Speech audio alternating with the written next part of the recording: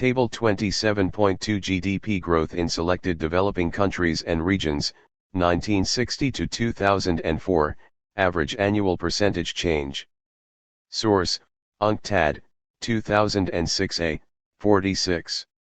Table 27.3 per capita GDP growth in selected developing countries and regions, 1960 to 2004, average annual percentage change. Source, UNCTAD, 2006a, 47. Having outlined the broad development achievements of the post-war international economic order, we will now evaluate these from two different development perspectives, a mainstream orthodox view and a critical alternative view. The development achievement of the post-war international economic order, orthodox and alternative evaluations. The orthodox liberal assessment of the past 60 years of development suggests that states which have integrated most deeply into the global economy through trade liberalization have grown the fastest, and it praises these new globalizers. It acknowledges that neoliberal economic policy has resulted in greater inequalities within and between states, but regards inequality positively as a spur to competition and the entrepreneurial spirit. It was clear at least from the late 1970s that trickle-down, the idea that overall economic growth as measured by increases in the GDP would automatically bring benefits for the poorer classes, had not worked. Despite impressive rates of growth in GDP per capita enjoyed by developing countries, this success was not reflected in their societies at large, and while a minority became substantially wealthier, the mass of the population saw no significant change. The even greater polarization in wealth evident in recent decades is not regarded as a problem, so long as the social and political discontent which inequality engenders is not so extensive as potentially to derail implementation of the liberalization project itself. This discontent will be alleviated by the development of national PRSs, which it is claimed put countries and their peoples in the driving seat of development policy, thus empowering the local community and ensuring a better distribution of benefits. Advocates of a critical alternative approach emphasize the pattern of distribution of gains within global society and within individual states, rather than growth. They believe that the economic liberalism which underpins the process of globalization has resulted, and continues to result, in increasing economic differentiation between and within countries, and that this is problematic. Moreover, they note that this trend has been evident over the very period when key global actors have been committed to promoting development worldwide, and indeed when there were fairly continuous world economic growth rates and positive rates of GDP growth per capita, at least until 1990, Brown and Kane 1995. Figure 27.2 Millennium Development Goals, 2006 Progress Chart for Selected Goals.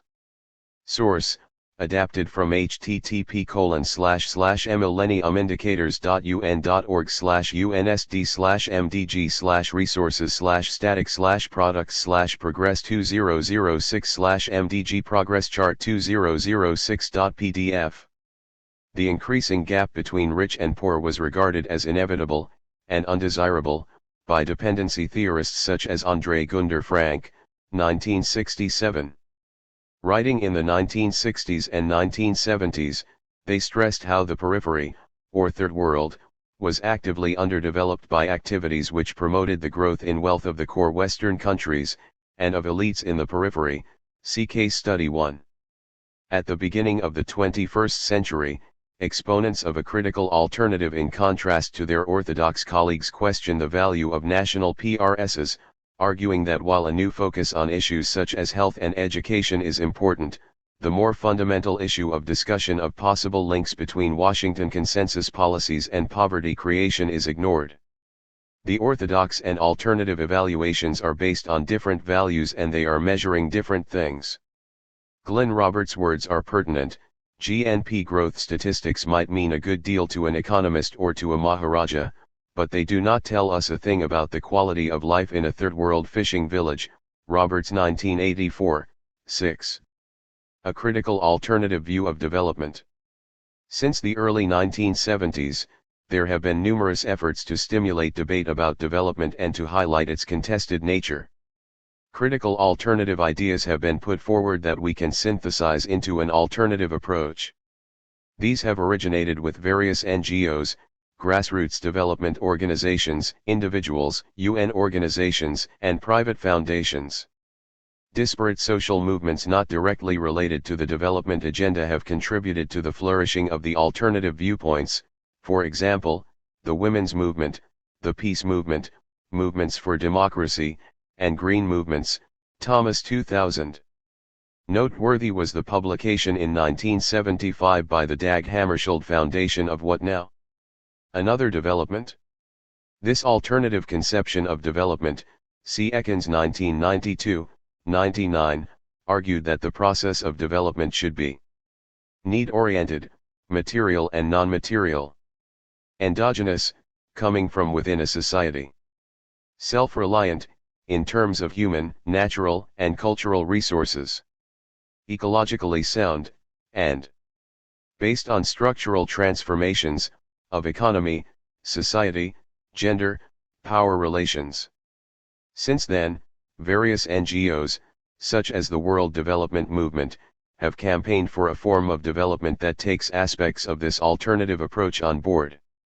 Grassroots movements have often grown up around specific issues, such as dams, Nirmada in India, or access to common resources, the rubber tappers of the Brazilian Amazon, the Chipko movement, which began as a women's movement to secure trees in the Himalayas.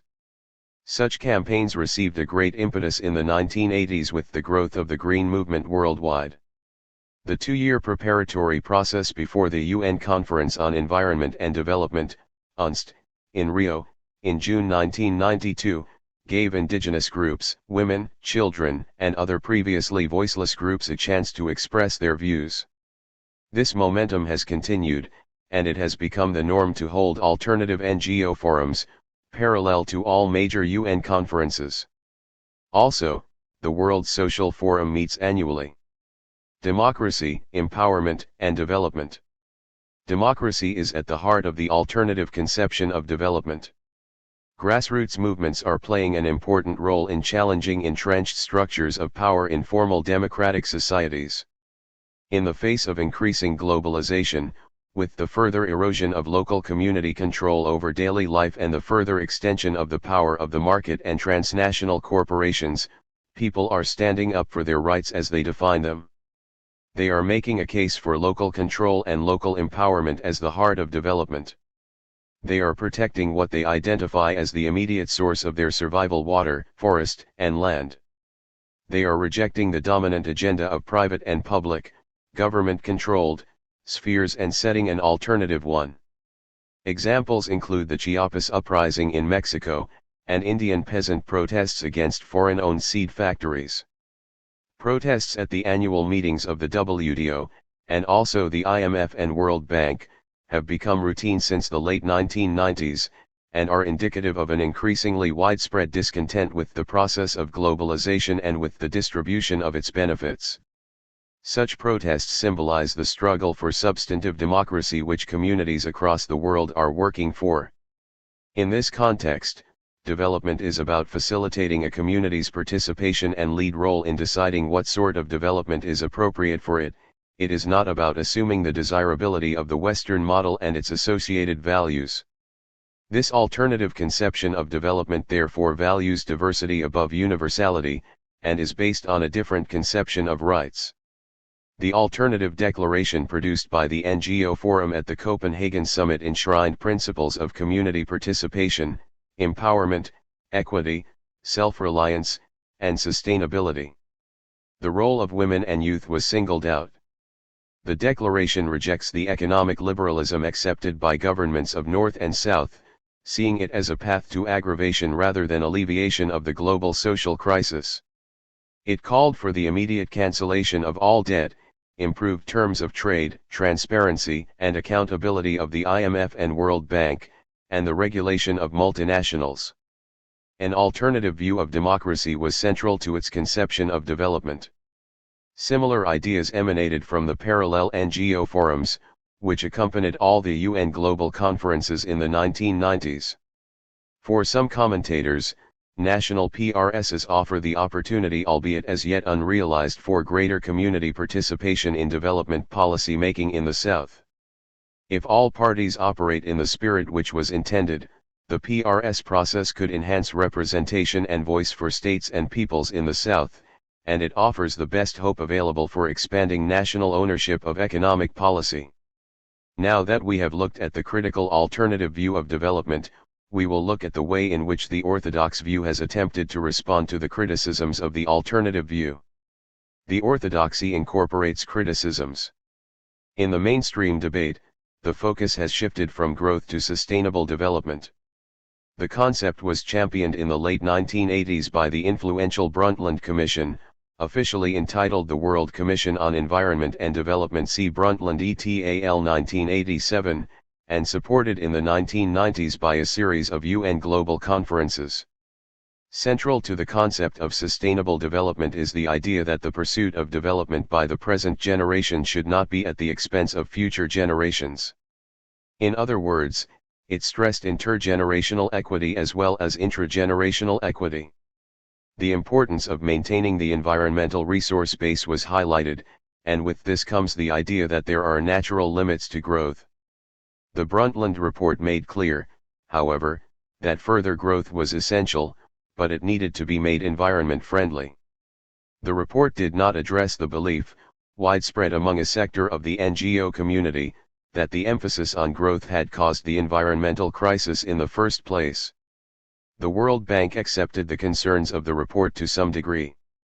When faced with an NGO spotlight on the adverse environmental implications of its projects, the bank moved to introduce more rigorous environmental assessments of its funding activities. Similarly, concerning gender, when faced with critical NGO voices, the World Bank eventually in 1994 came up with its Operational Policy 4.20 on gender. The latter aimed to reduce gender disparities and enhance women, particularly in the economic development of their countries, by integrating gender considerations in its country assistance programs, www.worldbank.org. With the United Nations Conference on the Environment and Development, UNS sometimes referred to as the Rio Summit, in June 1992, the idea that the environment and development were inextricably interlinked was taken further. However, what came out of the official interstate process was legitimation of market-based development policies to further sustainable development, with self-regulation for transnational corporations.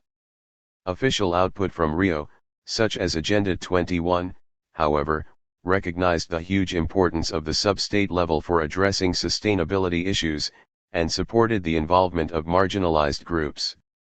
But while the groups had a role in the preparatory process, they have not been given an official role in the follow-up to UNST. At the Alternative Summit, where the largest selection of non-governmental views ever expressed was aired, the viability of this strategy was challenged. For example, the possibility of structural adjustment policies being made environment-friendly was seriously questioned. The process of incorporation has continued ever since. This is seen most recently in the language of poverty reduction being incorporated into World Bank and IMF policies. Growth with equity and pro-poor growth are the buzzwords, yet underlying macroeconomic policy remains unchanged. An examination of the contribution of the development orthodoxy to increasing global inequality is not on the agenda. The gendered outcomes of macroeconomic policies are largely ignored. Despite promises of new funding at the UN Monterrey Conference on Financing for Development in 2002, new transfers of finance from developed to developing countries have been slow in coming, and all eyes are fixed now on the new promises made by the G8 at their summit in 2006. In addition to new finance, that summit saw commitments to write off $40 billion of debt owed by the heavily indebted poor countries, HIPCs. However, the commitment was not implemented with immediate effect and didn't cover all needy countries. The North-South agenda has changed little in the years since the Rio Summit, when sustainable development hit the headlines. It is important to note that some parts of the UN family have been genuinely responsive to criticisms of mainstream development. The UNDP is noteworthy for its advocacy of the measurement of development based on life expectancy, adult literacy, and average local purchasing power, the Human Development Index, HDI.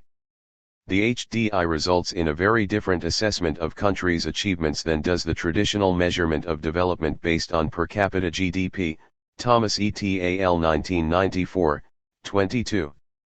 For example, China, Sri Lanka, Poland, and Cuba fare much better under HDI assessments than they do under more orthodox assessments, while Saudi Arabia and Kuwait fare much worse. An appraisal of the responses of the orthodox approach to its critics. During 2000, a series of official +5 mini-conferences were held, such as Rio +5, Copenhagen +5, and Beijing +5, to assess progress in specific areas since the major UN conferences 5 years earlier. The assessments suggested that the international community had fallen short in its efforts to operationalize conference action plans and to mainstream these concerns in global politics. For example, a critical reading of Beijing suggests that the conference represented a continuation of the attempts of the 1970s and 1980s to integrate women into prevailing development practice, so-called WID, in other words to increase their economic opportunities within the existing economic system. This stands in contrast to an attempt fundamentally to alter the social and economic power of women relative to men, which would require a transformation in prevailing development practice via the promotion of a gender and development (GAD) approach. The World Bank's own assessment of its mainstreaming of gender, undertaken by the Social Development Task Force in 1996, concluded that gender concerns are not incorporated systematically into projects and are regarded by many as add-ons. Voices of criticism are growing in number and range. Even among supporters of the mainstream approach, voices of disquiet are heard as increasingly the maldistribution of the benefits of economic liberalism are seen to have been a threat to local, national, regional, and even global order. Moreover, the social protest which accompanies economic globalization is regarded by some as a potential obstacle to the neoliberal project. Thus supporters of globalization are keen to temper its most unpopular effects by modification of neoliberal policies. Small but nevertheless important changes are taking place. For example, the World Bank has guidelines on the treatment of indigenous peoples, resettlement, the environmental impact of its projects, gender, and on disclosure of information. It is implementing social safety nets when pursuing structural adjustment policies, and it is promoting microcredit as a way to empower women. With the IMF, it developed a heavily indebted poor country, HIPC, initiative to reduce the debt burden of the poorest states. What is important, however, is whether these guidelines and concerns really inform policy, and whether these new policies and facilities result in practical outcomes that impact on the fundamental causes of poverty. The bank has admitted that such changes have been incorporated largely due to the efforts of NGOs which have monitored its work closely and undertaken vigorous international campaigns to change the way the bank funds projects, and to change its general operational processes. These campaigns continue, with the Bretton Woods campaign, the 50 Years is Enough, Jubilee 2000, and, most recently, the Make Poverty History campaign being particularly significant in calling for open, transparent, and accountable decision-making by global economic institutions, for local involvement in project planning and implementation, and for debt write-off. In addition to the NGO pressure for change, pressure is building within the institutional champions of the neoliberal development orthodoxy. There is a tremendously long way to go in terms of gaining credence for the core values of the alternative model of development in the corridors of power, nationally and internationally. Nevertheless, the alternative view, marginal though it is, has had some noteworthy successes in modifying orthodox development. These may not be insignificant for those whose destinies have up till now been largely determined by the attempted universal application of a selective set of local, essentially Western, values. We have now concluded our examination of the topic of development from the orthodox and alternative approaches and will turn our attention to the topic of hunger. Key points. Development is a contested concept. The orthodox or mainstream approach and the alternative approach reflect very different values. Development policies over the last 60 years have been dominated by the mainstream approach, embedded liberalism, and, more recently, neoliberalism with a focus on growth. The last 2 decades of the 20th century saw the flourishing of alternative conceptions of development based on equity, participation, empowerment, sustainability, etc., with input especially from NGOs and grassroots movements and some parts of the UN. The mainstream approach has been modified slightly and has incorporated the language of its critics, e.g. pro-poor growth. Hunger. In addressing the topic of global hunger, it is necessary to face the paradox that while the production of food to meet the needs of a burgeoning population has been one of the outstanding global achievements of the post-war period, ICPF 1994, 104, 106, there were nevertheless in 2006 around 852 million malnourished people in around 80 countries, and at least 40,000 die every day from hunger-related causes. The current depth of hunger across different world regions is shown Fig 27.3. While famines may be exceptional phenomena, hunger is ongoing. Why is this so? Broadly speaking, there are 2 schools of thought with regard to hunger: the orthodox, nature-focused approach which identifies the problem largely as one of overpopulation, and the entitlement, society-focused approach, which sees the problem more in terms of distribution. Let us consider each of these 2 approaches in turn. The orthodox, nature-focused explanation of hunger. The orthodox explanation of hunger, first mapped out in its essentials by Thomas Robert Malthus in his essay on the principle of population in 1798, focuses on the relationship between human population growth and the food supply. It asserts that population growth naturally outstrips the growth in food production, so that a decrease in the per capita availability of food is inevitable, until eventually a point is reached at which starvation, or some other disaster, drastically reduces the human population to a level which can be sustained by the available food supply. This approach therefore places great stress on human overpopulation as being the cause of the problem, and seeks for ways to reduce the fertility of the human race, or rather, that part of the human race which seems to breed faster than the rest, the poor of the Third World. Recent supporters of this approach, such as Paul Ehrlich and Dennis and Donella Meadows, 1972, argue that there are natural limits to population growth, principally that of the carrying capacity of the land, and that when these limits are exceeded, disaster is inevitable. Figure 27.3 Global Hunger Map, 2006. Source: Weisman, Doris, 2006. 2006 Global Hunger Index, a basis for cross-country comparisons. Issue Brief 47, Washington, D.C., International Food Policy Research Institute. Reproduced with permission from the International Food Policy Research Institute, www.ifpri.org. The brief from which this map comes can be found online at http://www.ifpri.org/pub/ib/ib47.pdf. Figure 27.4 World population growth from 1800 with projections to 2050. Source: 1st and 2nd billion, Population Reference Bureau. 3rd through 9th billion, United Nations, World Population Prospects, the 1998 revision, medium scenario.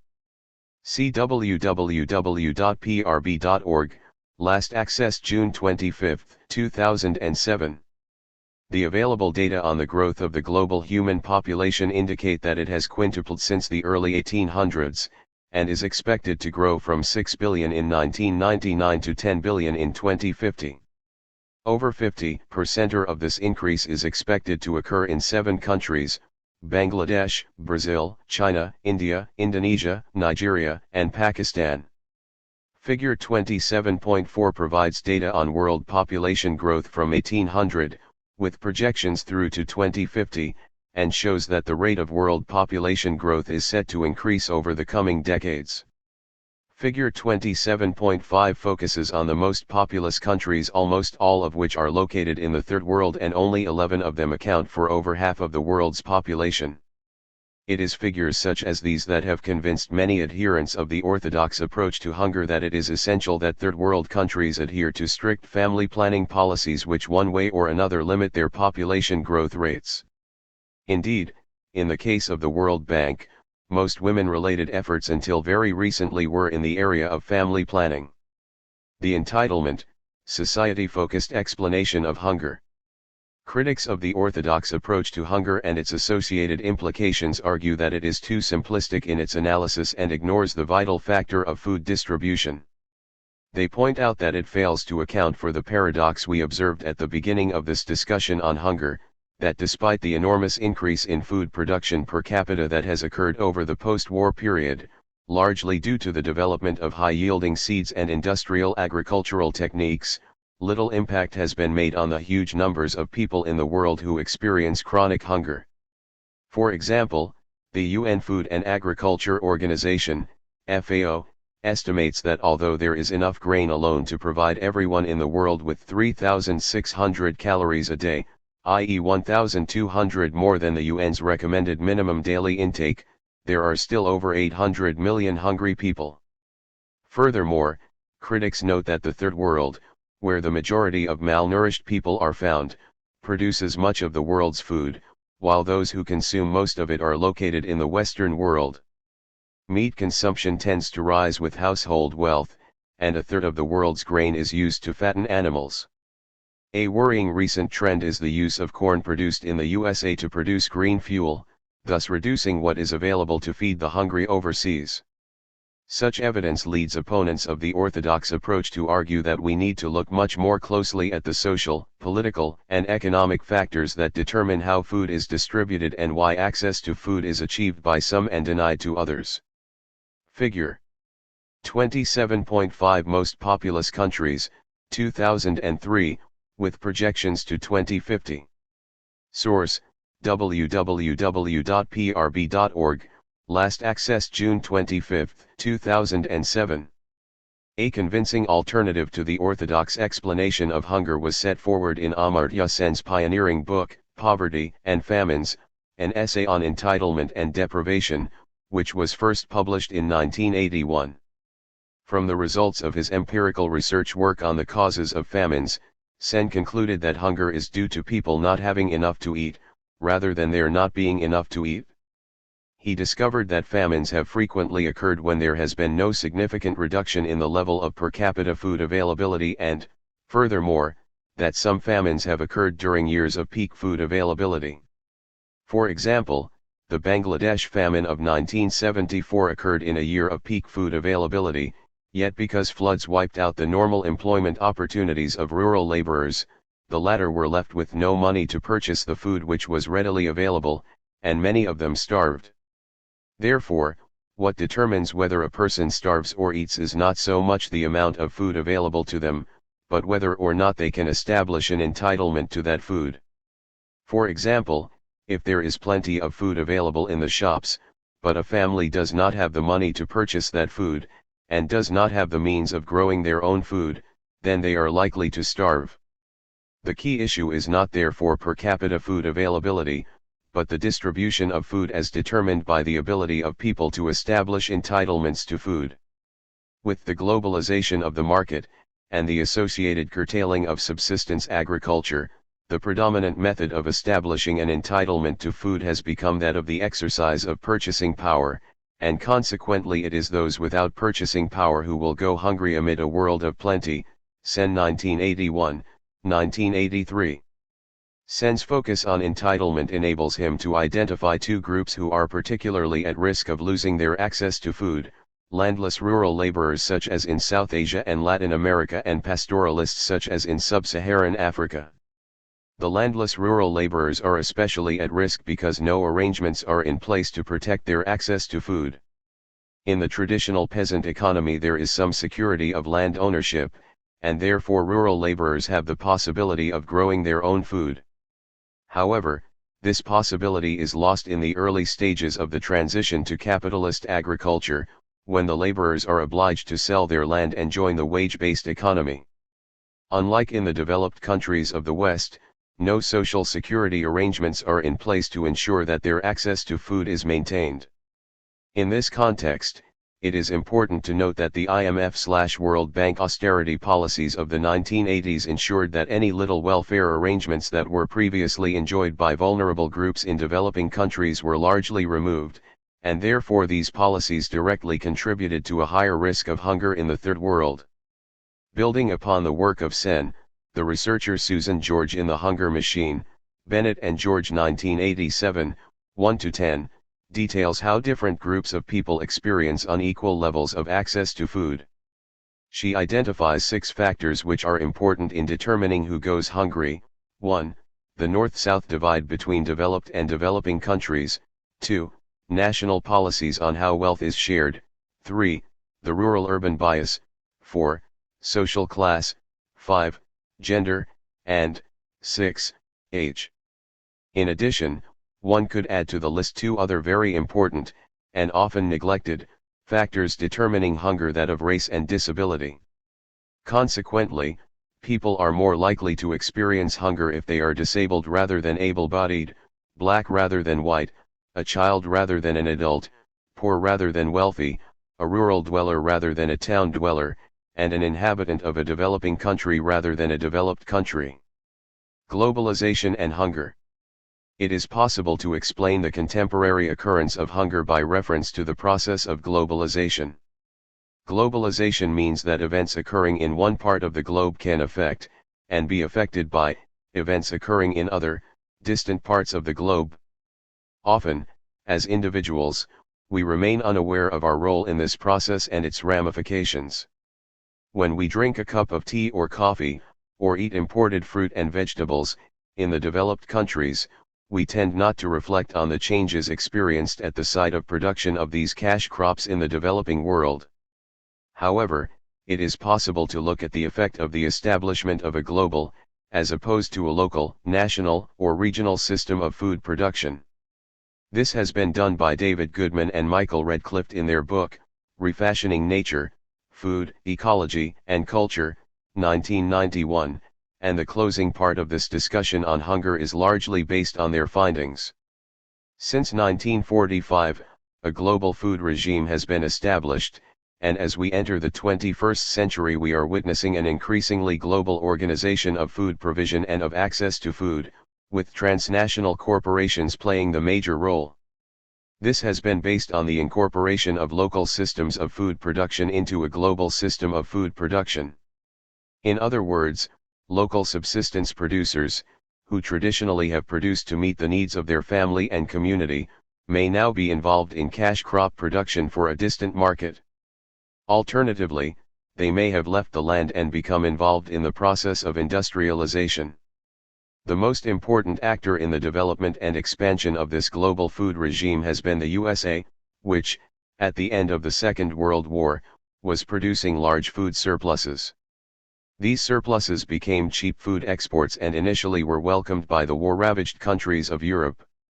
They were also welcomed by many developing countries, for the model of development prevalent then depended on the creation of a pool of cheap wage labor to serve the industrialization process. Hence, in order to encourage people off the land and away from subsistence production, the incentive to produce for oneself and one's family had to be removed. Cheap imported food provided this incentive, while the resulting low prices paid for domestic subsistence crops made them unattractive to grow. Indeed, for those who continued to produce for the local market, such as in Sudan, the consequence has been the production of food at a loss. Bennett and George 1987, 78. Not surprisingly, therefore, the production of subsistence crops in the developing world for local consumption has drastically declined in the post-war period.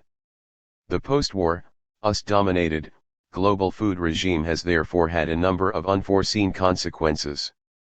First, the domestic production of food staples in developing countries was disrupted. Second, consumer preferences in the importing countries changed in line with the cheap imports, and export markets for American-produced food were created. Effectively, a dependence on food aid was created. Goodman and Redcliffe 1991, 123. Third, there has been a stress on cash crop production. The result has been the drive towards export-oriented, large-scale, intensively mechanized agriculture in the south. Technical progress resulted in the Green Revolution, with massively increased yields being produced from high-yield seeds and industrialized agricultural practices. This has in some respects been an important achievement. However, the cost has been millions of peasants thrown off the land because their labor was no longer required, the greater concentration of land in a smaller number of hands, and environmental damage from pesticides, fertilizers, and inappropriate irrigation techniques. Case Study 2: Destruction of local agriculture, booming food imports, and rising malnutrition in Haiti. With its per capita income of $556, Haiti is the poorest country in the Western Hemisphere. 2/3 of people live in rural areas, 80% are poor. Nearly half the population consumes less than 75% of the recommended intake of food energy. Rice is a major staple of the diet, and mainly produced by small farmers. 20% of people depend on rice cultivation for their livelihoods, and the sector has a major economic spin-off, with thousands of agricultural laborers, traders, and millers earning their living from it. In recent years, Haiti has undergone rapid trade liberalization, and is now one of the most open economies in the world. Liberalization of the rice market started in the 1980s, but the final stroke came in 1994-5 when, under pressure from the international community, notably the IMF and the USA, the tariff on rice was cut from 35% to 3%. Rice producers reported that prices fell by 50% during 1986-7, after the first wave of liberalization. In 1995, local production fell by 27%. Rice imports increased by 30 times between 1985 and 1999 as a result of the market slump. Food aid in rice surged from zero in 1994 to 16,000 tons in 1999. Most rice imports are of subsidized U.S. rice. These trends have severely undermined the livelihoods of more than 50,000 rice farming families and led to a rural exodus. While cheap imports initially benefited poor consumers, in recent years these benefits have vanished. The FAO says that overall malnutrition has increased since the start of the trade liberalization, affecting 48% of the population in 1979-81, and 62% in 1996-8. Almost half of Haiti's food needs are now met by imports. Oxfam 2003, 10. Since the early 1980s, the reform of national economies via SAPS has given a further boost to the undermining of the National Organization of Agriculture, and a further fillip to the activities of agribusiness. Also, the aggressive pursuit of unilateralist trade policies by the USA, such as the invocation of free trade to legitimize pricing open the Korean agricultural market, has added to this. Global trade liberalization since the early 1980s, and especially the Uruguay Rounds Agreement on Agriculture, the original text of which was drafted by the multinational Cargill's Vice President Dan Amstutz. Oxfam 2003, 23, are further eroding local food security and throwing peasant producers and their families off the land. The Haitian example portrayed in case study box 27.6 is repeated across the developing world. For example, the crisis facing Niger, 2005-6 has been called a free market famine, Musso and Mittal, 2006, 1. This has fueled resentment in the South about the global rules governing agriculture. For example, in India, disputes over intellectual property rights in regard to high-yielding crop seeds have resulted in violent protest by peasant farmers at foreign-owned seed factories. In the North, NGOs have campaigned against the double standards operated by their governments in expecting southern countries to liberalize their food markets while northern economies continue to be protected and while northern agriculture is heavily subsidized. We have now concluded our discussion of the three topics of poverty, development, and hunger, and in the last part of this chapter we will assess the likelihood of globalization with a more human face. Key points. In recent decades, global food production has burgeoned, but paradoxically hunger and malnourishment remain widespread. The orthodox explanation for the continued existence of hunger is that population growth outstrips food production. An alternative explanation for the continuation of hunger focuses on lack of access or entitlement to available food. Access and entitlement are affected by factors such as the North-South global divide, particular national policies, rural-urban divides, class, gender, and race. Globalization can simultaneously contribute to increased food production and increased hunger. Conclusion: looking to the future, globalization with a human face? It is clear when we consider the competing conceptions of poverty, development, and hunger explored above that there is no consensus on definitions, causes, or solutions. We are faced with an awesome development challenge. Early indications suggest that the UN Millennium Development Goal, MDG, targets will not be met. Most gains are being made in very few countries like China and India, and even within those states there remain deep pockets of poverty. Beyond, the picture is less encouraging. If sub-Saharan Africa continues on its current course, it will take another 150 years to reach the MDG target of having poverty, and the hunger situation continues to worsen there, UNDP 2003. The orthodox model of development is being held up for closer scrutiny, as we become more aware of the risks as well as the opportunities which globalization and the Washington Consensus bring in their wake. The key question is, can globalization develop a human face? Opinions differ. For Michel Camdesis, speaking as head of the IMF, it is clear that a new reformist paradigm of development is already emerging which entails the progressive humanization of basic economic concepts, Camdesis 2000. However, more critical voices see in the reforms underway a complete failure to tackle fundamental issues of redistribution, which require valuing an economic system only if it works for people and the planet. The current development orthodoxy is following the reformist pathway. History will reveal whether this pathway bears the seeds of its own destruction by delivering too little, too late to too few people. As students of international relations, it is imperative that we bring these issues in from the margins of our discipline and pursue them as central to our study. Questions. 1. What does poverty mean? 2. Explain the orthodox approach to development and outline the criteria by which it measures development. 3. Assess the critical alternative model of development. 4. How effectively has the orthodox model of development neutralized the critical, alternative view? 5. Compare and contrast the orthodox and alternative explanations of hunger.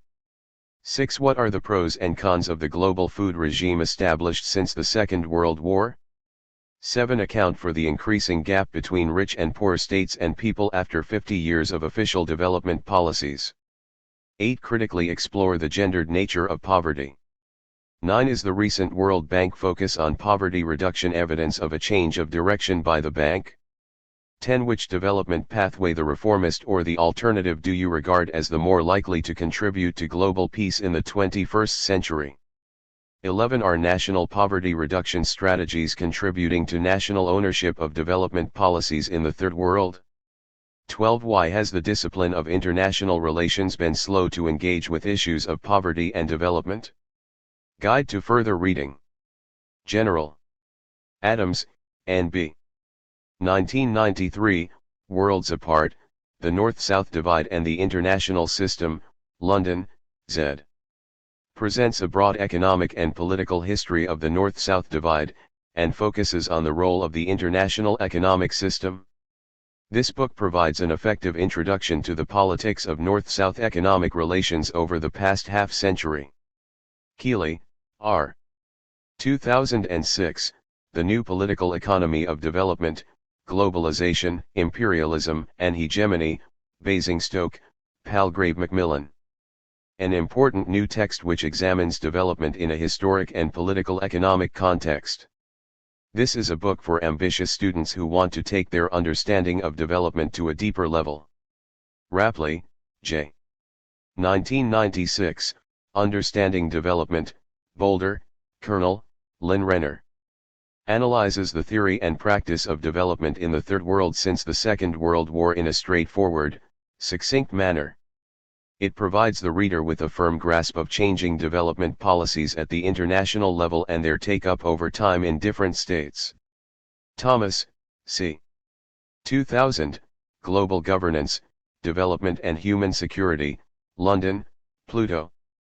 Examines the global development policies pursued by global governance institutions, especially the IMF and the World Bank, in the 1980s and 1990s.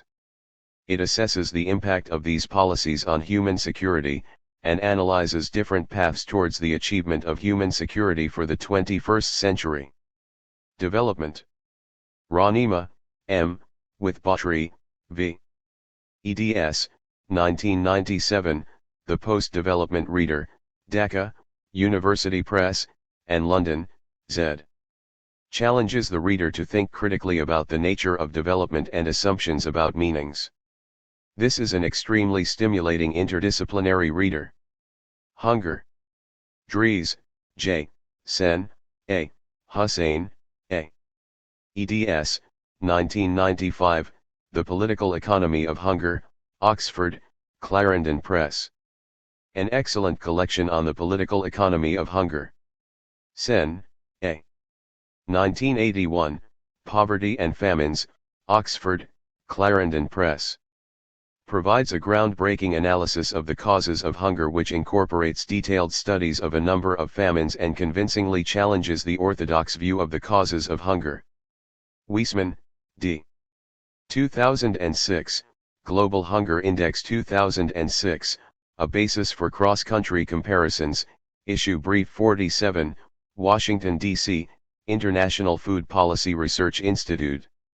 The Global Hunger Index, GHI, published by the International Food Policy Research Institute, was developed in 2006 to increase attention on the hunger problem and to mobilize the political will to address it. Online Resource Center. Visit the online resource center that accompanies this book to access more learning resources on this chapter topic at www.oxfordtextbooks.co.uk/uk/org/Baylis_Smith4e. Chapter 28. Human Security. Amitabha Acharya 1. Reader's Guide. This chapter examines the origins of the concept of human security, debates surrounding its definition and scope, some of the threats to human security in the world today, and international efforts to promote human security. It proceeds in 4 parts. The section, What is Human Security?, traces the origin and evolution of the concept, and examines competing definitions offered by scholars and policy makers.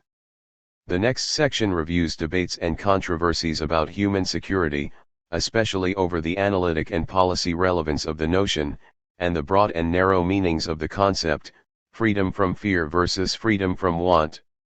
The third section examines some of the threats to human security today. While the concept of human security encompasses a wide range of threats, due to lack of space, this section will focus on the trends in armed conflicts as well as the interrelationship between conflict and other nonviolent threats to human security, such as poverty, disease, and environmental degradation. The final section analyzes the international community's efforts to promote human security and concludes by identifying the major challenges to promoting the notion of human security today. Introduction. The concept of human security represents a powerful, but controversial, attempt by sections of the academic and policy community to redefine and broaden the meaning of security. Traditionally, security meant protection of the sovereignty and territorial integrity of states from external military threats. This was the essence of the concept of national security, which dominated security analysis and policy making during the Cold War period. In the 1970s and 1980s, academic literature on security, responding to the Middle East oil crisis and the growing awareness of worldwide environmental degradation, began to think of security in broader, non-military terms. Yet, the state remained the object of security, or the entity that is to be protected. The concept of human security challenges the state-centric notion of security by focusing on the individual as the main referent object of security. Human security is about security for the people, rather than of states or governments. As such, it has generated much debate.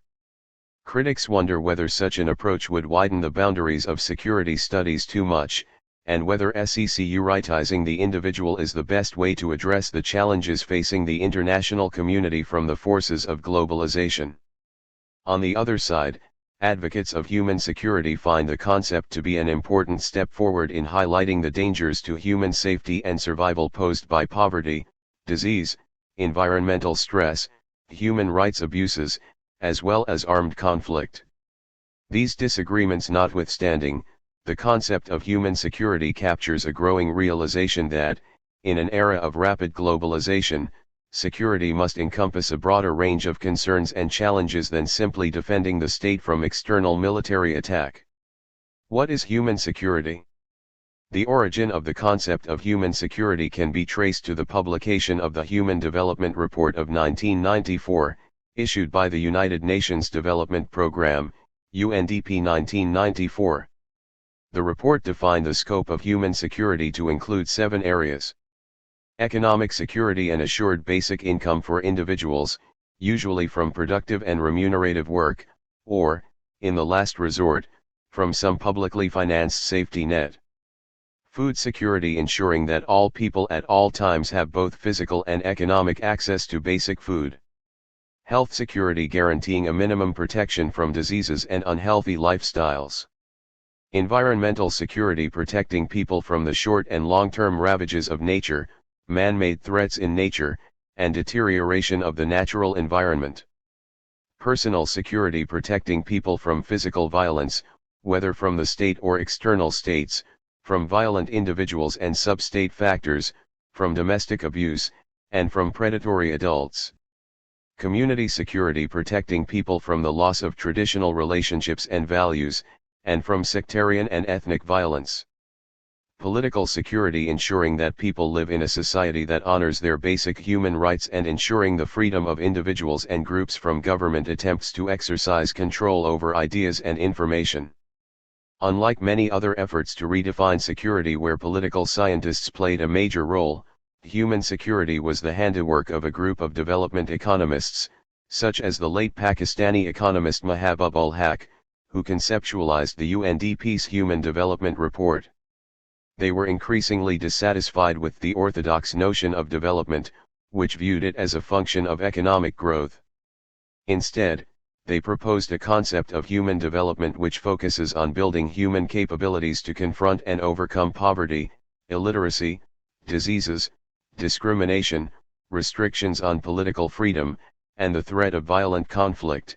Individual freedoms and rights matter a great deal, but people are restricted in what they can do with that freedom if they are poor, ill, illiterate, discriminated against, threatened by violent conflict, or denied a political voice. UNDP 2005, 18-19. Box 28.1. A contested concept. Human security can be said to have 2 main aspects. It means, first, safety from such chronic threats as hunger, disease, and repression. And second, it means protection from sudden and hurtful disruptions in the patterns of daily life, whether in homes, in jobs, or in communities. Such threats can exist at all levels of national income and development. UNDP 1994. Human security is not a concern with weapons. It is a concern with human dignity. In the last analysis, it is a child who did not die, a disease that did not spread, an ethnic tension that did not explode, a dissident who was not silenced, a human spirit that was not crushed. Mahabub-ul Haq 1995. For Canada, human security means from pervasive threats to people's rights, safety, or lives. Through its foreign policy, Canada has chosen to focus its human security agenda on promoting safety for people by protecting them from threats of violence. Department of Foreign Affairs and International Trade, Canada, 2000. The concept of human security had better be confined to freedom from fear of man-made physical violence, also referred to as direct, personal violence. A broader understanding of human security as freedom from structural violence will undermine the clarity of the notion and make it difficult to develop priorities and devise effective policy responses. Sverolajard 2000. Human security may be defined as the preservation and protection of the life and dignity of individual human beings. Japan holds the view, as do many other countries, that human security can be ensured only when the individual is confident of a life free of fear and free of want. Japanese Foreign Ministry official, 2000, http://www.mofa.go.jp/policyl human_secul speech 0006.html. Human security can no longer be understood in purely military terms. Rather, it must encompass economic development, social justice, environmental protection, democratization, disarmament, and respect for human rights and the rule of law. Moreover, these pillars are interrelated. Progress in one area generates progress in another. Kofi Annan 2001. The objective of human security is to safeguard the vital core of all human lives in ways that enhance human freedoms and human fulfillment. UN Commission on Human Security 2003. Closely related to the attempt to create a broader paradigm for development was the growing concern about the negative impact of defense spending on development, or the so-called guns versus butter dilemma. As a global study headed by Inga Thorsson of Sweden concluded, the arms race and development are in a competitive relationship, Roche 1986, 8. Drawing upon this study, an unsponsored international conference on the relationship between disarmament and development in 1986 in Paris sought to enlarge world understanding that human security demands more resources for development and fewer for arms. The move towards human security was also advanced by the work of several international commissions. They offered a broader view of security which looked beyond the Cold War emphasis on East-West military competition. Foremost among them was the report of the Palme Commission of 1982, which proposed the doctrine of common security. The report stressed that, in the Third World countries, as in all our countries, security requires economic progress as well as freedom from military fear, Palme Commission 1982, 12. In 1987, the report of the World Commission on Environment and Development, also known as the Brundtland Commission, highlighted the linkage between environmental degradation and conflict. The real sources of insecurity encompass unsustainable development, and its effects can become intertwined with traditional forms of conflict in a manner that can extend and deepen the latter. Brundtland et al. 1987, 230. Along with attempts to broaden the notion of security to include non-military threats, there was also a growing emphasis on the individual as the central object of security. The Palme Commission's notion of common security became the conceptual basis of the Conference on Security and Cooperation in Europe, CSCE. The CSCE made East-West security cooperation conditional upon the improvement of the human rights situation in the former Soviet bloc. The North-South Roundtable on the Economics of Peace, held in Costa Rica in 1990, called for a shift from an almost exclusive concern with military security, to a broader concern for overall security of individuals from social violence, economic distress, and environmental degradation. Jolly and Ray 2006, 3. In the post-Cold War era, the importance given to people's security has grown in salience. One reason for this is the rising incidence of civil wars and intrastate conflicts involving huge loss of life, ethnic cleansing, displacement of people within and across borders, and disease outbreaks.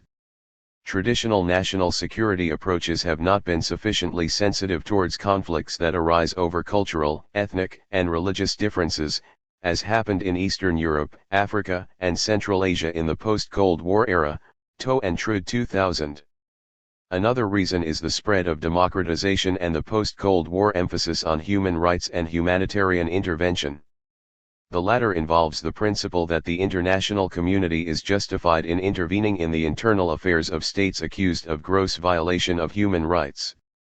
This has led to the realization that while the concept of national security has not been rendered irrelevant, it no longer sufficiently accounts for the kinds of danger that threaten the societies, states, and the international community.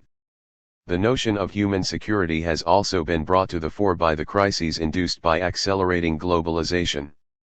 For example, the widespread poverty, unemployment, and social dislocation caused by the Asian financial crisis 1997 underscored the vulnerability of people to the effects of economic globalization, Acharya 2004. Key points. The concept of human security represents both a vertical and horizontal expansion, or deepening and widening, of the traditional notion of national security, defined as protection of state sovereignty and territorial integrity from external military threats. In its broader sense, human security is distinguished by three elements: 1. Its focus on the individual/people as the referent object of security; 2. Its multidimensional nature; 3. Its universal or global scope, applying to states and societies of the North as well as the South. The concept of human security has been influenced by four developments: 1. The rejection of economic growth as the main indicator of development and the accompanying notion of human development as empowerment of people; 2. The rising incidence of internal conflicts; 3. The impact of globalization in spreading transnational dangers such as terrorism and pandemics; and 4. The post-Cold War emphasis on human rights and humanitarian intervention. Debates about human security. Debates over human security fall into two categories. First, believers and skeptics of the concept disagree over whether human security is a new or necessary notion and what are the costs and benefits of adopting it as an intellectual tool or a policy framework. Second, there have been debates over the scope of the concept, mainly among the believers themselves. For critics of human security, the concept is too broad to be analytically meaningful or useful as a tool of policy making. Roland Paris has argued, existing definitions of human security tend to be extraordinarily expansive and vague, encompassing everything from physical security to psychological well-being, which provides policymakers with little guidance in the prioritization of competing policy goals and academics little sense of what, exactly, is to be studied. Paris 2001, 88. Another criticism is that such a concept might cause more harm than good. Speaking loudly about human security but carrying a band-aid only gives false hopes to both the victims of oppression and the international community. Kong 2001, 3. The definition of human security is seen to be too moralistic compared to the traditional understanding of security, and hence unattainable and unrealistic. To and Trude 2014. A third and perhaps most powerful criticism of human security is that it neglects the role of the state as a provider of security. Buzyn argues that states are a necessary condition for individual security because without the state it is not clear what other agency is to act on behalf of individuals. Buzyn 2001, 589.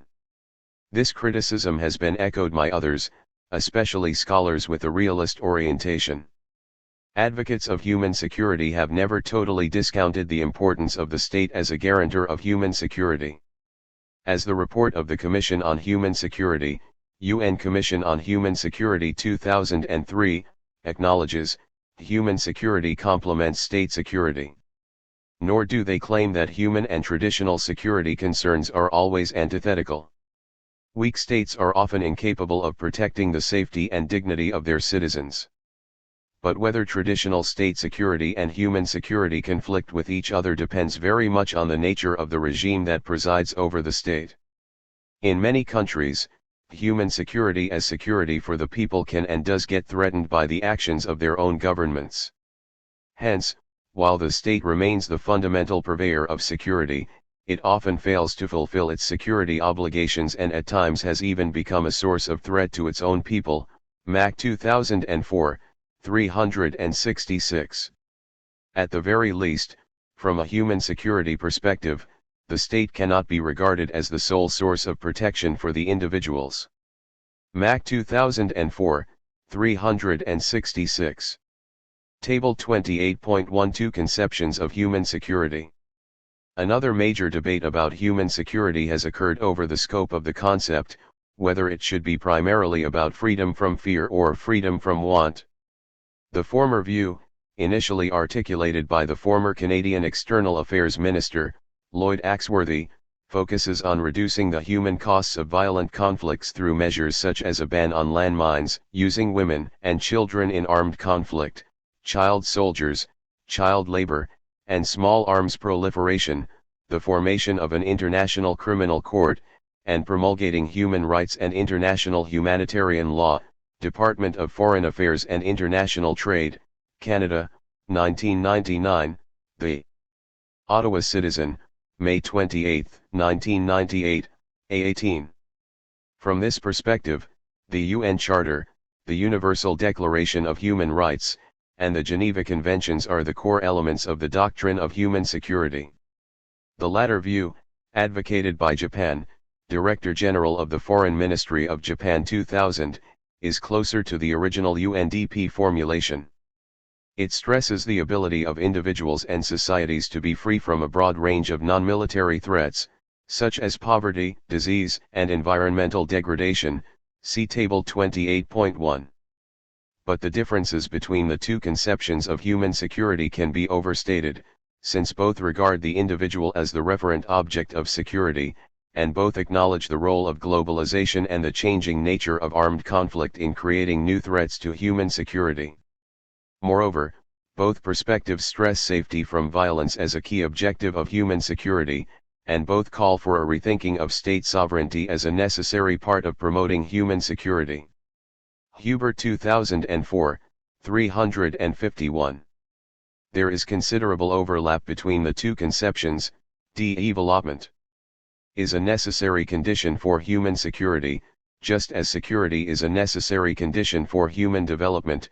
University of British Columbia, Human Security Center, Hereafter Human Security Report, 2005, 155.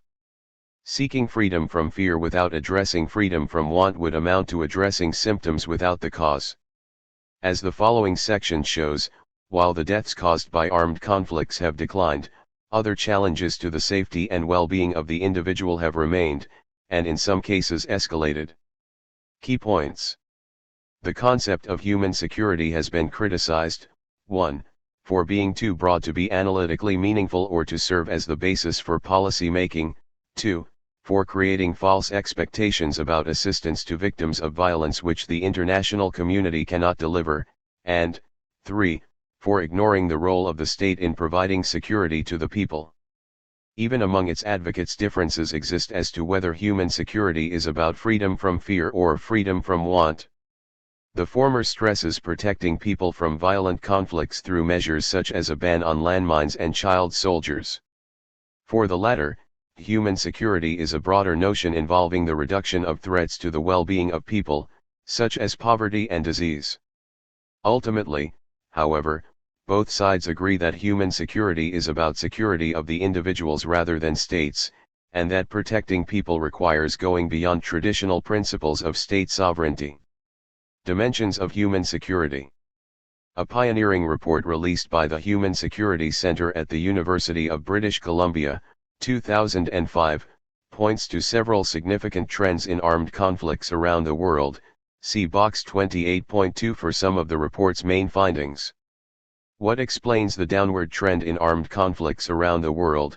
2. The report lists several factors: growing democratization, the underlying assumption here being that democracies tend to be better at peaceful resolution of conflicts; rising economic interdependence, which increases the costs of conflict; the declining economic utility of war owing to the fact that resources can be more easily bought in the international marketplace than acquired through force; the growth in the number of international institutions that can mediate in conflicts; the impact of international norms against violence, such as human sacrifice, witch burning, slavery, dueling, war crimes, and genocide; the end of colonialism, and the end of the Cold War. A specific reason identified by the report is the dramatic increase in the UN's role in areas such as preventive diplomacy and peacemaking activities, post-conflict peacebuilding, the willingness of the UN Security Council to use military action to enforce peace agreements, the deterrent effects of war crime trials by the International Criminal Court, ICC, and other tribunals, and the greater resort to reconciliation and addressing the root causes of conflict. The 80% decline in the most deadly civil conflicts since the early 1990s, argued the report, is due to the dramatic growth of international efforts at preventive diplomacy, peacemaking, and peacebuilding, Human Security Report 2005, Part V. Yet, the picture is not entirely positive. The decline in armed conflicts reported by the Human Security Report is from 1991 onwards. The number of armed conflicts had actually increased between 1960 and 1990 to 1, especially intrastate conflicts, which jumped from 12 in 1960 to 49 in 1991. And there are still 121 active armed conflicts during the 1989 to 2005 period, some of them started before 1989. Point 3 as figure 28.1 shows, armed conflicts are now on the same level as during the 1970s, and markedly higher than during the 1950s and early 1960s. Box 28.2 Trends in conflict. A 40% drop in armed conflicts in the world since 1991. This counts only conflicts with at least 25 battle-related deaths where one of the parties was a state. An 80% decline in the number of genocide and politicides between the high point in 1988 and 2001. A 70% decline in the number of international crises between 1981 and 2001. A 45% decrease in the number of refugees between 1992 and 2003. The number of internally displaced persons has increased, although accurate information is hard to obtain. A 98% decline in the average number of battle deaths per conflict per year. In 1950, an average armed conflict killed 38,000 people. In 2002, the figure was 600. Source: University of British Columbia, Human Security Center, 2005. Figure 28.1 Conflicts by type, 1946 to 2005. Source: Uppsala Conflict Data Project, UCDP, Uppsala University, http://www.pcr.uu.se/research/ucdp/graph/type/year.gif, last accessed June 25, 2007. And there are some horrific costs associated with these conflicts. For example, deaths directly or indirectly attributed to the conflict in the Democratic Republic of the Congo since 1998 have surpassed casualties sustained by Britain in the First World War and Second World War combined. The conflict in Sudan's Darfur region has displaced nearly 2 million people. UNDP 2005, 12. In Iraq, a team of American and Iraqi epidemiologists estimates that Iraq's mortality rate has more than doubled since the U.S. invasion, from 5.5 deaths per 1,000 people in the year before the invasion to 13.3 deaths per 1,000 people per year in the post-invasion period. In all, some 655,000 more people have died in Iraq since the invasion in March 2003 than would have died if the invasion had not occurred, Brown 2006, A12. The share of civilian casualties in armed conflict has increased since the Second World War. Civilians accounted for 10% of the victims during the First World War and 50% of the victims during the Second World War. They constitute between 80 and 85% of the victims of more recent wars. Many of these victims are children, women, the sick, and the elderly, gendering Human Security 2001, 18. Although death tolls from organized campaigns against civilians have declined in recent years, the number of such campaigns increased by 55% between 1989 and 2005, University of British Columbia, Human Security Center 2006, 3. International terrorist incidents and the number of fatalities increased worldwide between 2002 and 2005. Most of the increases were associated with the war in Iraq, where the number of fatalities grew from about 1,700 in 2004 to approximately 3,400 in 2005, National Counterterrorism Center 2005. Excluding Iraq, however, Terrorist action killed fewer people worldwide in 2005, 1,500 as opposed to 3,000 in 2004, National Counterterrorism Center 2005. Furthermore, some of the most serious issues of human security in armed conflicts still need to be overcome, such as child soldiers and landmines. According to one study, 75% of the armed conflicts today involve child soldiers, Human Security Report 2005, 35. Landmines and unexploded ordnance cause between 15,000 and 20,000 new casualties each year. United States campaign to ban landmines, date accessed February 3, 2007. Despite the justified optimism generated by the Ottawa Treaty, to be discussed later, there remain 80 million live mines undetected. Someone steps on a landmine every 28 minutes and 80% of those killed or injured by landmines are civilians, Kohler 2007. Finally, the decline in armed conflicts around the world is not necessarily irreversible. Some of the factors contributing to the decline of conflicts, such as democratization and the peace operations role of the UN, can suffer setbacks due to lack of support from major powers and the international community. And there remain serious possible threats to international peace and security which can cause widespread casualties, such as a conflict in the Korean Peninsula, and war between China and Taiwan. Battle deaths are not itself an adequate indicator of threats to human security posed by armed conflict. Many armed conflicts have indirect consequences on human life and well-being. Wars are a major source of economic disruption, disease, and ecological destruction, which in turn undermine human development and thus create a vicious cycle of conflict and underdevelopment.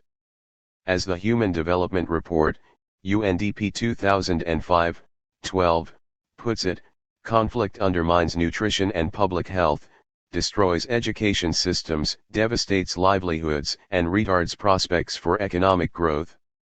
It found that out of the 52 countries that are reversing or stagnating in their attempts to reduce child mortality, 30 have experienced conflict since 1990. A British government white paper on international development notes. Violent conflict reverses economic growth, causes hunger, destroys roads, schools, and clinics, and forces people to flee across borders. Women and girls are particularly vulnerable because they suffer sexual violence and exploitation. And violent conflict and insecurity can spill over into neighboring countries and provide cover for terrorists or organized criminal groups. Department for International Development 2006, 45.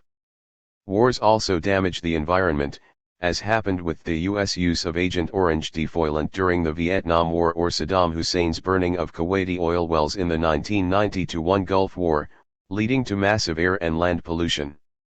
Similar links can be made between conflict and the outbreak of disease. Exacerbated disease and malnutrition kill far more people than missile, bombs, and bullets. Human Security Report 2005, 7. Disease accounts for most of the 3.9 million people who have died in the conflict in the Democratic Republic of Congo, UNDP 2005, 45. Just as wars and violent conflict have indirect consequences in causing economic disruption, ecological damage, and disease, levels of poverty and environmental degradation contribute to conflict and hence must be taken into consideration in human security research, CCH 27. One study shows that a country at $250 GDP per capita has an average 15% risk of experiencing a civil war in the next 5 years, while at a GDP per capita of $5,000, the risk of civil war is less than 1%. Humphreys and Varshney 2004, 9, Department for International Development 2005, 8. While no direct link can be established between poverty and terrorism, terrorists often exploit poverty and exclusion in order to tap into popular discontent, taking advantage of fragile states such as Somalia, or undemocratic regimes such as in Afghanistan in the 1990s, to plan violence. UNDP 2005, 47. Environmental degradation, which is often linked to poverty, is another source of conflict. Homer Dixon 1991, 1994. Analysts have identified competition for scarce resources as a source of possible conflict between Israel and its Arab neighbors, India and Pakistan, Turkey and Syria, Egypt and Ethiopia. Rice 2006, 78. The world's poorer countries, where families often see the need for more children to compensate for a high infant mortality rate and to raise their income potential, account for a significant proportion of the growth in the world's population, which has doubled between 1950 and 1998, Rice 2006, 80. Population growth, in turn, contributes to resource scarcity and environmental stress, often resulting in conflict. For example, South Asia, one of the poorest and most heavily populated regions of the globe, faces intensified competition and the possibility of conflict over scarce water resources. Examples include the Indo-Pakistan dispute over the Wular Barrage, the Indo-Bangladesh water dispute over the Farakka Barrage, and the Indo-Nepal dispute over the Mahakali River Treaty. Power and Interest News Report 2006. The potential for political upheaval or war as a consequence of environmental problems is evident in a host of poor regions around the world, including North Africa, the sub-Saharan Sahel region of Africa, including Ethiopia, Sudan, Somalia, Mali, Niger, and Chad, the island nations of the western Pacific Ocean, the Ganges River Basin, principally northeastern India and Bangladesh, and some parts of Central and South America. Petzold Bradley, Carius, and Vinci 2001. Darfur illustrates the linkage between poverty, environmental degradation, and conflict. Traditional intercommunal conflict in Darfur over scarcity of resources and land deteriorated as a result of desertification and a shortage of rainfall. In the 1970s and 1980s, droughts in northern parts of Darfur sent its nomadic population to migrate southwards in search of water and herding grounds, and brought them into conflict with the local tribes. Environmental degradation and conflict in Darfur 2004. Box 28.3 Key Facts about Disease. Those who take a broad definition of human security look not only at threats to the survival and safety of the individual from violent conflict, but also from such nonviolent factors as disease, environmental degradation, and natural disasters. Below are some of the key trends in disease. The world has seen the appearance of at least 30 new infectious diseases, including avian flu, HIV/AIDS, severe acute respiratory syndrome, hepatitis C, and West Nile virus, in the past 3 decades. 20 diseases previously detected have re-emerged with new drug-resistant strains. Rice 2006, 79. AIDS is the leading cause of death in Africa and the 4th leading cause of death worldwide. Around 40 million people worldwide are infected with HIV, 95% of whom live in developing countries. In 2004, approximately 5 million people were newly infected with the virus. HIV/AIDS killed more than 20 million people worldwide, and 3.1 million people died of AIDS-related causes in 2004. It is estimated that per capita growth in half of the countries in sub-Saharan Africa is falling by 0.5 to 1.2% each year as a direct result of AIDS. By 2010, per capita GDP in some of the hardest hit countries may drop by 8% and per capita consumption may fall even farther. The Global Fund to Fight AIDS, Tuberculosis, and Malaria, http://www.theglobalfund.org/n/about/AIDS. Malaria causes about 350 to 500 million infections in humans and approximately 1 to 3 million deaths annually. Bremen 2001, 1 to 11, this would translate as about 1 death every 30 seconds. Greenwood et al. 2005, 1487 to 98. The majority, which amounts to 85 to 90% of malaria fatalities, occurs in sub-Saharan Africa. The economic impact of malaria has been estimated to cost Africa $12 billion every year. World Health Organization (ND). Annually, 8 million people become ill with tuberculosis, and 2 million people die from the disease worldwide. Center for Disease Control 2005. Presently, tuberculosis is the world's greatest infectious killer of women of reproductive age and the leading cause of death among people with HIV/AIDS. PR Newswire Europe 2002. The outbreaks of highly pathogenic H5N1 avian influenza that began in Southeast Asia in mid-2003 and have now spread to parts of Europe are the largest and most severe on record.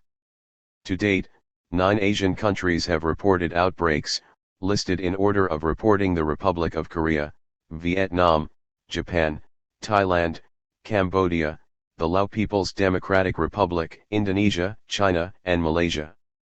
World Health Organization 2006. Natural disasters can also affect the course of conflicts by either exacerbating or mitigating them. The December 2004 Indian Ocean tsunami changed the course of 2 separatist conflicts, Aceh in Indonesia and Tamil separatism in Sri Lanka. In Aceh, where the government announced a ceasefire to permit relief work, improved prospects for reconciliation followed. In contrast, the conflict in Sri Lanka, where relief supplies did not reach rebel-held territory, saw an escalation of violence. From the foregoing discussion, we can establish a conceptual link between the broader and narrower understandings of human security, see Figs 28.2 and 28.3. Figure 28.2 Conflict and Underdevelopment, the Vicious Interaction. Figure 28.3 Protection and Development, the Virtuous Interaction. Women, Conflict, and Human Security. The relationship between gender and human security has multiple dimensions. The United Nations Interagency Committee on Women and Gender Equality notes 5 aspects: 1. Violence against women and girls, 2. Gender inequalities in control over resources, 3. Gender inequalities in power and decision-making, 4. Women's human rights, and 5.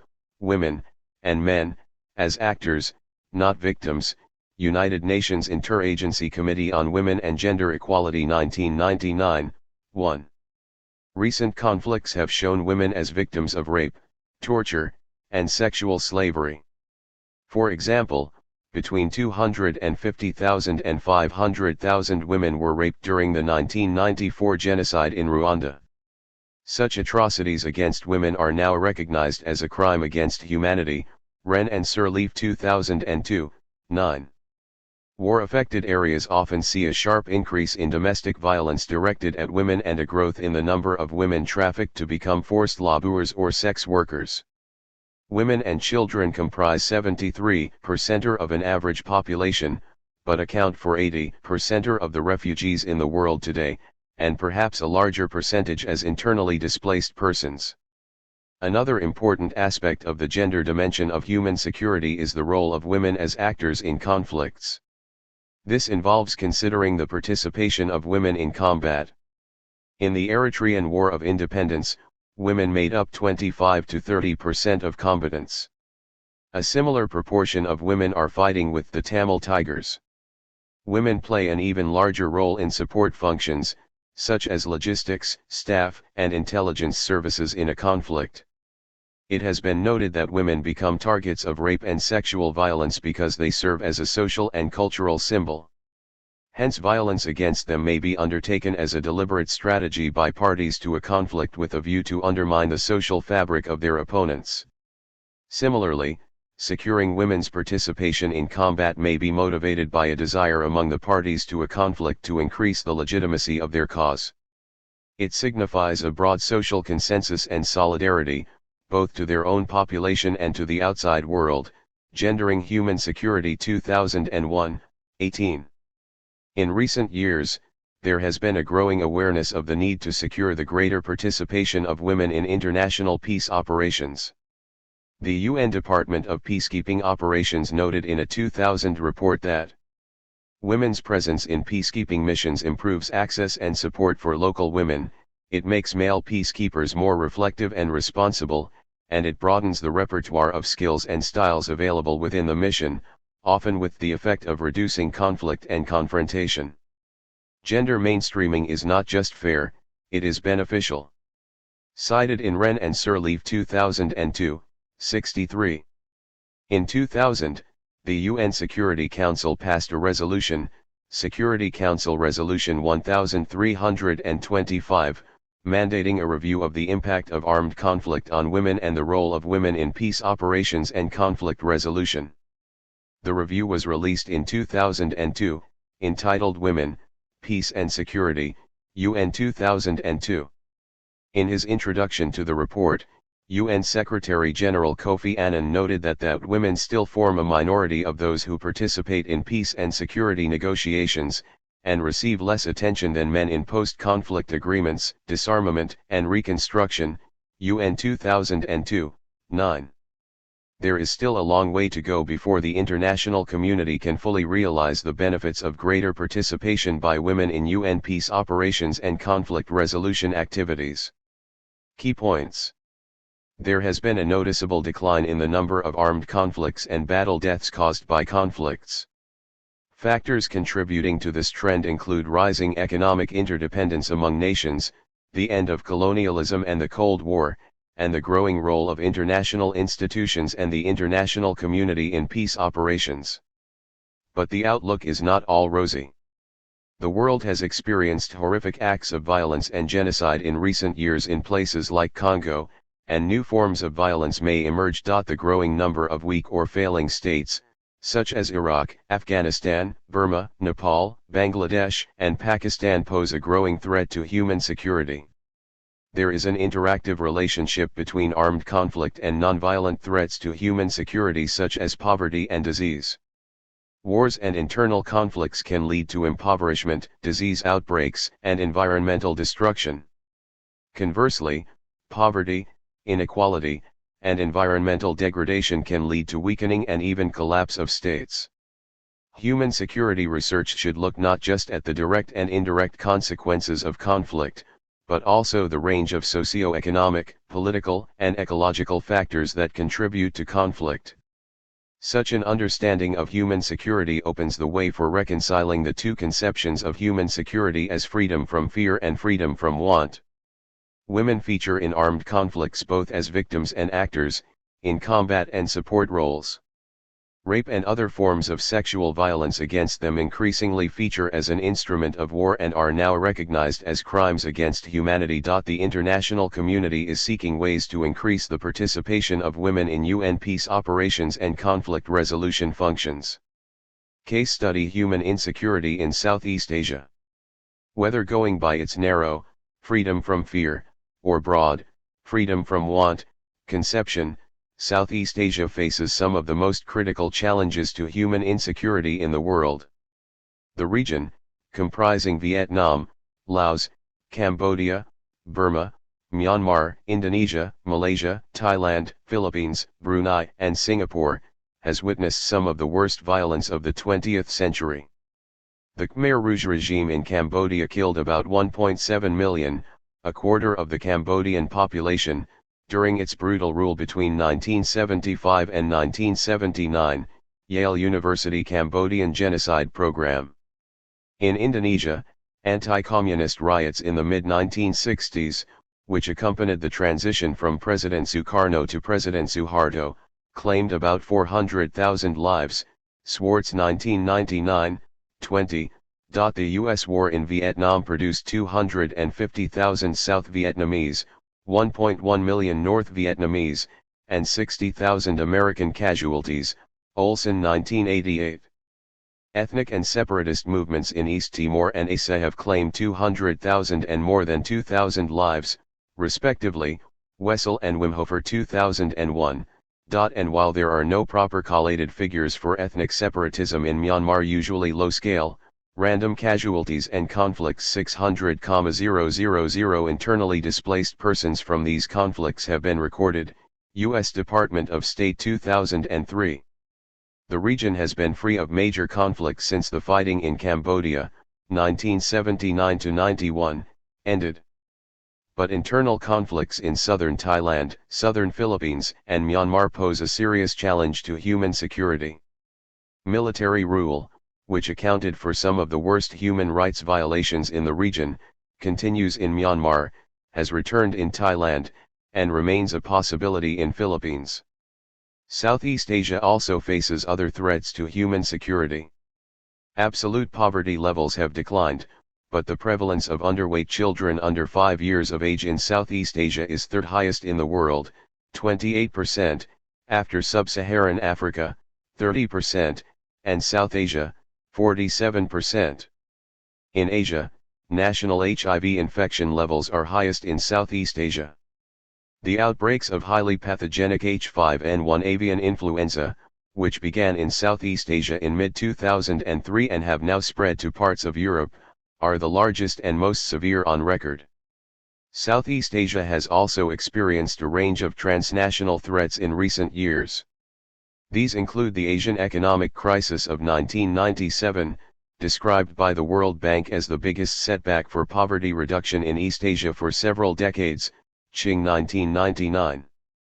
Other challenges include the recurring haze problem, 1997, 2006, from forest fires in Indonesia, the severe acute respiratory syndrome, SARS, outbreak in 2003, and the Indian Ocean tsunami that devastated coastal areas in Indonesia, Thailand, and other Southeast Asian nations in December 2004 and killed at least 200,000 people in Asia, with Indonesia suffering 128,000 dead and 37,000 missing.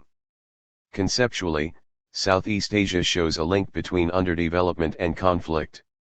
Its poorest areas, Indonesia, Cambodia, Myanmar, and the southern regions of Thailand and Philippines, have been especially prone to conflict. Economic development has led to relative stability in Singapore and Malaysia. Acharya 2007. Promoting human security. The role of the international community. Because of the broad and contested nature of the idea of human security, it is difficult to evaluate policies undertaken by the international community that can be specifically regarded as human security measures. But the most important multilateral actions include the International Criminal Court, ICC, and the Anti-Personnel Landmines Treaty. The ICC was established on July 1, 2002 with its headquarters in The Hague, the Netherlands, although its proceedings may take place anywhere. It is a permanent institution with the power to exercise its jurisdiction over persons for the most serious crimes of international concern, Rome Statute, Article 1. These crimes include genocide, crimes against humanity, war crimes, and the crime of aggression, although the court would not exercise its jurisdiction over the crime of aggression until such time as the state parties agree on a definition of the crime and set out the conditions under which it may be prosecuted. The ICC is a court of last resort. It is complementary to national criminal jurisdictions, meaning that it can only exercise its jurisdiction when national courts are unwilling or unable to investigate or prosecute such crimes, Rome Statute, Article 1. The court can only prosecute crimes that were committed on or after July 1, 2002, the date its founding treaty entered into force. Since its establishment, the ICC has been involved in the prosecution of some high-profile war criminals in the former Yugoslavia, Liberia, and Congo, including the former president of Yugoslavia, Slobodan Milosevic, whose trial ended without a verdict after he was found dead in his cell in March 2006, and former Liberian President Charles Taylor. The Convention on the Prohibition of the Use, Stockpiling, Production, and Transfer of Anti-Personnel Mines and on their destruction, signed in Ottawa on 3–4 December 1997, bans the development, production, acquisition, stockpiling, transfer, and use of anti-personnel mines. Ottawa Treaty, Article 1, General Obligations, 1997. It also obliges signatories to destroy existing stockpiles. Among the countries which have yet to sign the treaty are the People's Republic of China, the Russian Federation, and the United States. The surge in UN peacekeeping and peacebuilding operations has contributed to the decline in conflict and enhanced prospects for human security. The number of UN peacekeeping operations increased threefold between the first 40 years of the UN's founding and the 20 years since, from 13 to 47 missions, United Nations Peacekeeping Website, UNND. More recently, a UN Peacebuilding Commission was inaugurated in 2006. Its goal is to assist in post-conflict recovery and reconstruction, including institution building and sustainable development, in countries emerging from conflict.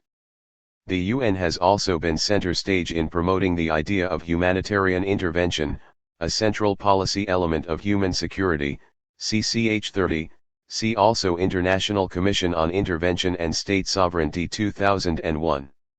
The concept of humanitarian intervention was endorsed by the report of the UN Secretary-General's High-Level Panel on Threats, Challenges and Change, A More Secure World, 2004, 66, 106, the subsequent report by the Secretary-General, entitled In Larger Freedom, UN March 2005, and finally by the UN Summit in September 2005. UN specialized agencies play a crucial role in promoting human security. For example, the UN Development Programme and the World Health Organization, WHO, have been at the forefront of fighting poverty and disease respectively. Other UN agencies, such as the United Nations High Commissioner for Refugees, UNCRA, United Nations Children's Fund, UNICEF, and United Nations Development Fund for Women, UNIFEM, have played a central role in getting particular issues, such as refugees and the rights of children and women, onto the agenda for discussion, and in providing a platform for advocacy and action, McFarlane and Kong 2006. Non-governmental organizations contribute to human security in a number of ways, as a source of information and early warning about conflicts, providing a channel for relief operations, often being the first to do so in areas of conflict or natural disaster, and supporting government or unsponsored peace-building and rehabilitation missions. NGOs also play a central role in promoting sustainable development. A leading NGO with a human security mission is the International Committee of the Red Cross, ICRC. Established in Geneva, it has a unique authority based on the international humanitarian law of the Geneva Conventions to protect the lives and dignity of victims of war and internal violence, including the war wounded, prisoners, refugees, civilians, and other non-combatants, and to provide them with assistance. Other NGOs include Médecins Sans Frontières, Emergency Medical Assistance, Save the Children, Protection of Children, and Amnesty International, Human Rights. Challenges to human security promotion. Yet, whether viewed as freedom from fear or freedom from want, the concept of human security has not replaced national security. The Human Development Report of 2005 estimates that the rich nations of the world provide $10 to the military budget for every $1 they spend on aid. Moreover, the current global spending on HIV/AIDS, a disease that claims 3 million lives a year, represents 3 days' worth of military spending, UNDP 2005, 8. Why the continued importance of national/state security over human security? For developing countries, state sovereignty and territorial integrity take precedence over security of the individual. Many countries in the developing world are artificial nation-states, whose boundaries were drawn arbitrarily by the colonial powers without regard for the actual ethnic composition or historical linkages between peoples. State responses to ethnic separatist movements, now conflated with terrorism, which are partly rooted in people's rejection of colonial-imposed boundaries, have been accompanied by the most egregious violations of human security by governments. Moreover, many third world states, as well as China, remain under authoritarian rule. Human security is stymied by the lack of political space for alternatives to state ideologies and restrictions on civil liberties imposed by authoritarian regimes to ensure their own survival, rather than providing security for their citizens. In the developed as well as developing world, one of the most powerful challenges to human security has come from the war on terror led by the United States in response to the 9/11 attacks. These have revived the traditional emphasis of states on national security, circa 2004, 365. Although terrorists target innocent civilians and thus threaten human security, governments have used the war on terror to impose restrictions on, and commit violations of, civil liberties. The U.S. decision to put Saddam Hussein on trial in an Iraqi court rather than the ICC illustrates the continued U.S. defiance of a key policy instrument of human security, even though it focuses on the more Western-oriented conception of freedom from fear. The U.S. questioning of the applicability of the Geneva Conventions, the abandoning of its commitments on the issue of torture in the context of war in Iraq, and Russia's flouting of a wide range of its international commitments, including the Laws of War, CSCE, Conference on Security and Cooperation in Europe, and OCSE, Organization for Security and Cooperation, Conference on Security and Cooperation in Europe commitments, as well as international and regional conventions on torture, in the context of its war in Chechnya have further undermined the agenda of human security. Key points. The most important multilateral actions to date to promote human security include the International Criminal Court and the Anti-Personnel Landmines Treaty. UN agencies such as the UNCRR, UNICEF, and UNIFEM have been crucial in addressing human security issues such as refugees and the rights of children. Canada and Japan are two of the leading countries which have made human security a major part of their foreign policy agenda. Their approach, however, shows the contrast between the freedom from fear and freedom from want conceptions of human security respectively. Non-governmental organizations promote human security by acting as a source of information and early warning about conflicts, providing a channel for relief operations, supporting government or unsponsored peace-building and rehabilitation missions, and promoting sustainable development. The September 11 attacks on the United States and the War on Terror have revived the traditional state-centric approach to national security at the expense of civil liberties and human security. Conclusion. The concept of human security reflects a number of developments that have incrementally challenged the traditional view of security as the protection of states from military attack. What initially began as a rejection of orthodox notions of economic growth in favor of a broader notion of human development has been reinforced by new security threats such as genocides in the Balkans and Africa, the Asian financial meltdown of 1997, and the threat of global pandemics. The concept of human security represents an ongoing effort to put the individual at the center of national and global security concerns while expanding our understanding of the range of challenges that can threaten individual safety and well-being to encompass both armed conflict as well as social, economic, and ecological forces. To be sure, human security has a long way to go before being universally accepted as a conceptual framework or as a policy tool for national governments and the international community.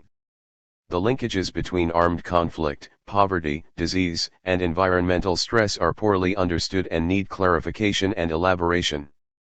Nonetheless, there can be little doubt that threats to human security, whether understood as freedom from fear or freedom from want, are real-world challenges which cannot be wished away or dismissed because of a lack of agreement over the concept and meaning of human security. Notwithstanding debates about the utility and scope of human security, there is increasing acceptance that the traditional notion of security, focusing on state sovereignty, would no longer suffice and that the international community must develop new responses to ensure the protection of people from transnational dangers in an era of globalization. The challenge for the international community is to find ways of promoting human security as a means of addressing a growing range of complex transnational dangers which have a much more destructive impact on the lives of people than conventional military threats to states. Questions. 1. What is human security? How is it different from the concept of national security? 2. Is redefining the concept of security to focus on the individual useful analytically and for policy formulation? 3. Describe the main difference between the two conceptions of human security, freedom from fear and freedom from want. Are the two understandings irreconcilable? 4. Some studies show that the incidence of armed conflict in the world is in long-term decline. What are the reasons for this trend? 5. How do you link health with human security? 6. How are poverty and conflict interconnected? 7. What are the various ways in which the international community is engaged in promoting human security? 8. What are the main areas of progress in the promotion of human security by the international community? 9. What are the obstacles to human security promotion by the international community? 10. Why do we need to give special consideration to the suffering of women in conflict zones? Guide to further reading. Acharya, A. 2001, Human Security, East vs. West, International Journal, 56, 3 442-60. Examines the debate between two conceptions of human security: freedom from fear and freedom from want, with particular reference to Asia.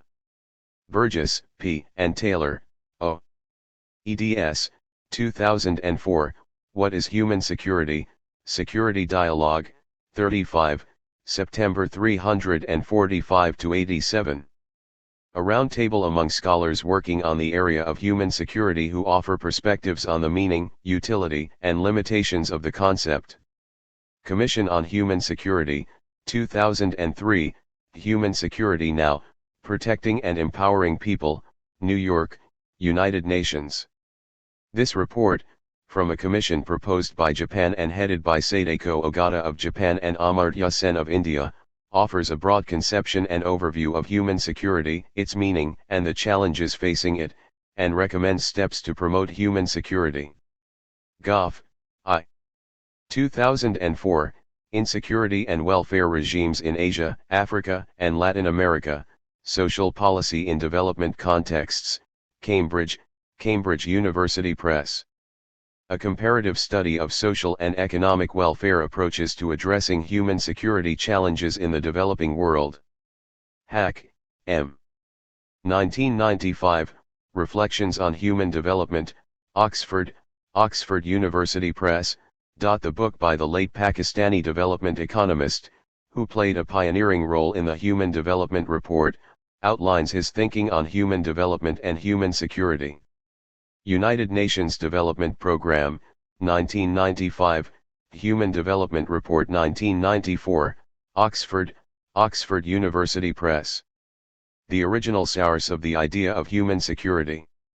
Online Resource Center. Visit the online resource center that accompanies this book to access more learning resources on this chapter topic at www.oxfordtextbooks.co.uk/uk/org/Baylis-Smith 4e. Notes. 1. The author would like to thank Brian Job, Andrew Mack, and Peter Wallenstein for their comments on an earlier draft of this chapter. 2. For an earlier account of conflicts in the Third World which anticipated this decline, see Acharya, 1993, and Acharya, 1997. 3. This estimate is from the Uppsala Conflict Data Project, UCDP, Uppsala University. The author is grateful to Peter Wallenstein and Lotta Harbaum of the UCDP for drawing this to his attention. Chapter 29. Human Rights. Chris Brown. Reader's Guide. Over the last 60 years, the growth of an international human rights regime based on the idea that human rights should be internationally protected has been striking, and seems a prime example of globalization. However, the record of compliance with human rights law is patchy, and states seem unwilling to give international action in support of human rights a high priority. Moreover, there are serious conceptual problems involved in widening the notion of rights to incorporate economic and collective rights. The Western origin of the doctrine of rights has also come to be seen as problematic in the post-colonial era. Recent developments, such as the establishment of an international criminal court, have reanimated the human rights regime, but the consequences of the global war on terror have been less positive, with core political rights coming under question in many Western states. Introduction. On the face of it, human rights are an ideal focus for a consideration of processes of globalization.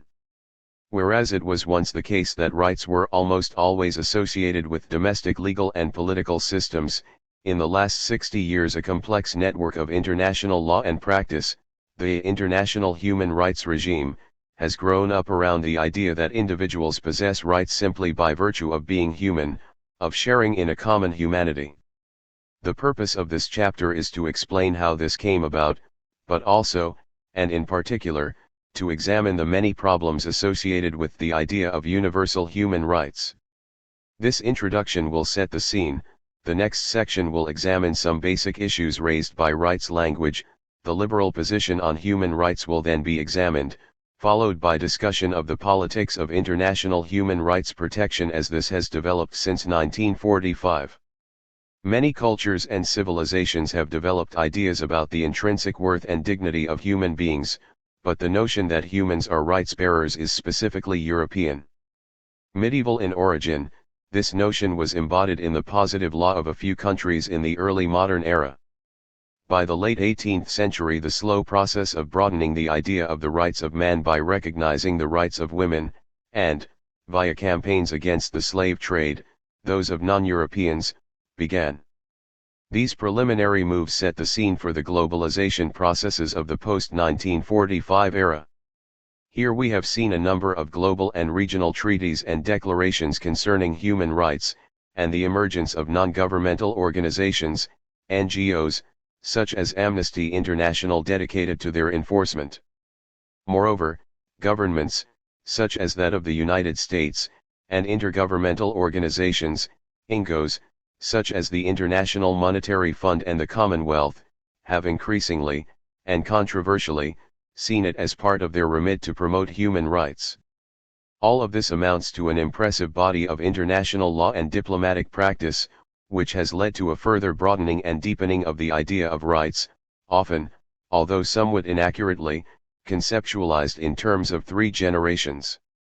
Early statements concentrated on first-generation, political, rights such as freedom of speech and assembly and the right to take part in the government of his, country, directly or through freely chosen representatives, Universal Declaration Article 21. But the same declaration also recognized second-generation rights to the economic, social, and cultural rights indispensable for his dignity and the free development of his personality, Article 22, and these economic and social rights feature very largely in later UN documents, especially, of course, the International Covenant on Economic, Social, and Cultural Rights. Both first and second generation rights are, in essence, possessed by individuals. Third generation rights build on this collective dimension and concern the rights of peoples, for example, under the Banjul Charter, see Box 29.1, peoples have the right to freely dispose of their wealth and natural resources, Article 21, 1, while the individual has a duty to serve his natural community by placing his physical and intellectual abilities at its service and to preserve and strengthen positive African cultural values in his relations with other members of the society. Article 29, 2, and 7. Box 29.1 The international protection of human rights, some key treaties, conventions, and declarations. Case Study 1 and 9/11, The Global War on Terror, and Human Rights.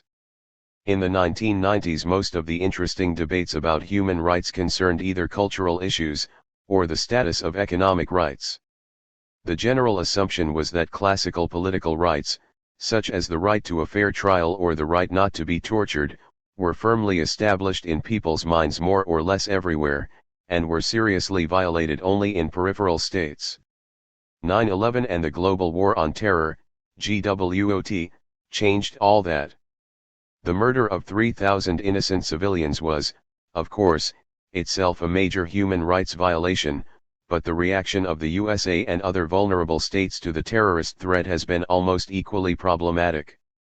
The USA has created an internment camp at Guantanamo Bay intended to be beyond the reach of the Supreme Court, has interned there hundreds of people without trial, and has redefined torture to exclude interrogation techniques such as waterboarding, simulated drowning, which, when practiced by the Gestapo, were certainly regarded as such. The reaction of Western European states has been rather less dramatic but still controversial, as with attempts by the British government to introduce extended periods of detention without charge.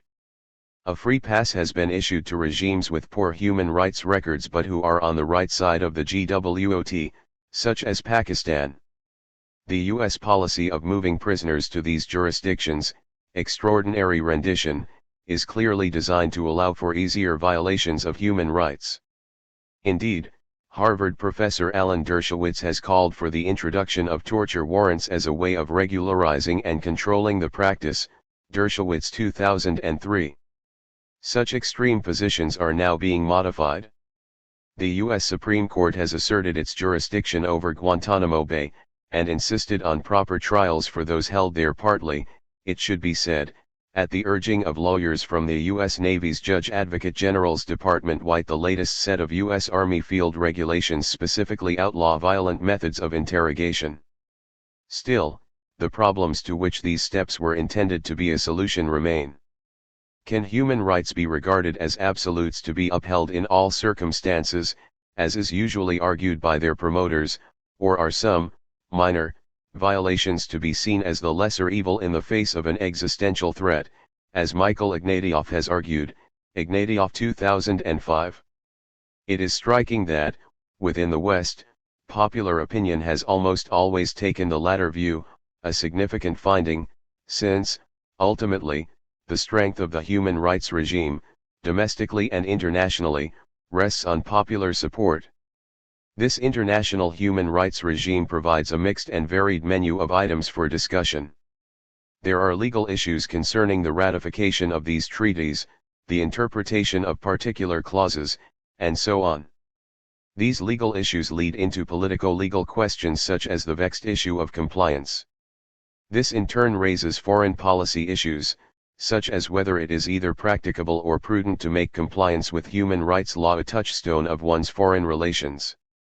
Clearly, there are straightforward political and moral issues here concerning the trade-off between particular values. Is it worth risking a trading contract in order to make a point about a violation of human rights?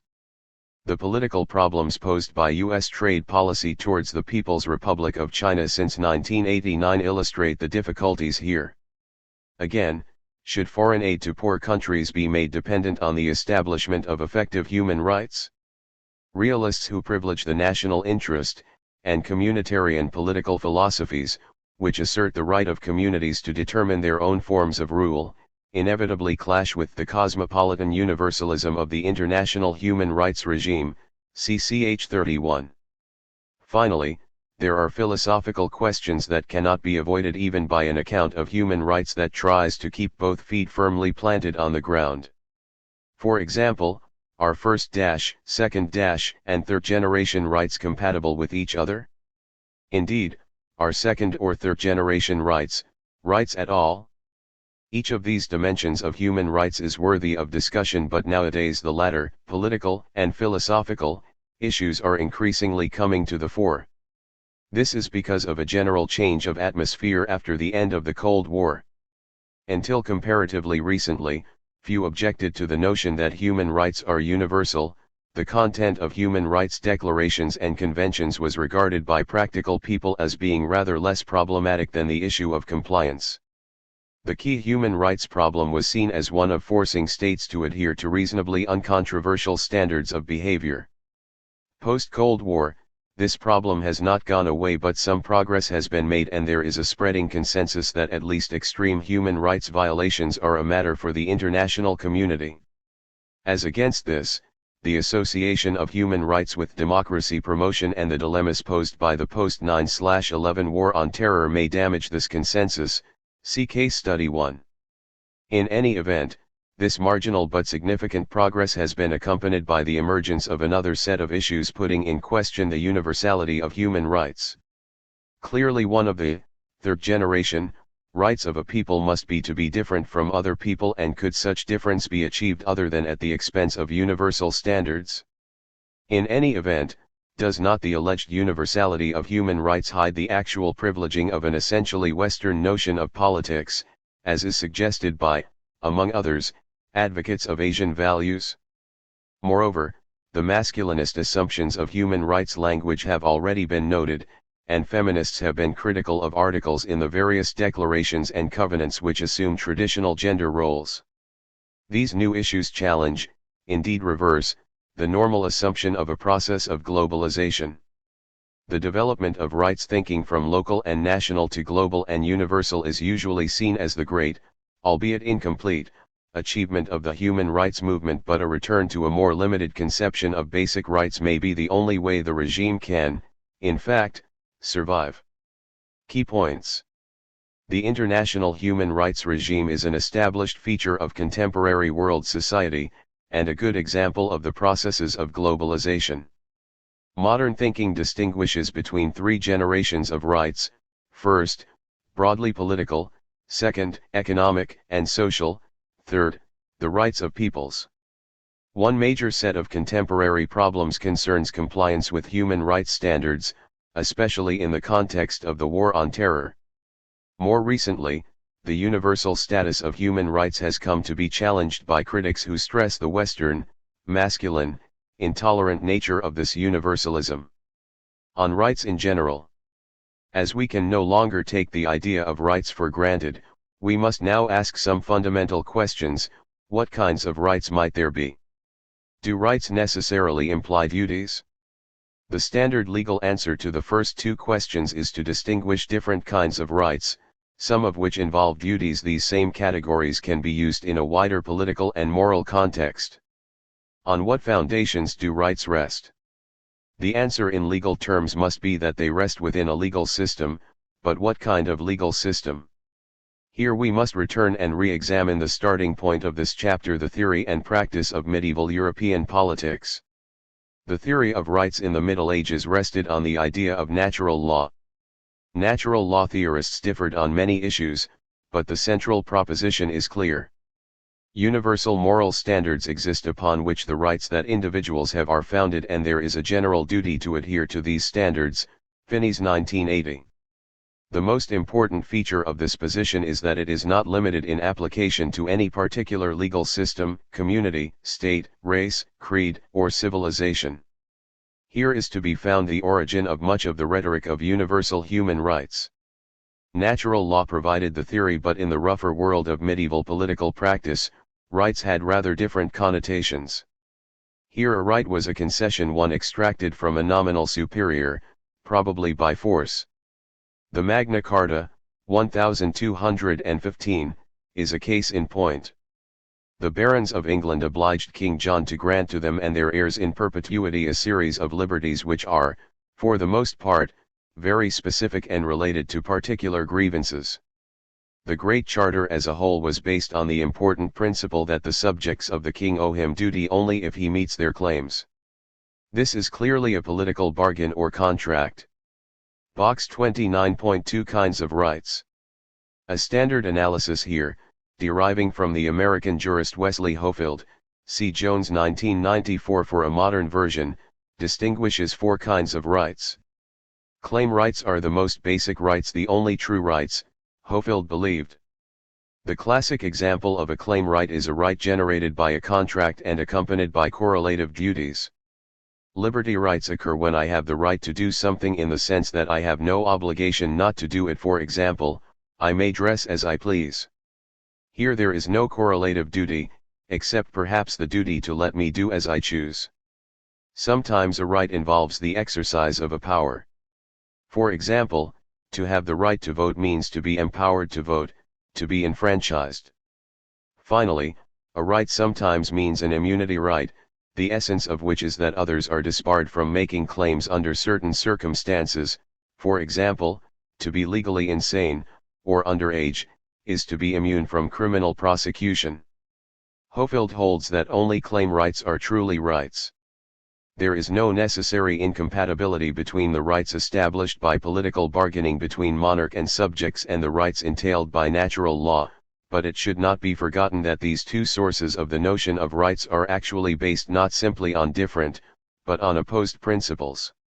Whereas rights based on natural law are derived from reason and the notion of human flourishing and are universal in time and space, charter rights simply describe in legal terms the result of a political bargain or contract and, by definition, are limited to the parties to the bargain, and thus restricted in time and space.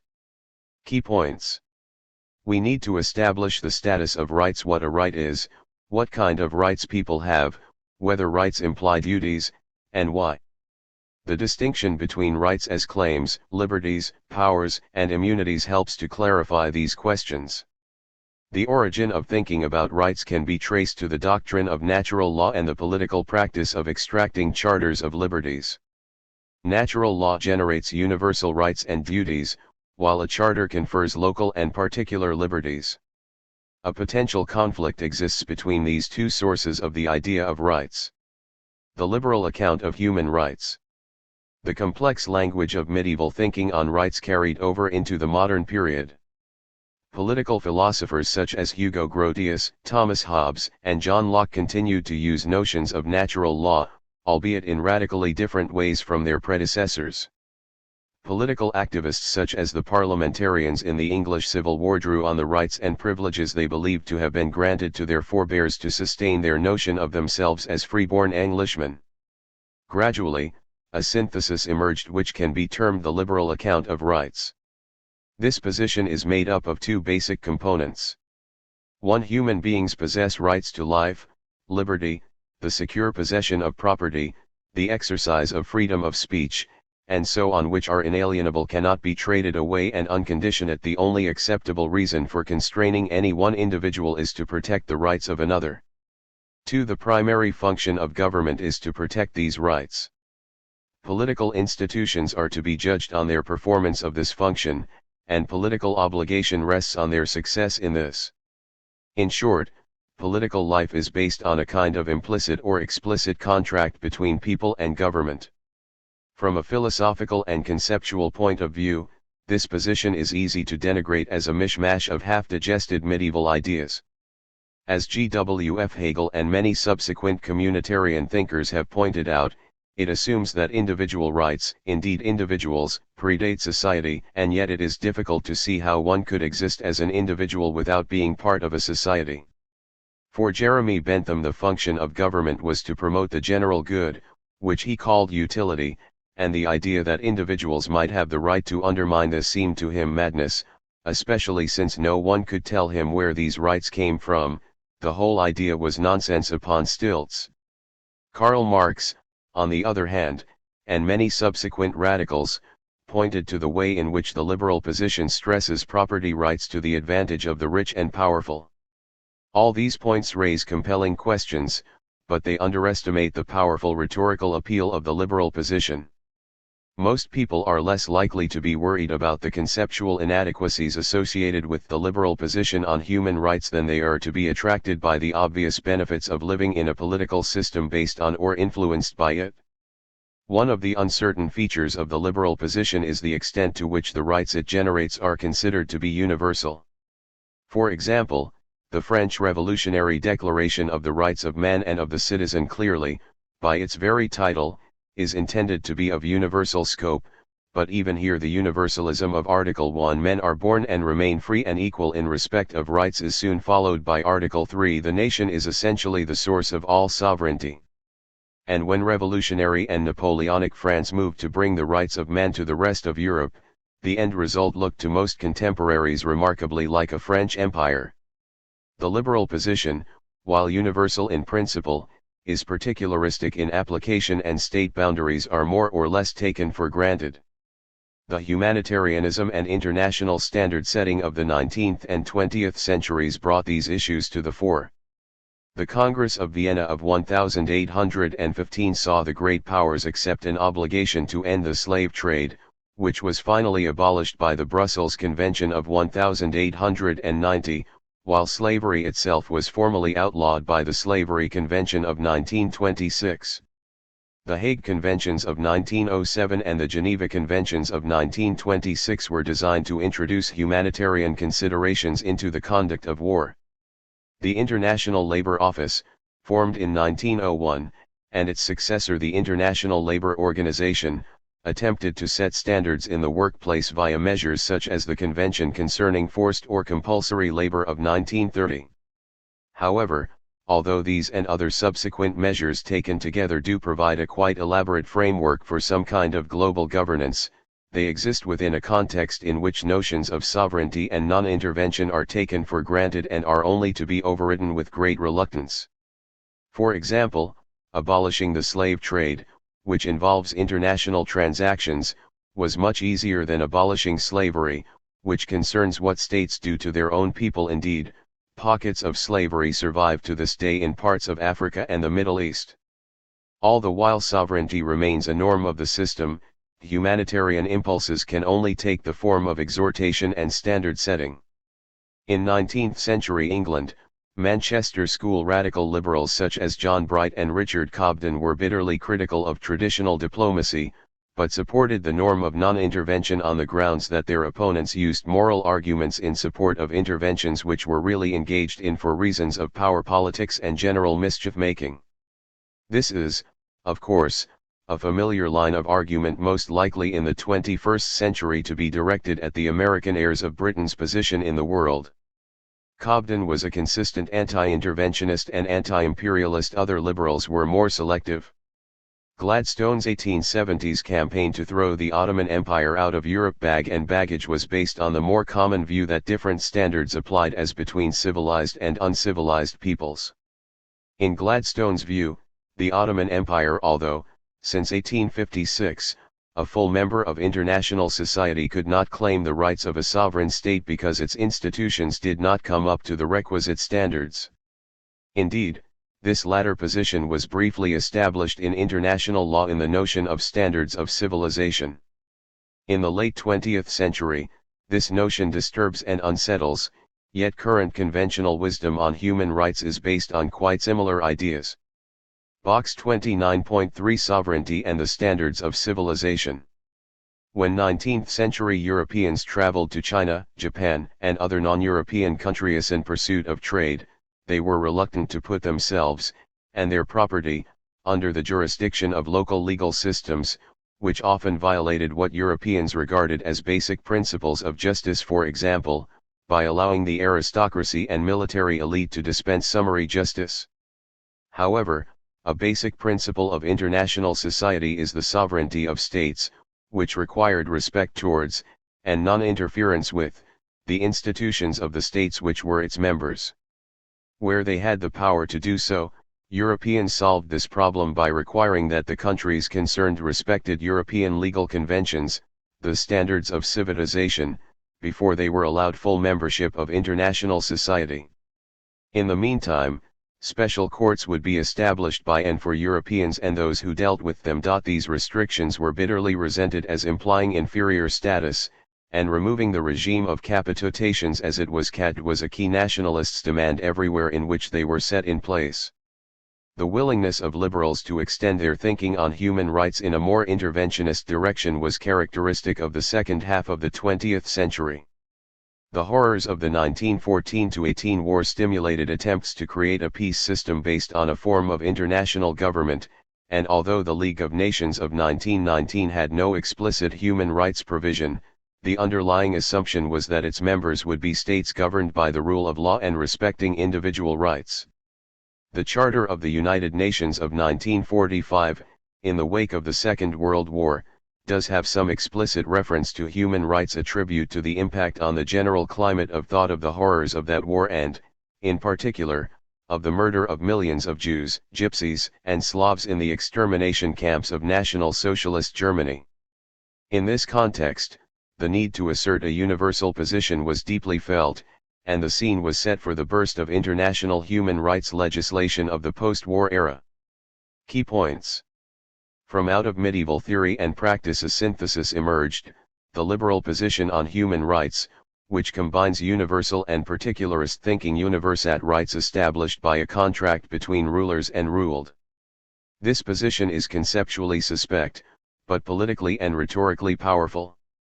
19th-century liberalism supported international humanitarian reform but within the limits of the norms of sovereignty and non-intervention. For some liberals, these latter norms did not apply when the standards of civilization were in question. 20th-century thinking on human rights has been less restrictive, largely because of the horrors of the world wars and the Holocaust. 1948 and the modern agenda.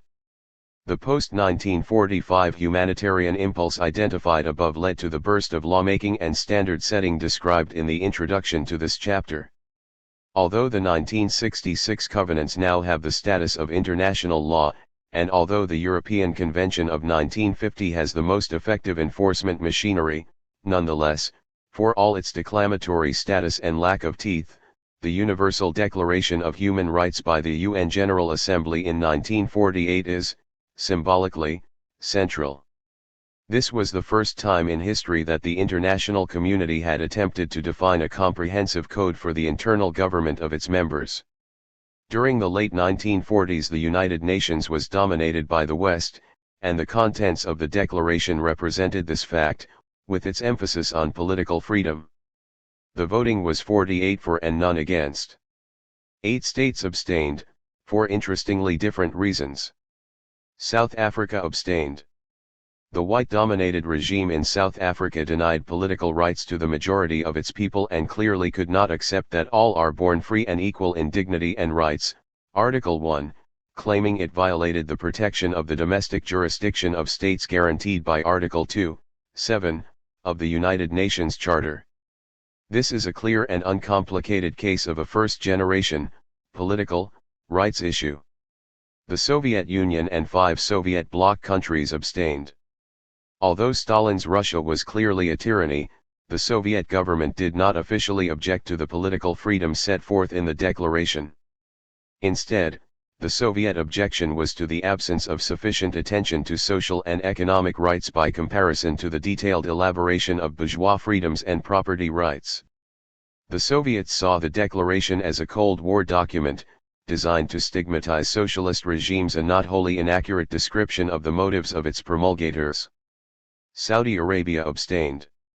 Saudi Arabia was one of the few non-Western members of the United Nations in 1948 and just about the only one whose system of government was not, in principle, based on some Western model.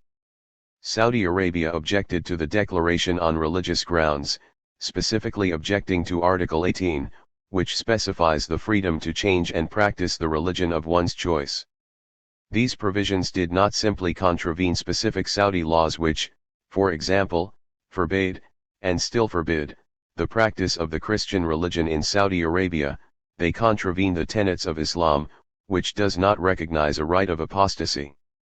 Here, to complete the picture, we have an assertion of third-generation rights and a denial of the universalism of the declaration. Thus, the opening moment of the universal human rights regime sees the emergence of the themes which will make up the politics of human rights over the subsequent 50 years. Key points. The politics of the Universal Declaration of 1948 allow us to identify the 3 major human rights issues of the post-1945 era. First, there is the contest between the old norm of sovereignty and the new norm of universal domestic standards. Second, there is the contest between political and liberal and social and economic formulations of human rights. Finally, there is the assertion of the rights of peoples to be different. Political and economic rights. No one shall be subjected to torture or to cruel, inhuman, or degrading treatment or punishment, UN Declaration Article 5, Covenant on Civil and Political Rights Article 7, Convention on Torture, etc. This is an immunity that is now well established, but what in practice does this mean for someone faced with the prospect of such treatment? If fortunate enough to live in a country governed by the rule of law, its domestic courts may well uphold an individual's immunity, and the international side of things will come into play only on the margins. Thus, a European who is dissatisfied with his or her treatment at home may be able to continue a legal dispute over a particular practice beyond his or her national courts to the European Commission on Human Rights and European Court of Human Rights. In non-European countries governed by the rule of law, no such direct remedy is available, but the notion of universal rights at least reinforces the rhetorical case for rights which are established elsewhere, that is in the domestic political order. The more interesting case emerges if potential victims do not live in such a law-governed society, if, that is, their government and courts are the problem and not the source of a possible solution. What assistance have they the right to expect from the international community? What consequences will flow from their government's failure to live up to its obligations? The problem is that even in cases where violations are quite blatant, it may be difficult to see what other states are able to actually do, even supposing they are willing to act, which, since states rarely if ever act simply in terms of human rights considerations, cannot be taken for granted. Thus, during the Cold War, the West regularly issued verbal condemnations of human rights violations by the Soviet Union and its associates, but rarely acted on these condemnations. The power of the Soviet Union made direct intervention imprudent, while even relatively minor sanctions would only be adopted if the general state of East-West relations suggested this would be appropriate. CCH 4. Similar considerations apply today to relations between Western countries and China. Conversely, violations by countries associated with the West were routinely overlooked or, in some cases, even justified. The global war on terror provides contemporary examples. With the ending of the Cold War, it seemed possible that a more even-handed approach to human rights violations might emerge, and, indeed, more active policies have been pursued in some cases, but expectations of major changes in attitude have not been met. In 1997, for example, the incoming Labour government in Britain declared its determination to place human rights at the heart of its foreign policy. Perhaps predictably, the actual policy of the government has frequently been seen to be as determined by political and commercial considerations as in the past, and this was true even before the impact of 9/11 and the war on terror is taken into consideration. Smith and Light 2001. All told, it seems unlikely that individuals ill-treated by non-constitutional regimes will find any real support from the international community unless their persecutors are weak, of no strategic significance, and commercially unimportant, and even then it is unlikely that effective action will be taken unless one further factor is present, namely the force of public opinion. This is the one positive factor that may goad states into action. The growth of humanitarian non-governmental organizations has produced a context in which sometimes the force of public opinion can make itself felt, not necessarily in the oppressing regime, but in the policy formation processes of the potential providers of succor. The situation with respect to second-generation rights is more complicated. Consider, for example, the right of everyone to an adequate standard of living for himself and his family, including adequate food, clothing, and housing, and to the continuous improvement of living conditions, Covenant on Economic, Social, and Cultural Rights, Article 11.1, or the right of everyone to be free from hunger, Article 11.2.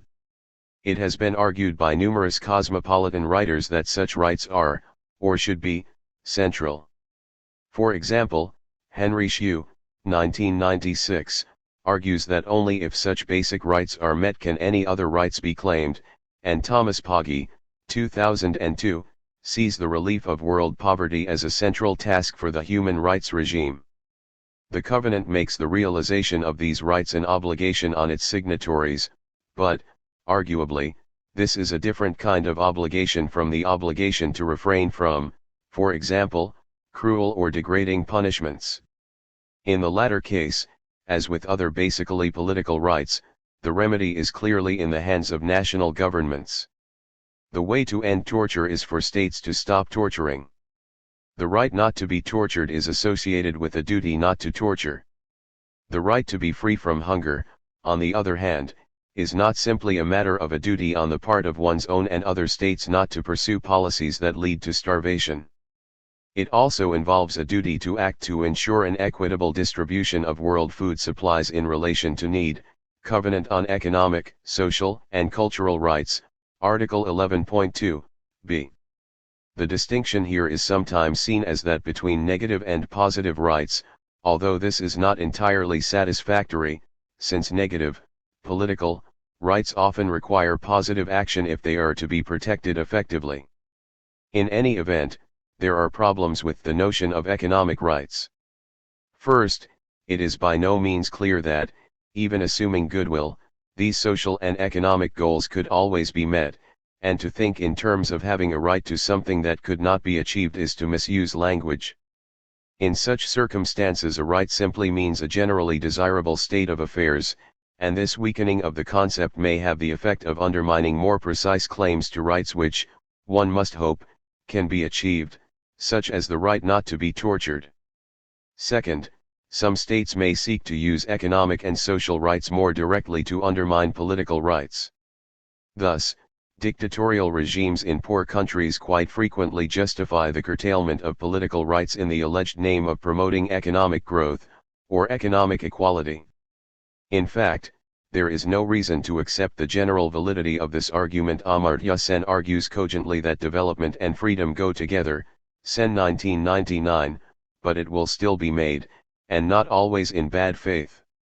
Finally, if it is accepted that all states have a positive duty to promote economic well-being and freedom from hunger everywhere, then the consequences go beyond the requirement of the rich to share with the poor, revolutionary though such a requirement would be.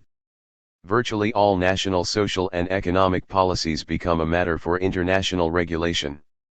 Clearly, rich states would have a duty to make economic and social policy with a view to its consequences on the poor, but so would poor states.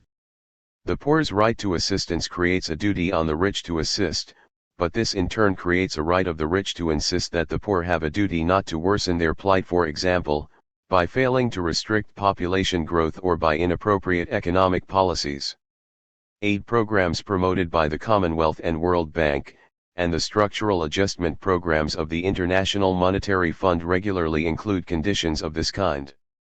They are, however, widely resented because they contradict another widely supported economic and social right, that all peoples have the right of self-determination. By virtue of that right they freely determine their political status and freely pursue their economic, social, and cultural development. Covenant on Economic, Social, and Cultural Rights, Article 1.1. Even when applied in a well-meaning and consistent way, external pressures to change policy are rarely popular, even with those they are intended to benefit. As against these points, it is certainly true that people suffering from brutal poverty and severe malnourishment are unlikely to be able to exercise any rights at all unless their condition is attended to, and it may be true, as Poggi argues, that the transfers actually required to raise living standards to an acceptable level across the world are sufficiently modest that they would not actually raise the problems outlined above. Still, most economic and social rights are best seen as collectively agreed upon aspirations rather than as rights as the term has conventionally been used. Key points. The politics of rights varies according to whether constitutional or non-constitutional regimes are involved. In any event, the international community rarely acts on human rights cases unless public opinion is engaged. Economic and social rights are conceptually different from political rights, and present a more basic challenge to existing norms of sovereignty and non-intervention. Universalism challenged.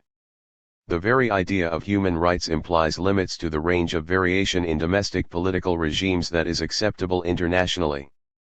Post-1945 human rights law, if taken seriously and at face value, would create a situation where all states would be obliged to conform to a quite rigid template which dictated most aspects of their political, social, and economic structures and policies.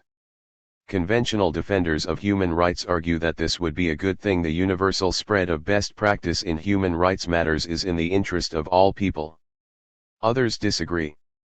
Does post-1945 law actually constitute best practice? The feminist critique of universal human rights is particularly apposite here.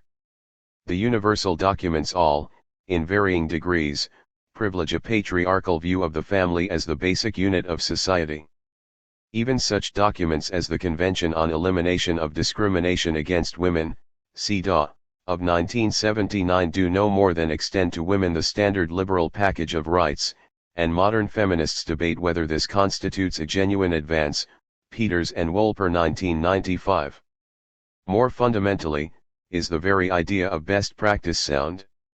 We have already met one objection to the idea in the Saudi abstention of 1948. The argument is simple: universalism is destructive not just of undesirable differences between societies but of desirable and desired differences. The human rights movement stresses the common humanity of the peoples of the world, but for many, the things that distinguish us from one another are as important as the things that unify us. For example, the Declaration of Principles of Indigenous Rights adopted in Panama in 1984 by a non-governmental group, the World Council of Indigenous Peoples, lays out positions which are designed to preserve the traditions, customs, institutions, and practices of indigenous peoples, many of which, it need hardly be said, contradict contemporary liberal norms. As with feminist critiques, The argument here is that the present international human rights regime rests too heavily on the experiences of one part of humanity, in this case the West of course. In practice, the cultural critique and the feminist critique may lead in different directions, see case study 2. Box 29.4 The feminist critique of human rights. Until recently, it has been conventional for human rights treaties to be cast in language that assumes that the rights bearer is a man and the head of a household. Many feminists argue that this reflects more than an old-fashioned linguistic convention. The classic political and civil rights, freedom of speech, association, from arbitrary arrest, and so on, assume that the rights bearer will be living, or would wish to live, a life of active citizenship, but, until very recently, such a life was denied to nearly all women in nearly all cultures. Instead of this public life, women were limited to the private sphere and subjected to the arbitrary and capricious power of the male head of the household. It is only very recently in the Western liberal democracies that women have been able to vote, to stand for office, or to own property in their own name, and such issues as the criminalization of rape in marriage and effective measures to prevent domestic violence against women are still controversial. The situation is, if anything, rather worse in non-Western polities. See case study 2 on Islam, gender, and human rights. It may be that a genuinely gender-neutral account of human rights is possible, but some radical feminists argue that a different kind of thinking altogether is required. See Catherine McKinnon 1993. Case study 2 Islam, gender, and the cultural critique of human rights. Both cultural critics and feminists argue, convincingly, that the model of a rights bearer inherent in the contemporary international human rights regime is based on the experiences of Western men. Agreement collapses, however, when the implications of this common position are explored. Liberal feminists wish to see the rights of men extended to women, while radical feminists wish to promote a new model of what it is to be human that privileges neither men nor women. Most cultural critics, on the other hand, wish to preserve inherited status and power differences based on gender. The contradictions here are sharpest when it comes to relations between the world of Islam and the human rights regime, largely because relations between Islam and the West are so fraught on other grounds that all differences are magnified. Radical or traditional Islamists argue for conventional gender roles, support quite severe restrictions on the freedom of women, and promote the compulsory wearing of restrictive clothing such as the niqab or the burqa. Many of these petty restrictions have no basis in the Quran or the sayings of the Prophet, and can simply be understood as methods of preserving male dominance, although, it should be said that they are often accepted by Muslim women as ways of asserting their identity. More serious for the human rights regime are those verses of the Quran that unambiguously deny gender equality. It is often, and truly, said that the Quran's attitude to the status of women was in advance of much contemporary 7th century CE thought, including Christian and Jewish thought of the age, but it remains the case that, for example, in a Sharia court the evidence of a woman is worth less than that of a man, and sexual intercourse outside marriage is punishable for a woman even in the case of rape. The other Abrahamic religions continue to preserve misogynist vestiges, but mainstream Christian and Jewish theologians have reinterpreted those aspects of their traditions that radically disadvantage women. Given the importance attached to the literal text of the Quran, this will prove more difficult for Muslims. The role of women under Islam will be a continuing problem for the international human rights regime as it attempts to divest itself of its Western Judeo-Christian heritage and adopt a more inclusive framework, as well, of course, as being an even bigger problem for those women who live in oppressive Muslim regimes. This philosophical point took on a political form in the 1990s. In the immediate post-Cold War world, and especially after the election of U.S. President Bill Clinton in 1992, there was some talk of the USA adopting active policies of democracy promotion, and a number of East Asian governments and intellectuals asserted in response the notion that there were specifically Asian values that required defending from this development. The argument was that human rights boil down to no more than a set of particular social choices which need not to be considered binding by those whose values, and hence social choices, are differently formed, for example, by Islam or Confucianism rather than by an increasingly secularized Christianity. The wording of the Vienna Declaration on Human Rights of 1993, which refers to the need to bear in mind the significance of national and regional particularities and various historical, cultural, and religious backgrounds when considering human rights, partially reflects this viewpoint and has been criticized for this by some human rights activists. Returning to the history of rights, it is here that the distinction between rights grounded in natural law and rights grounded in a contract becomes crucial. As was noted above, it is only if rights are grounded in some account of human flourishing and reason that they are genuinely universal in scope. But is this position, as its adherents insist, free of cultural bias, a set of ideas that all rational beings must accept? It seems not, at least in so far as many apparently rational Muslims, Hindus, Buddhists, atheists, utilitarians, and so on clearly do not accept its doctrines. It seems that either the standards derived from natural law, or some similar doctrine, are cast in such general terms that virtually any continuing social system will exemplify them, or, if cast more specifically, the standards described are not in fact universally desired. Of course, we are under no obligation to accept all critiques of universalism at face value. Human rights may have first emerged in the West, but this does not in itself make rights thinking Western. It may be that an apparently principled rejection of universalism is, in fact, no more than a rationalization of tyranny. How do we know that the inhabitants of Saudi Arabia, say, actually prefer not to live in a democratic system with Western liberal rights, as their government asserts? There is an obvious dilemma here. If we insist that we will only accept democratically validated regimes, we will be imposing an alien test of legitimacy on these societies. Yet what other form of validation is available? Box 29.5 Asian Values. That Western states, intergovernmental organizations, and NGOs have sometimes taken it upon themselves to promote human rights has always been resented as hypocritical in the non-Western world, where the imperialist record of the West over the last 4 centuries has not been forgotten. In the 1990s, this resentment led a number of the leaders of the quasi-authoritarian newly industrializing nations of Southeast Asia to assert the existence of Asian values that could be counterpoised to the, allegedly, Western values associated with the international human rights regime. In this they seem to confirm the forthcoming clash of civilizations forecast by Huntington, 1996.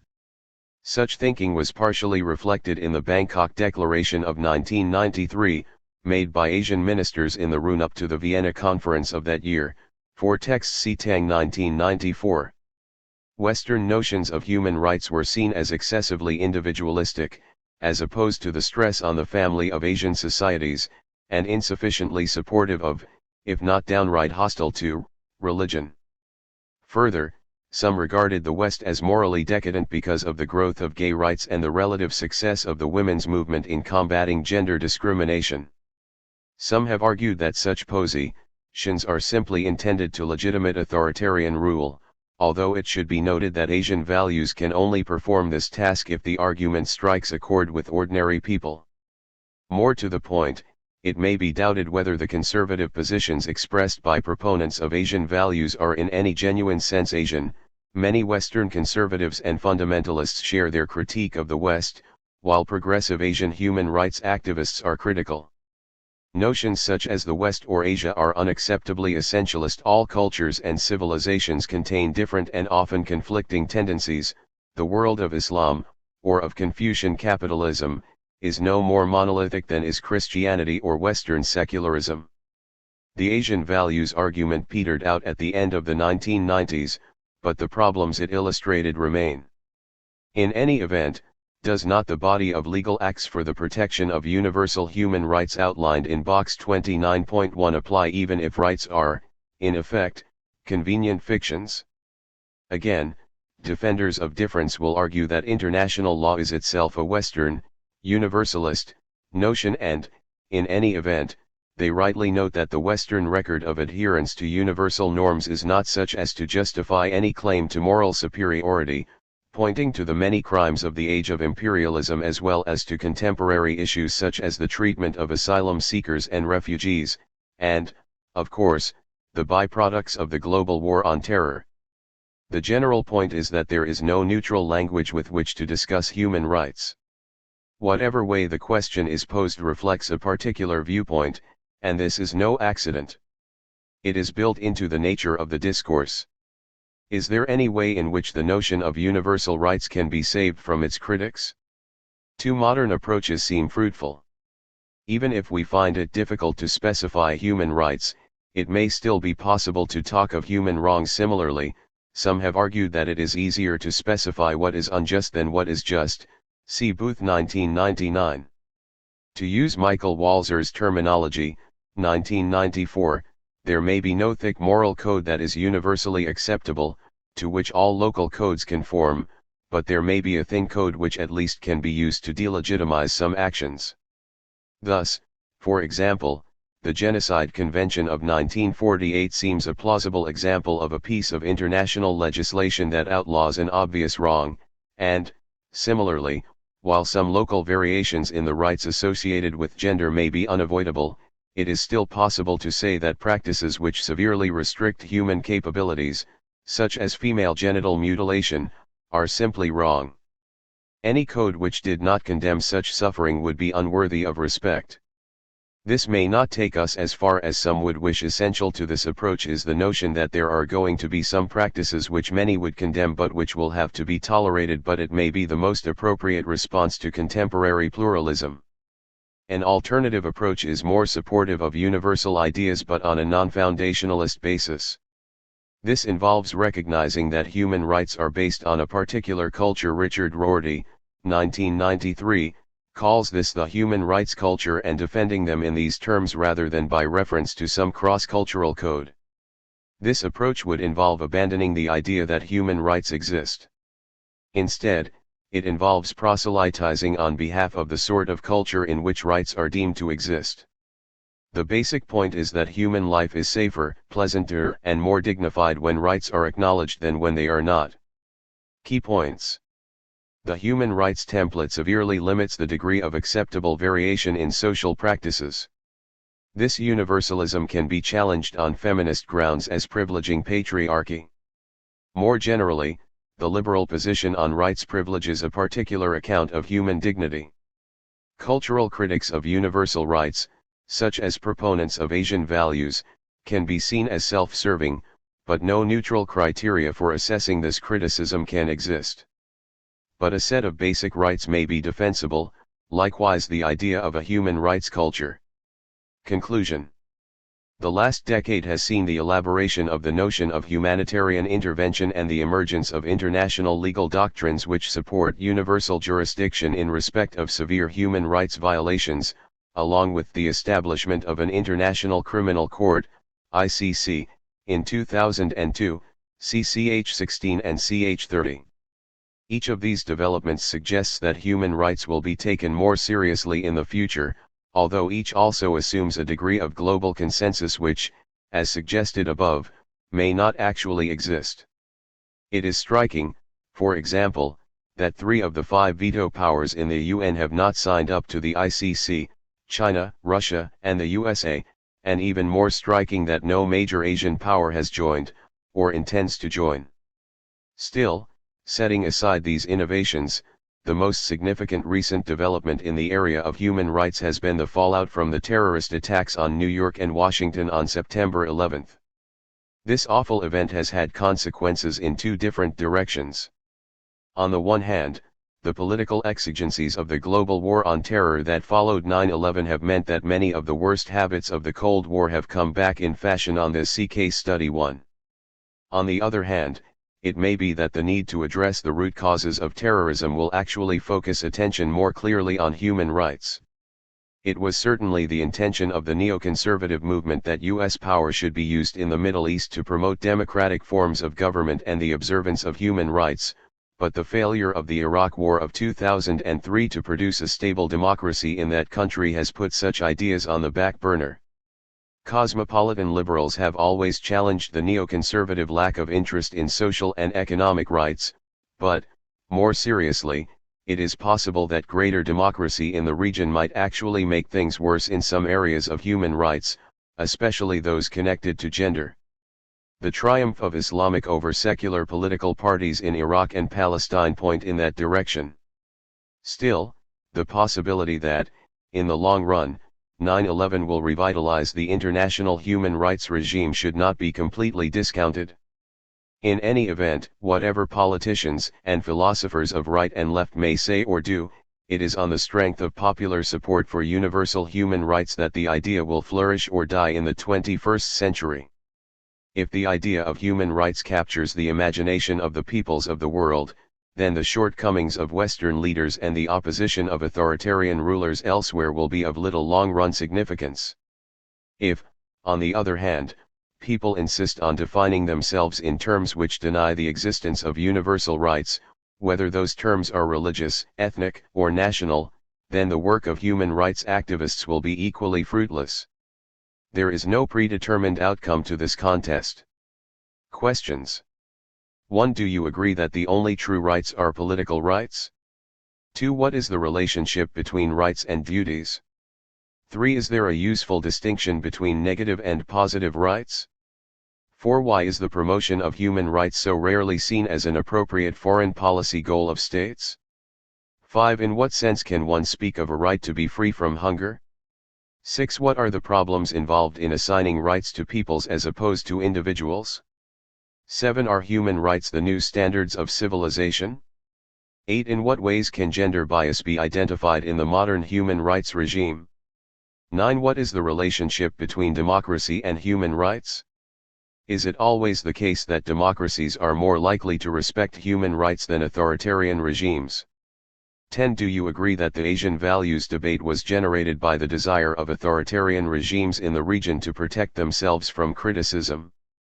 11. Can the compromising of human rights in the face of the threat of terrorism ever be justified as the lesser of two evils? 12. Do you agree that the global war on terror can only be won if the West promotes human rights more vigorously? Guide to further reading. Brownlee, I., and Goodwin-Gill, G. eds. 2006, Basic Instruments on Human Rights, 5th Revised ed., Oxford, Clarendon Press. Contains the texts of all the most important treaties and declarations. Finney's, J. 1980, Natural Law and Natural Rights, Oxford, Clarendon Press. The Best Introduction to Modern Natural Law Thinking. Freeman, M. 2002, Human Rights, A Multidisciplinary Approach, Cambridge, Polity Press. This book also discusses the philosophical problems posed by the idea of rights. Jones, P. 1994, Rights, Basingstoke, Macmillan. Discusses the philosophical problems posed by the idea of rights. Steiner, H.J., and Alston, P. 2000, International Human Rights in Context, Law, Politics, Morals, Texts and Materials, 2nd ed., Oxford, Clarendon Press. Contains abbreviated texts and a great deal of useful commentary in its 1,500+ pages. It is the single most useful book for the study of international human rights. A third edition is due in 2007. International Human Rights. Donnelly, J. 2002, Universal Human Rights in Theory and Practice, 2nd ed., Ithaca, New York, Cornell University Press. Another valuable introduction to international human rights. Dunn, T., and Wheeler, N.J. eds. 1999, Human Rights in Global Politics, Cambridge, Cambridge University Press. This is the best introductory collection on international human rights. Smith, K.E., and Light, M. eds. 2001 Ethics and Foreign Policy, Cambridge, Cambridge University Press. Examines the problems involved in making human rights central to foreign policy. Vincent R.J. 1986, Human Rights and International Relations, Cambridge, Cambridge University Press. An older but still useful text which links human rights protection to the theory of international society. Second Generation Rights. Poggi, T. 2002, World Poverty and Human Rights, Cosmopolitan Responsibilities and Reforms, Cambridge, Polity Press.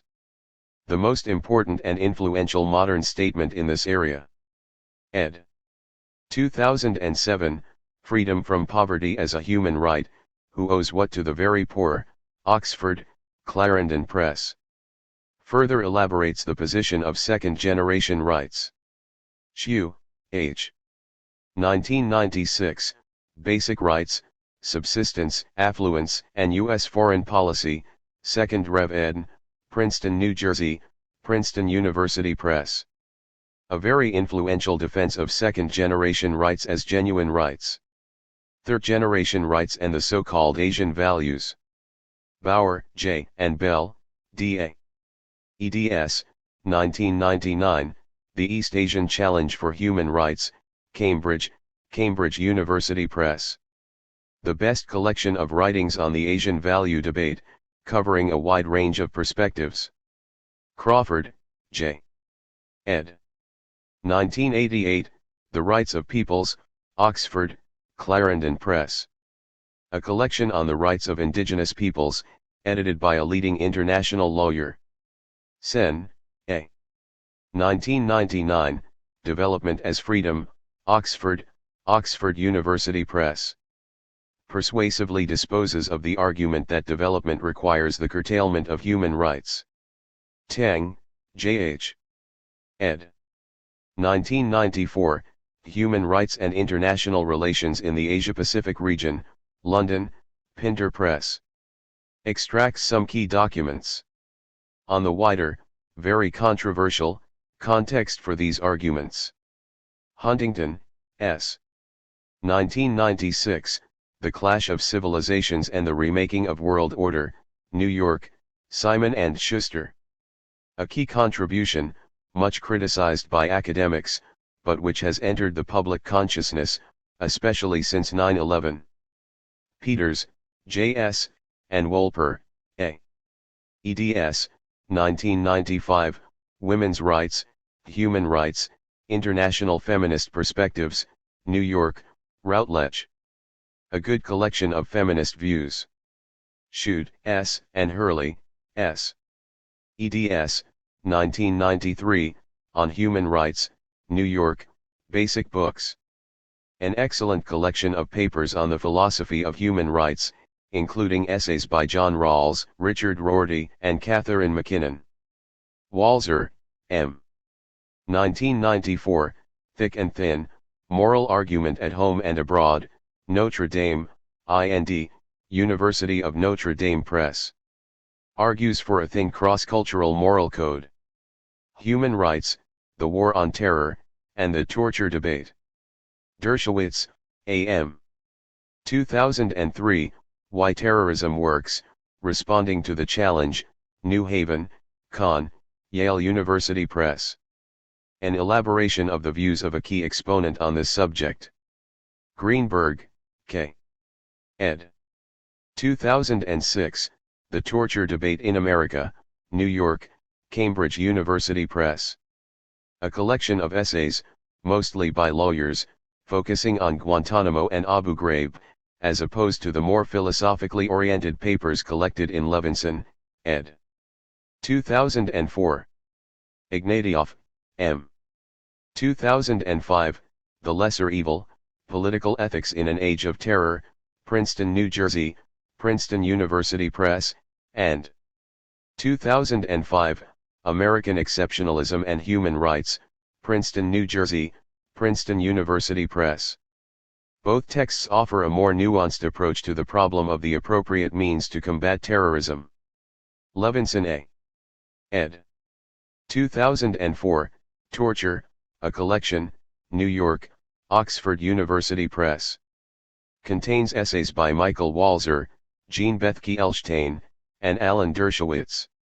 The most useful journals in the field are, Human Rights Quarterly, a comparative and international journal of the social sciences, philosophy, and law, Baltimore, MD, Johns Hopkins University Press, Ethics and International Affairs, New York, Carnegie Institute, and the International Journal of Human Rights, London, Frank Cass. Visit the online resource center that accompanies this book to access more learning resources on this chapter topic at www.oxfordtextbooks.co.uk/UK/org/Baylis_Smith 4E. Chapter 30. Humanitarian Intervention in World Politics. Alex J. Bellamy, Nicholas J. Wheeler. Reader's Guide. Non-intervention is commonly understood as the norm in international society, but should military intervention be permissible when governments massively violate the human rights of their citizens, are unable to prevent such violations, or if states have collapsed into civil war and anarchy? This is the guiding question addressed in this chapter. International law forbids the use of force except for purposes of self-defense and collective enforcement action authorized by the UN Security Council, UNSC. The challenge posed by humanitarian intervention is whether it also should be exempted from the general ban on the use of force. This chapter examines arguments for and against forcible humanitarian intervention. The theoretical analysis is explored in relation to humanitarian intervention during the 1990s and the War on Terror. The final section focuses on the responsibility to protect, an important attempt to address this challenge. Introduction. Humanitarian intervention poses a hard test for an international society built on principles of sovereignty, non-intervention, and the non-use of force. Immediately after the Holocaust, the Society of States established laws prohibiting genocide, forbidding the mistreatment of civilians, and recognizing basic human rights. These humanitarian principles often conflict with principles of sovereignty and non-intervention. Sovereign states are expected to act as guardians of their citizens' security, but what happens if states behave as criminals towards their own people, treating sovereignty as a license to kill? Should tyrannical states, Hoffman 1995-6, 31, be recognized as legitimate members of international society and accorded the protection afforded by the non-intervention principle? Or, should states forfeit their sovereign rights and be exposed to legitimate intervention if they actively abuse or fail to protect their citizens? Related to this, what responsibilities do other states or institutions have to enforce human rights norms against governments that massively violate them? Armed humanitarian intervention was not a legitimate practice during the Cold War because states placed more value on sovereignty and order than on the enforcement of human rights. There was a significant shift of attitudes during the 1990s, especially among liberal democratic states, which led the way in pressing new humanitarian claims within international society. The UN Secretary-General noted the extent of this change in a speech to the General Assembly in September 1999. Kofi Annan declared that there was a developing international norm to forcibly protect civilians who were at risk from genocide and mass killing. The new norm was a weak one, however. At no time did the UN Security Council, UNSC, authorize forcible intervention against a fully functioning sovereign state, and intervention without UNSC authority remained controversial. States in the Global South especially continued to worry that humanitarian intervention was a Trojan horse, rhetoric designed to legitimate the interference of the strong in the affairs of the weak. At the same time, however, a group of liberal democratic states and non-governmental organizations, NGOs, attempted to build a consensus around the principle of the responsibility to protect. The responsibility to protect insists that states have primary responsibility for protecting their own citizens. However, if they are unwilling or unable to do so, the responsibility to end atrocities and mass killing is transferred to the wider international community. The responsibility to protect was adopted by the UN General Assembly in a formal declaration at the 2005 UN World Summit. Its advocates argue that it will play an important role in building consensus about humanitarian action while making it harder for states to abuse humanitarian justifications. This chapter is divided into 5 sections. The first sets out the arguments for both a legal right and a moral duty of humanitarian intervention. The second section outlines objections to humanitarian intervention, including realist, legal and moral objections. Next we consider the evolution of state practice during the 1990s, and in the post-9/11 era. The final section focuses on the responsibility to protect. The case for humanitarian intervention. In the first part, we explore the legal case for a right of humanitarian intervention, commonly labeled counter-restrictionist, and in the second part we discuss the moral justification for it. The legal argument. The counter-restrictionist case for a legal right of individual and collective humanitarian intervention rests on two claims. First, the UN Charter, 1945, commits states to protecting fundamental human rights, and second, there is a right of humanitarian intervention in customary international law. Counter-restrictionists argue that human rights are just as important as peace and security in the UN Charter. The Charter's preamble and Articles 1, 3, 55, and 56 all highlight the importance of human rights. Indeed, Article 1, 3, identifies the protection of human rights as one of the principal purposes of the UN system. This has led counter-restrictionists to read a humanitarian exception to the ban on the use of force in the UN Charter. Michael Reisman, 1985, 279-80, argued that given the human rights principles in the Charter, the UNSC should have taken armed action during the Cold War against states that committed genocide and mass murder. The ongoing failure of the UNSC to fulfill this legal responsibility led him to assert that a legal exception to the ban on the use of force in Article 2, 4, of the Charter should be created that would permit individual states to use force on humanitarian grounds. Likewise, some international lawyers, e.g. Damrosch 1991, 219, argued that humanitarian intervention did not breach Article 2, 4, because the article only prohibits the use of force against the political independence and territorial integrity of states, and humanitarian intervention does neither of these things. Box 30.1 The responsibility to protect, principles for military intervention. 1. The just cause threshold. Military intervention for human protection purposes is an exceptional and extraordinary measure. To be warranted, there must be serious and irreparable harm occurring to human beings, or imminently likely to occur, of the following kind. A large-scale loss of life, actual or apprehended, with genocidal intent or not, which is the product either of deliberate state action, or state neglect or inability to act, or a failed state situation, or b. large-scale ethnic cleansing, actual or apprehended, whether carried out by killing, forced expulsion, acts of terror or rape. 2. The precautionary principles. A. Right intention, the primary purpose of the intervention, whatever other motives intervening states may have, must be to halt or avert human suffering. Right intention is better assured with multilateral operations, clearly supported by regional opinion and the victims concerned. B.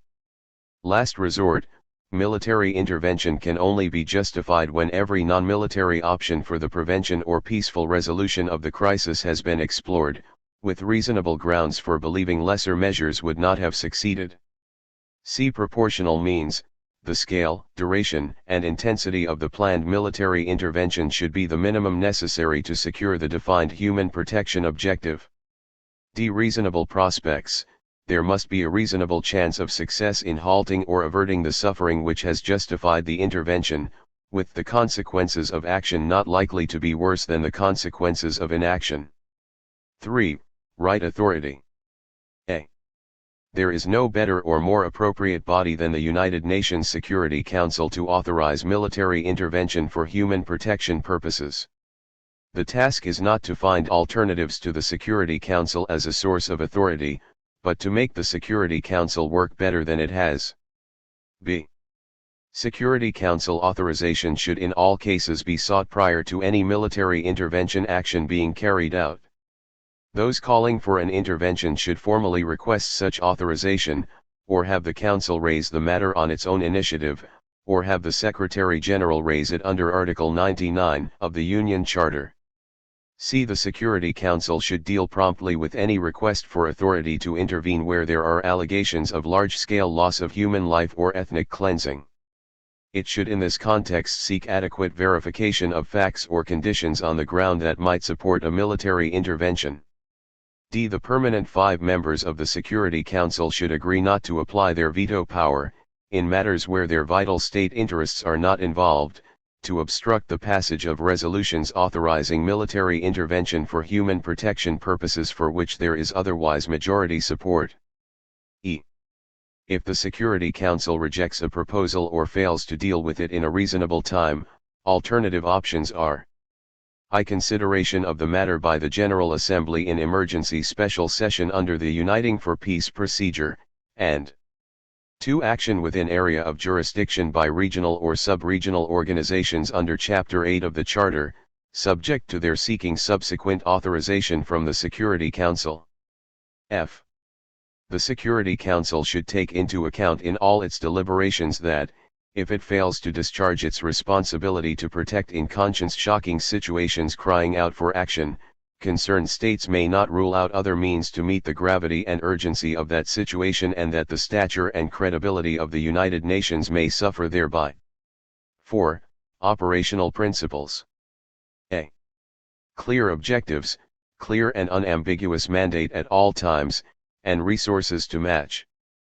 B. Common military approach among involved partners, unity of command, clear and unequivocal communications and chain of command.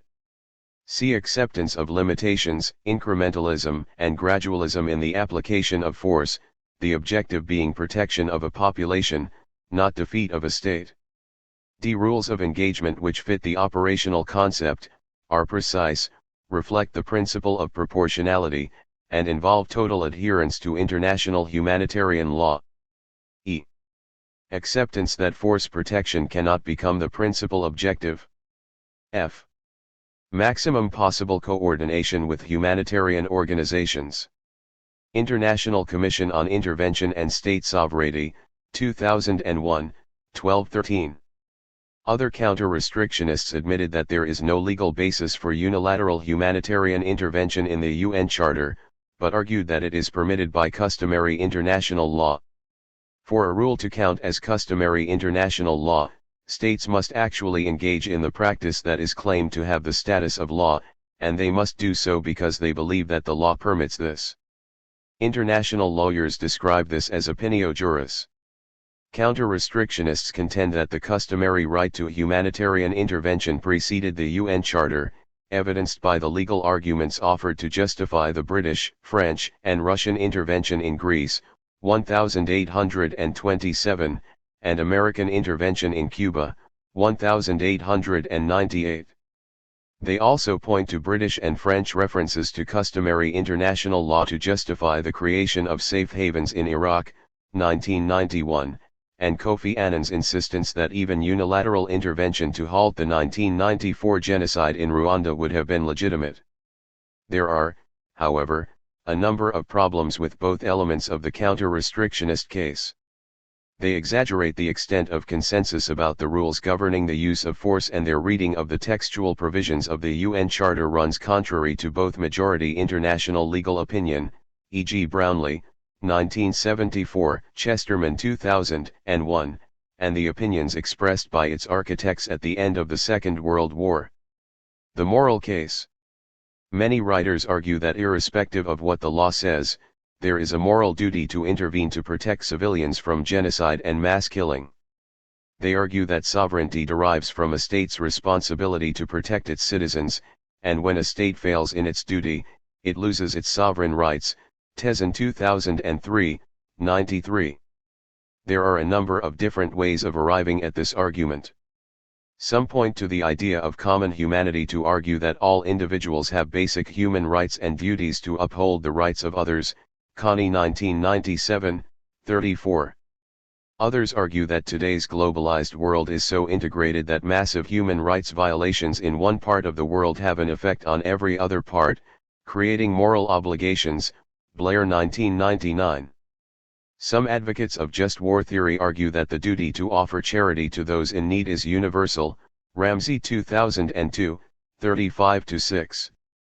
A further variety of this argument insists that there is moral agreement between the world's major religions and ethical systems that genocide and mass killing are grave wrongs and that others have a duty to prevent them and punish the perpetrators. Leopard 2002. There are problems with this perspective too. Granting states a moral permit to intervene opens the door to potential abuse, the use of humanitarian arguments to justify wars that are anything but. Furthermore, those who advance moral justifications for intervention run up against the problem of how bad a humanitarian crisis has to have become before force can be used, and there is also the thorny issue of whether force should be used to prevent a humanitarian emergency from developing in the first place. Key points. Counter-restrictionists argue in favor of a legal right of humanitarian intervention based on interpretations of the UN Charter and customary international law. The claims for a moral duty of humanitarian intervention stem from the basic proposition that all individuals are entitled to a minimum level of protection from harm by virtue of their common humanity. The case against humanitarian intervention. 7 key objections to humanitarian intervention have been advanced at various times by scholars, international lawyers, and policy makers. These objections are not mutually exclusive and can be found in the writings of realists, liberals, feminists, post-colonial theorists, and others, though these different theories afford different weight to each of the objections. No basis for humanitarian intervention in international law. Restrictionist international lawyers insist that the common good is best preserved by maintaining a ban on any use of force not authorized by the UNSC. They argue that aside from the right of individual and collective self-defense enshrined in Article 51 of the Union Charter, there are no other exceptions to Article 2, 4.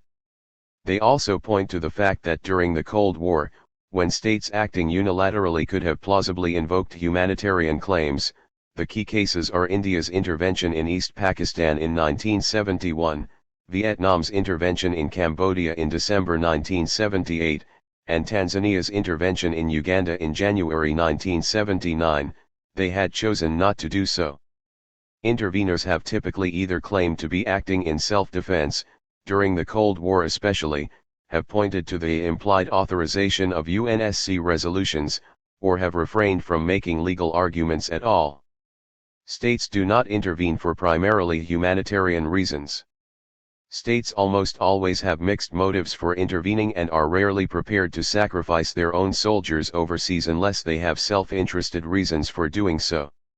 For realists, this means that genuine humanitarian intervention is imprudent because it does not serve the national interest. For other critics, it points to the idea that the powerful only intervene when it suits them to do so and that strategies of intervention are more likely to be guided by calculations of national interest than by what is best for the victims in whose name the intervention is ostensibly being carried out. States are not allowed to risk the lives of their soldiers to save strangers. Realists not only argue that states do not intervene for humanitarian purposes, their statist paradigm also asserts that states should not behave in this way. Political leaders do not have the moral right to shed the blood of their own citizens on behalf of suffering foreigners. Bhikaparek, 1997, 56, encapsulates this position. Citizens are the exclusive responsibility of their state, and their state is entirely their own business. Thus, if a civil authority has broken down or is behaving in an appalling way towards its citizens, this is the responsibility of that state's citizens, and crucially its political leaders. The problem of abuse. In the absence of an impartial mechanism for deciding when humanitarian intervention is permissible, states might espouse humanitarian motives as a pretext to cover the pursuit of national self-interest. Frank and Rodley, 1973. The classic case of abuse was Hitler's argument that it was necessary to invade Czechoslovakia to protect the life and liberty of that country's German population. Creating a right of humanitarian intervention would only make it easier for the powerful to justify interfering in the affairs of the weak. Critics argue that a right to intervention would not create more genuine humanitarian action because self-interest, not sovereignty, has traditionally been the main barrier to intervention. However, it would make the world a more dangerous place by giving states more ways of justifying force. Chesterman, 2001. Selectivity of response. States always apply principles of humanitarian intervention selectively, resulting in an inconsistency in policy. Because state behavior is governed by what governments judge to be in their interest, they are selective about when they choose to intervene. The problem of selectivity arises when an agreed moral principle is at stake in more than one situation, but national interest dictates a divergence of responses. A good example of the selectivity of response is the argument that NATO's intervention in Kosovo could not have been driven by humanitarian concerns because it has done nothing to address the very much larger humanitarian catastrophe in Darfur. Selectivity of response is the problem of failing to treat like cases alike. Disagreement about moral principles. Pluralist international society theory identifies an additional objection to humanitarian intervention: the problem of how to reach a consensus on what moral principles should underpin it. Pluralism is sensitive to human rights concerns but argues that humanitarian intervention should not be permitted in the face of disagreement about what constitutes extreme human rights violations. The concern is that in the absence of consensus on what principles should govern a right of humanitarian intervention, the most powerful states would be free to impose their own culturally determined moral values on weaker members of international society. Intervention does not work. A final set of criticism suggests that humanitarian intervention should be avoided because it is impossible for outsiders to impose human rights. Liberals argue that states are established by the informed consent of their citizens. Thus, one of the foremost 19th-century liberal thinkers, John Stuart Mill, 1973, 377-8, argued that democracy could only be established by a domestic struggle for liberty. Human rights cannot take root if they are imposed or enforced by outsiders. Interveners will therefore find either that they become embroiled in an unending commitment or that human rights abuses reignite after they depart. Mill argued that oppressed peoples should themselves overthrow tyrannical government. Key points. States will not intervene for primarily humanitarian purposes. States should not place their citizens in harm's way in order to protect foreigners. A legal right of humanitarian intervention would be vulnerable to abuse as states employ humanitarian claims to cloak the pursuit of self-interest. States will apply principles of humanitarian intervention selectively. In the absence of consensus about what principles should guide humanitarian intervention, a right of humanitarian intervention would undermine international order. Humanitarian intervention will always be based on the cultural preferences of the powerful. The 1990s, a golden era of humanitarian activism? It has become common to describe the immediate post-Cold War period as something of a golden era for humanitarian activism. Thomas Weiss, 2004, 136, argues that the notion that human beings matter more than sovereignty radiated brightly, albeit briefly, across the international political horizon of the 1990s. There is no doubt that during the 1990s, states began to contemplate intervention to protect imperiled strangers in distant lands. This was symbolized for many by NATO's intervention to halt Serb atrocities in Kosovo in March 1999 and the Australian-led intervention to end mass killing in East Timor. But the 1990s also saw the world stand aside during the genocides in Rwanda and Srebrenica. This section tries to make sense of these developments by focusing on international interventions in northern Iraq, Somalia, Rwanda, and Kosovo. It is divided into three parts: the place of humanitarian impulses in decisions to intervene, the legality and legitimacy of the interventions, and the effectiveness of these military interventions. The role of humanitarian sentiments in decisions to intervene. In the case of northern Iraq in April 1991, but also Somalia in December 1992, domestic public opinion played an important role in pressurizing policymakers into using force for humanitarian purposes. In the face of a massive refugee crisis caused by Saddam Hussein's oppression of the Kurds in the aftermath of the 1991 Gulf War, U.S., British, French, and Dutch military forces intervened to create protected safe havens for the Kurdish people. Similarly, the U.S. military intervention in Somalia in December 1992 was a response to sentiments of compassion on the part of U.S. citizens.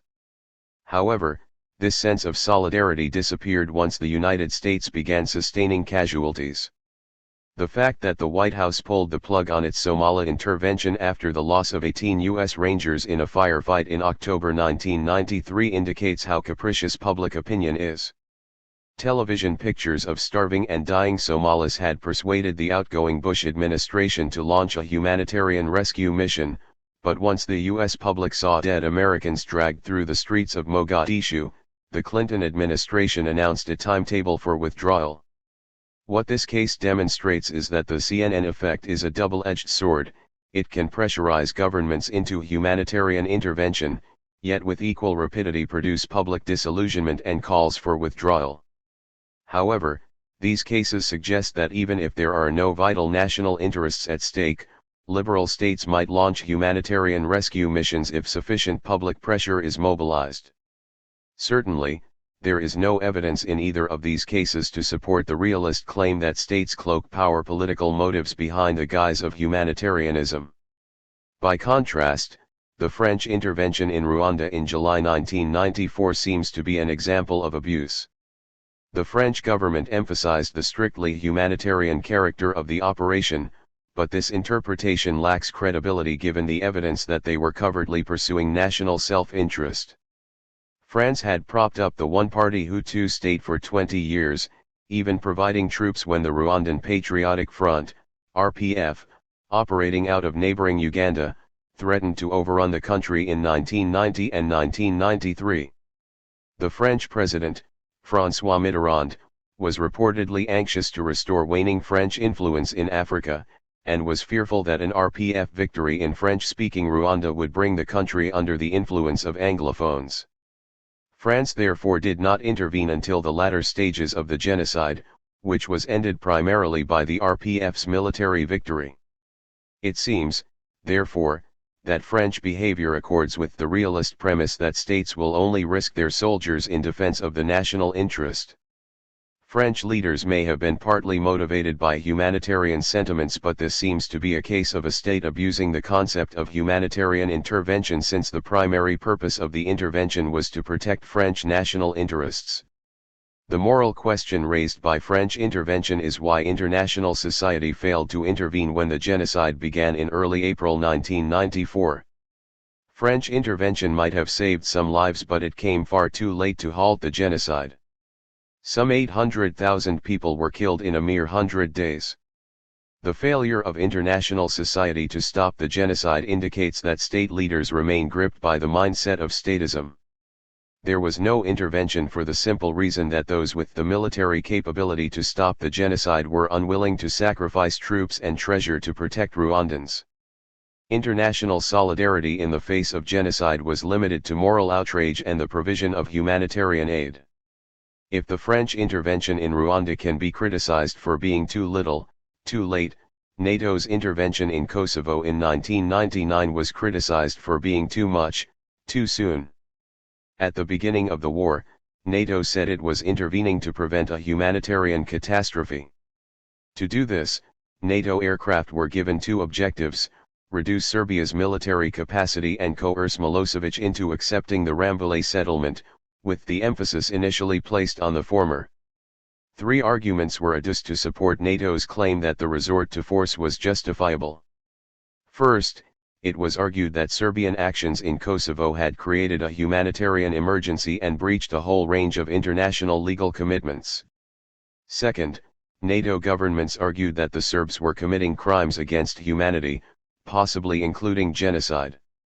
Third, it was contended that the Milosevic regime's use of force against the Kosovar Albanians challenged global norms of common humanity. Closer analysis of the justifications articulated by Western leaders suggests that while humanitarianism may have provided the primary impulse for action, it was by no means the exclusive impulse, and the complexity of the motives of the interveners colored the character of the intervention. Indeed, NATO was propelled into action by a mixture of humanitarian concern and self-interest gathered around three sets of issues. The first might be called the Srebrenica syndrome, a fear that left unchecked Milosevic's henchmen would replicate the carnage of Bosnia. The second is related directly to self-interest and was a concern that protracted conflict in the southern Balkans would create a massive refugee crisis in Europe. Finally, NATO governments were worried that if they failed to contain the crisis, it would spread and engulf several neighboring states, especially Macedonia, Albania, and Bulgaria, Bellamy 2002, 3. This suggests that humanitarian intervention might be prompted by mixed motives. This only becomes a problem if the non-humanitarian motives undermine the chances of achieving the humanitarian purposes. How legal and legitimate were the interventions? In contrast with state practice during the Cold War, the interventions in northern Iraq, Somalia, Rwanda, and Kosovo were all justified in humanitarian terms by the intervening states. Justifying the use of force on humanitarian grounds remained hotly contested, with China, Russia, and members of the Non-Aligned Movement, NAM, defending a traditional interpretation of state sovereignty. However, this position became less tenable as the 1990s progressed, and by the end of the decade most states were prepared to accept that the UNSC was entitled to authorize armed humanitarian intervention. Thus, almost every peacekeeping mandate passed by the UNSC since 2000 contains an instruction for international soldiers to protect endangered civilians, using force if necessary and prudent. Chapter 7 of the Charter enables the UNSC to authorize military enforcement action only in cases where it finds a threat to international peace and security. Since the early 1990s, the UNSC has expanded its list of what counts as a threat to the peace to include human suffering, the overthrow of democratic government, state failure, refugee movements, and ethnic cleansing. This attempt to justify humanitarian intervention on the grounds that human suffering constitutes a threat to international security was first controversially employed in the cases of northern Iraq and Somalia, Wheeler 2000, 2003, 32-41. NATO's intervention in Kosovo raised the fundamental question of how international society should treat intervention where a state, or in this case a group of states, decide to use force to alleviate human suffering without the explicit authorization of the Security Council. Although the UN did not expressly sanction NATO's use of force, the UNSC also chose not to condemn it. Russia tabled a draft UNSC resolution on March 26, 1999 condemning NATO's use of force and demanding an immediate halt to the bombing. Surprisingly, only Russia, China, and Namibia voted in favor, leading to a resounding defeat of the resolution. The UNSC's response to NATO's breach of the UN Charter's rules governing the use of force suggested that while it was not prepared to endorse unilateral humanitarian intervention, it was not necessarily going to condemn it either. What emerges from post-Cold War state practice is that Western states took the lead in advancing a new norm of armed humanitarian intervention. Although some states, notably Russia, China, India, and some members of the NAM remained very uneasy with this development, they reluctantly came to accept that military intervention authorized by the UNSC was justifiable in cases of genocide and mass killing. The best illustration of this is the fact that no member of the UNSC tried to oppose intervention in Rwanda to end the genocide on the grounds that this violated its sovereignty. Instead, the barrier to intervention was the lack of political will on the part of states to incur the costs and risks of armed intervention to save Rwandans. There were also important limits to the emerging norm. Intervention outside the UN remained very controversial. The UNSC refrained from authorizing intervention against fully functioning states, and although it is inconceivable that any state would have complained about intervention in Rwanda, this was a uniquely horrible case with a rate of killing higher than that of the Holocaust. Were the interventions successful? Does the record of post-Cold War interventions lend support to the proposition that the use of force can promote humanitarian values?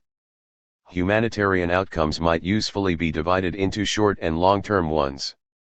The former would refer to the immediate alleviation of human suffering through the termination of genocide or mass murder or the delivery of humanitarian aid to civilians trapped in war zones.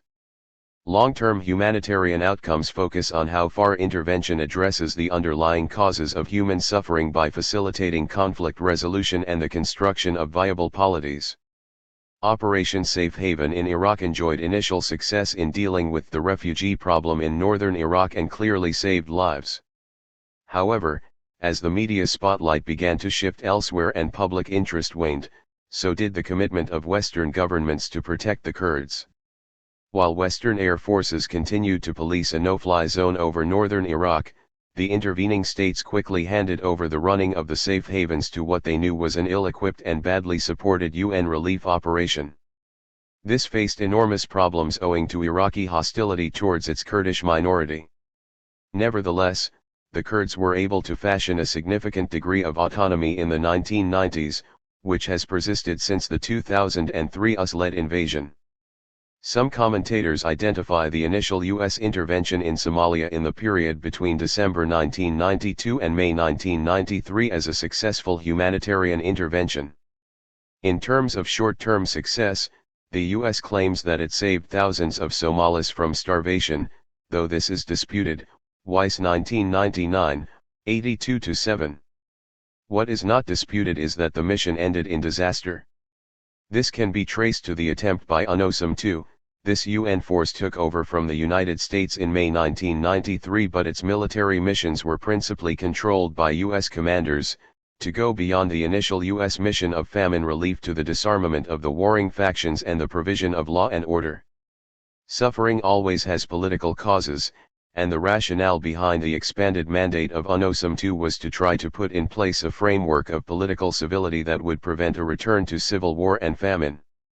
However, this attempt to convert a short-term humanitarian outcome, famine relief, into the longer-term one of conflict resolution and reconstruction proved a failure. Once the UNSC had sanctioned the arrest of General Aidid after his forces killed 23 UN peacekeepers in June 1993, UNOSOM II acted like an imperial power, relying on high-tech American weaponry to police the streets of southern Mogadishu. The jury remains out on whether the international community can succeed in building a new multi-ethnic state in Kosovo. On the one hand, an improved security situation has enabled a marked decrease in the number of international soldiers and police deployed there, and there have been a number of successful elections and transitions of power. On the other hand, ethnic violence remains a feature of life in province, there is high unemployment, and Kosovo has become a haven for organized crime. Looking back, the NATO-led force that entered Kosovo at the end of Operation Allied Force succeeded in returning Kosovar Albanian refugees to their homes but failed to protect the Serbian community from reprisal attacks. The conclusion that emerges from this brief overview is that forcible intervention in humanitarian crises is most likely to be a short-term palliative that does little to address the underlying political causes of the violence and suffering. It is for this reason that the International Commission on Intervention and State Sovereignty, ISIS, insisted that intervention was only one of three international responsibilities, the other two involving long-term commitments to building the political, social, economic, military, and legal conditions necessary for the promotion and protection of human rights. Key points. The 1990s were described as a golden era of humanitarian activism because of a dramatic increase in the number of humanitarian interventions. Although some interventions were motivated by humanitarian concerns, others were not. Most interventions were prompted by mixed motives. The legality and legitimacy of humanitarian intervention remains hotly contested, but a norm of intervention authorized by the Security Council emerged in the 1990s. Interventions tended to be more successful in stopping immediate killing and less successful in building long-term peace. Humanitarian intervention and the War on Terror. What effect did the terrorist attacks on September 11, 2001 have on humanitarian intervention? Has the War on Terror made it less likely that powerful states will use their militaries to save strangers? Is there a danger that U.S. administrations will return to their Cold War policy of prioritizing strategic advantage over human rights? There are two prominent perspectives on these questions. The first is a skeptical position. It holds that since the War on Terror began, the United States has placed its own strategic interests ahead of concern for human rights, both overseas and at home. It has become more willing to align itself with repressive governments, such as Tajikistan and Sudan, that support its anti-terror strategy, Ignatieff 2002. According to this view, where it might have been difficult to marshal Western commitment to humanitarian intervention in the 1990s, it has become virtually impossible after September 11. Since 2001, the Western contribution to peace operations has markedly declined. Just as worrying for the skeptics is the fear that the USA and its allies are actually undermining the consensus on humanitarian intervention by abusing humanitarian principles in justifying their use of force. The second perspective is more optimistic. It springs from the core premise that Western states will only militarily intervene in humanitarian emergencies if they believe that vital security interests are at stake. For the optimists, Afghanistan seemed to show that there is often a critical linkage between failed states and terrorism. Therefore, they predicted that the war on terror could provide the necessary strategic interests to motivate intervention that is defensible on grounds of both human rights and national security. Chesterman 2004. The Afghanistan experience might be seen as supporting the optimistic viewpoint, though important question marks can be raised over whether military means have been properly calibrated to humanitarian ends since the intervention in October 2001, Wheeler and Morris 2006. However, the more recent experiences in relation to Iraq and Darfur suggests not only that the war on terror has fractured the fragile consensus over humanitarian intervention, but also that the problem of political will continues to bedevil effective humanitarian intervention as it did over Rwanda. Indeed, the Darfur case suggests that the West's commitment to the war on terror is making it less likely to intervene to save strangers in strategically unimportant regions. Afghanistan. Although the US-led intervention in Afghanistan was a war of self-defense, the US president nevertheless felt the need to make a humanitarian argument to support his case. He told Afghans that, the oppressed people of Afghanistan will know the generosity of America and its allies. As we strike military targets, we'll also drop food, medicine, and supplies to the starving and suffering men and women and children of Afghanistan. Bush 2001. The United States took steps to minimize non-combatant suffering in Afghanistan, but at least two operational choices undermined the humanitarian credentials of the war. The first was the decision to rely heavily on intelligence provided by different Afghan factions for the identification of military targets. This reflected the U.S. determination to reduce the risks to its own armed forces. But this decision left U.S. forces open to manipulation by Afghans eager to settle scores with their rivals, resulting in a number of attacks where innocent civilians were killed. The second failure was Washington's refusal to contribute ground troops to the unmandated International Security Assistance Force, ISAF, and make a sustained contribution to rebuilding Afghanistan. The ISAF was initially confined to operating in Kabul, and even though it was later expanded, only relatively small reconstruction teams were dispatched to other regional centers. In 2005, ISAF became primarily engaged with combating a resurgent Taliban. The relative neglect of post-intervention Afghanistan can be measured by the amount of resources committed to it. In 2004, the United States committed $18.4 billion of development spending to Iraq and a mere $1.77 billion to Afghanistan. The fact that the United States and its allies felt it necessary to employ humanitarian arguments in this case highlights the extent to which this justification has become a legitimating basis for military intervention in the post-Cold War world. However, the use of humanitarian language did not presage a new Western commitment to protecting civilians in need. In Afghanistan, the humanitarian impulse has been less important than political and strategic considerations. The protection of Allied soldiers has been prioritized over the security of Afghans, and there has been insufficient commitment to post-conflict reconstruction. Wheeler 2004a, Wheeler and Morris 2006. This lends credence to the skeptical view about humanitarian intervention in a post-9/11 world. Iraq. The use of humanitarian arguments by the United States, United Kingdom, and Australia to justify the invasion and occupation of Iraq posed a crucial challenge to the legitimacy of humanitarian intervention in international society. The Iraq War was primarily justified as one necessitated by the danger posed by Saddam Hussein's weapons of mass destruction, WMD. However, as the offending weapons became more elusive, those justifying the use of force to remove Saddam Hussein relied increasingly on humanitarian rationales. As criticism of the war mounted, President Bush and British Prime Minister Tony Blair frequently retorted that regardless of WMD, the war was justifiable because Iraq is a better place without Saddam, see Cushman 2005. There are two important issues that stem from this. First, was the war in Iraq a legitimate humanitarian intervention? We cover the arguments for and against this proposition in the case study. Second, how was Iraq perceived by the Society of States, and what effect has this case had on the emerging norm of humanitarian intervention? Case study: Iraq, a humanitarian intervention? The case for seeing Iraq as a legitimate humanitarian intervention came from a variety of sources, including liberals, neoconservatives, and the left.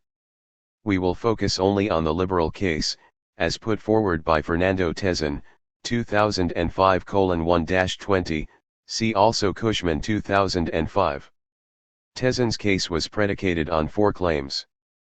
First, the invasion of Iraq had as its purpose the ending of tyranny. According to Tezin, humanitarian intervention requires humanitarian intent, not humanitarian motive. Like realists, Tezin believes that states will never act out of purely humanitarian motives. Even though the US-led coalition was not motivated by humanitarian impulses, it still had humanitarian intentions, because only by removing tyranny and installing democracy would the threat posed by Iraq be removed.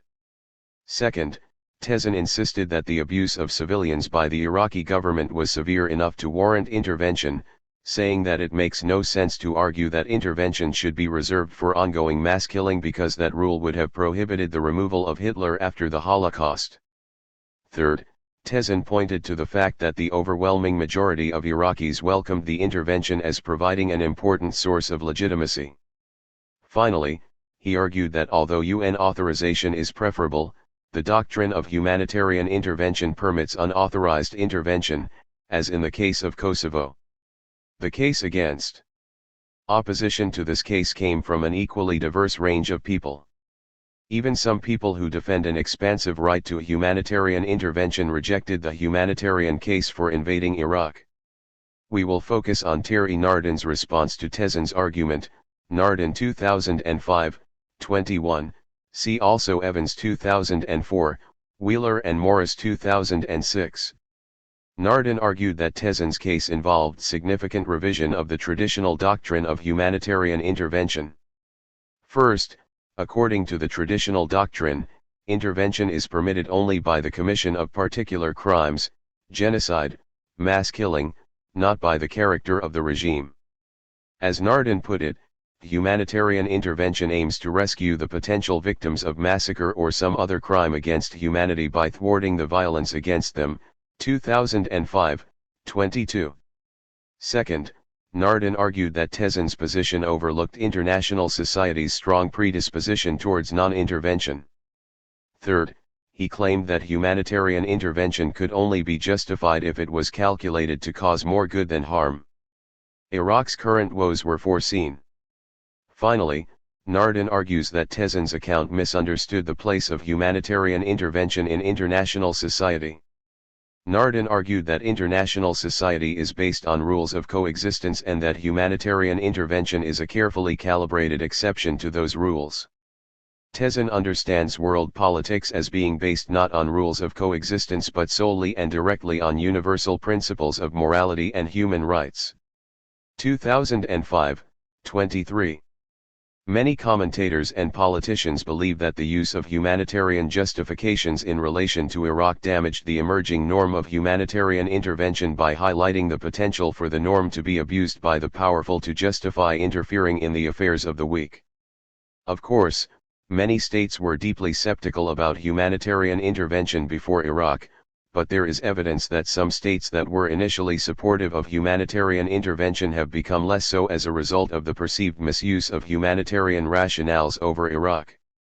For example, In 2003, Germany, a strong supporter of the Kosovo intervention, refused to endorse a British statement on the responsibility to protect because it feared that any doctrine of humanitarian intervention outside the UNSC might be used by the United States and the United Kingdom to justify the invasion of Iraq. Bellamy 2005, 39. A more subtle variant on this argument holds that while Iraq may not have damaged the norm itself, it has damaged the status of the United States and the United Kingdom as norm carriers, weakening the extent to which they are able to persuade others to agree to action in humanitarian crises. Bellamy 2005, Wheeler and Morris 2006. As Kenneth Roth of Human Rights Watch grimly predicted, as a consequence of the use of humanitarian justifications in relation to Iraq, it will be more difficult next time for us to call on military action when we need it to save potentially hundreds of thousands of lives. Roth 2004a, 2-3. Sadly, Roth's prediction was proved correct by the world's response to the humanitarian catastrophe in Darfur. Since 2003, the Sudanese government and its Janjaweed militia have embarked on what the UN has described as a reign of terror in Darfur. At least 250,000 people have died and over 2 million people have been forced from their homes. Despite this toll of human suffering, at the time of writing, the world's response had been limited to the deployment of an understaffed and underfunded African Union mission that has proved utterly incapable of protecting civilians from harm. Why has the world's response been so tepid? Three sets of factors are at work. The first, emphasized by the British and American governments especially, are prudential concerns. The Sudanese government has steadfastly refused to contemplate any non-African deployments in Darfur, so any armed intervention might be strongly resisted. In addition, intervention might make the Sudanese government close its ports to aid agencies, making it difficult to get life-saving assistance to the refugees. There are also worries that firm action in Darfur might ruin a peace settlement for Sudan's other civil war, which claimed 2 million lives over more than a decade. The second set of factors relate more directly to the war on terror. The idea of forcible Western intervention in Darfur is strongly opposed by Russia, China, the O, and the NAM. Since the invasion of Iraq, many states have been keen to reaffirm the principle of state sovereignty and are less willing than before to contemplate actions that violate this. Finally, the reluctance to act in Darfur demonstrates the continuing relevance of statism. Just as in Rwanda, Western governments do not want to sacrifice troops and treasure to stop one group of Africans killing another group. Furthermore, several of the great powers have self-interested reasons for not upsetting the Sudanese government. China has significant interests in Sudanese oil, Russia has a smaller oil interest but also sells arms to Sudan, and the United States sees Sudan as a vital regional ally in the war on terror. The enduring logic of statism means that these powers afford more weight to their interests than they do to the lives of Darfurians. Overall, the skeptical position has proven more accurate than the optimistic one in relation to humanitarian intervention after September 11. Humanitarian justifications are being used with greater frequency to justify a wide range of military operations, but the developing consensus on a new norm charted in the previous section has been set back by the perceived abuse of humanitarian claims in relation to Afghanistan and especially Iraq. Many governments, especially in the NAM, have reacted to this by reaffirming state sovereignty. This worrying development was manifested in international society's failure to prevent or end the humanitarian catastrophe in Darfur. Yet at the same time, the inroads that humanitarian concerns have made into the sovereign prerogatives of states can be seen in the agreement at the 2005 UN World Summit to the idea of the responsibility to protect.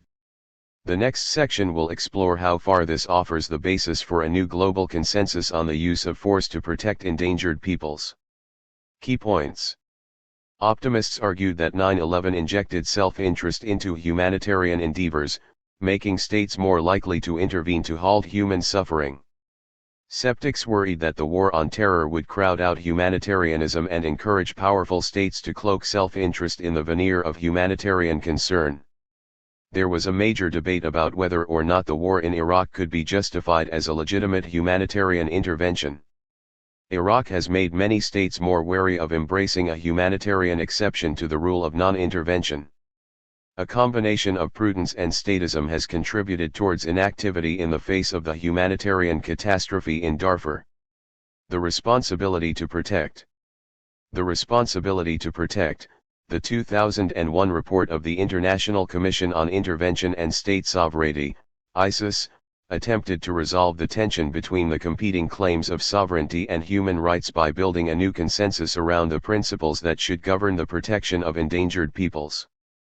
The principle of responsibility to protect was adopted by the UN General Assembly at the 2005 World Summit, a move described as a revolution in international affairs by one commentator, Lindbergh 2005.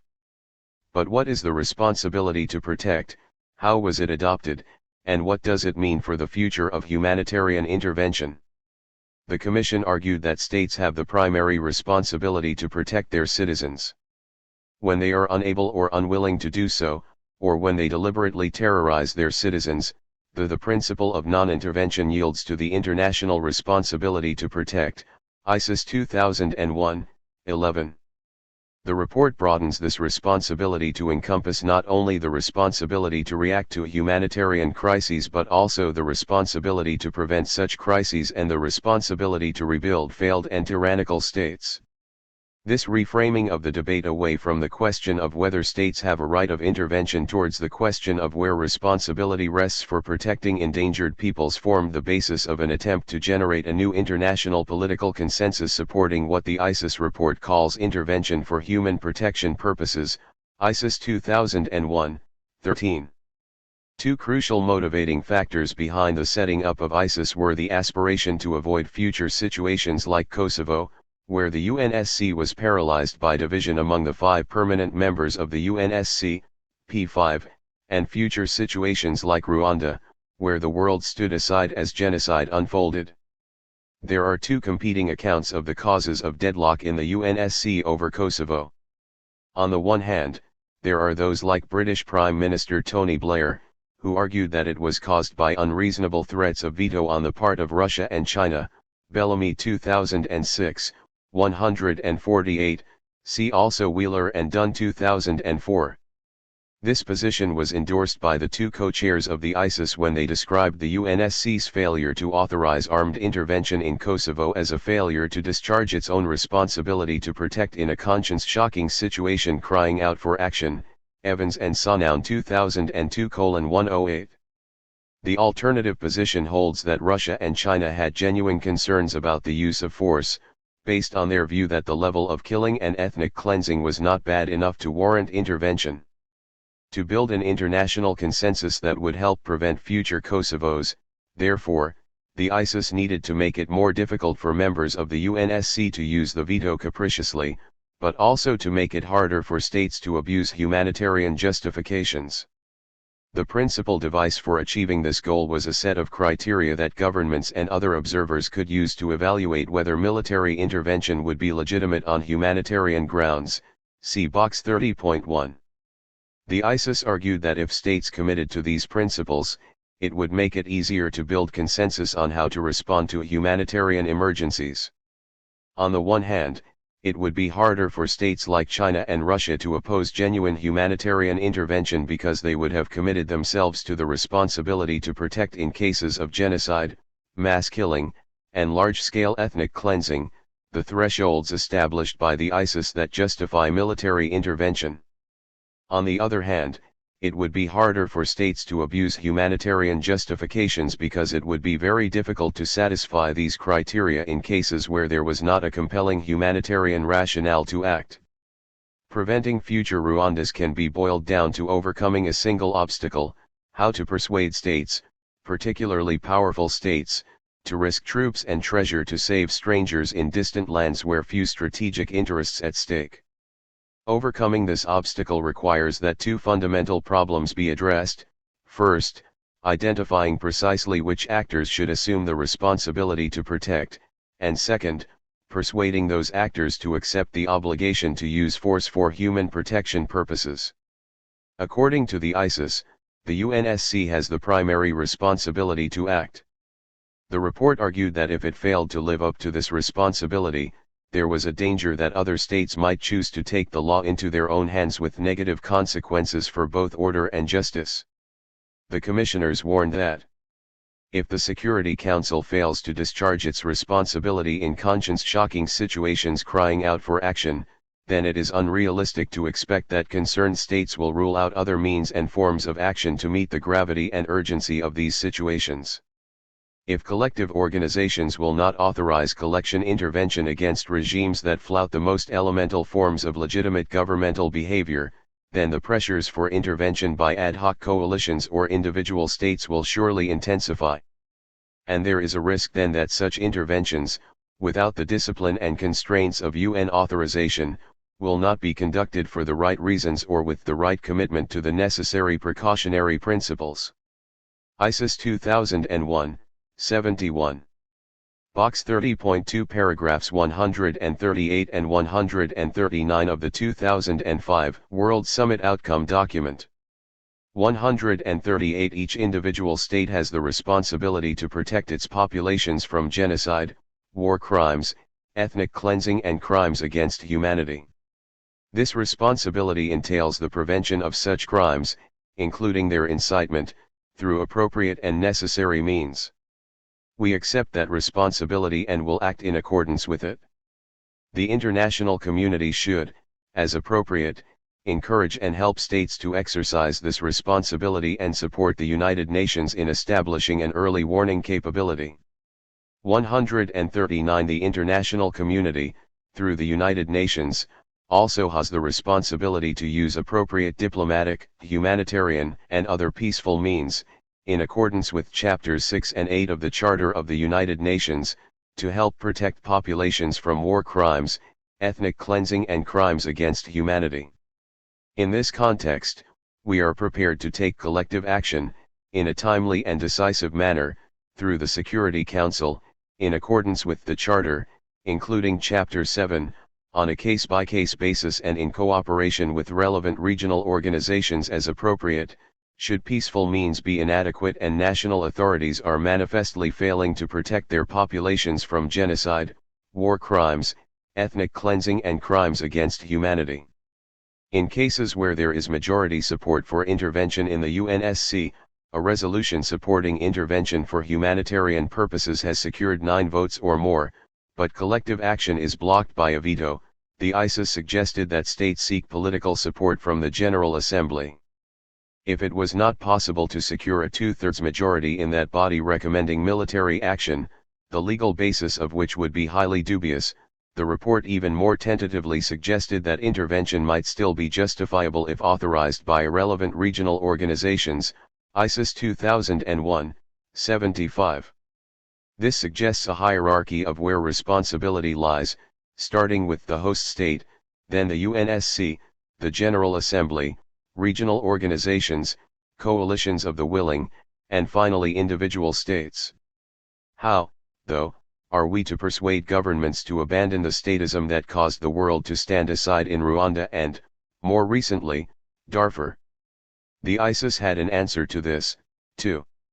A commitment to the just cause thresholds would create expectations among domestic publics about when their governments ought to act to save imperiled people. Thus, in cases of mass killing and ethnic cleansing, governments would be put under pressure to act because they had already committed in principle to doing so. Although the ISIS marked a bold and important step towards building consensus, there are at least 3 important problems with the logic that it employed. Agreement on criteria does not guarantee agreement on action in real cases. States might agree on what criteria to use in making judgments about humanitarian intervention, but the application of the criteria to real cases is always open to interpretation. Skilled lawyers and diplomats will use the criteria to make convincing arguments both for and against particular interventions, as they did in the recent case of Darfur, Bellamy 2005.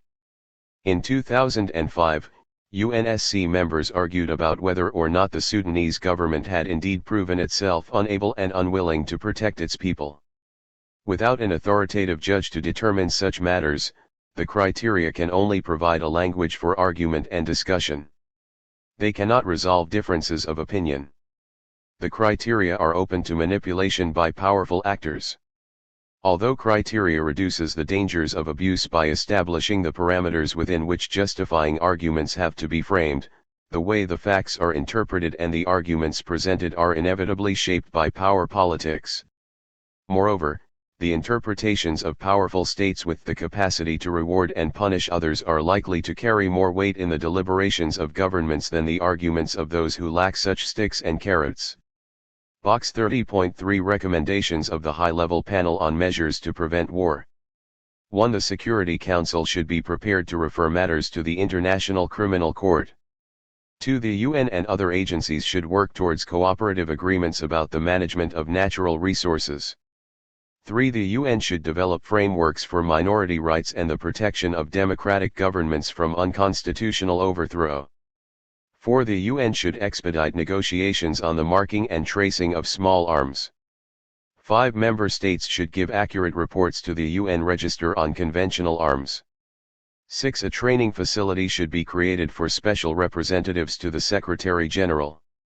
7. The UN's Department for Political Affairs should be given additional resources for preventive diplomacy. 8. The UN should create a mediation support capacity, develop its competence on thematic issues, increase its interaction with other agencies and consult with civil society during peace processes. 9. Parties to conflicts should make constructive use of preventive peacekeepers. United Nations High-Level Panel on Threats, Challenges and Change 2004:90-104 assumes that governments can be persuaded to act.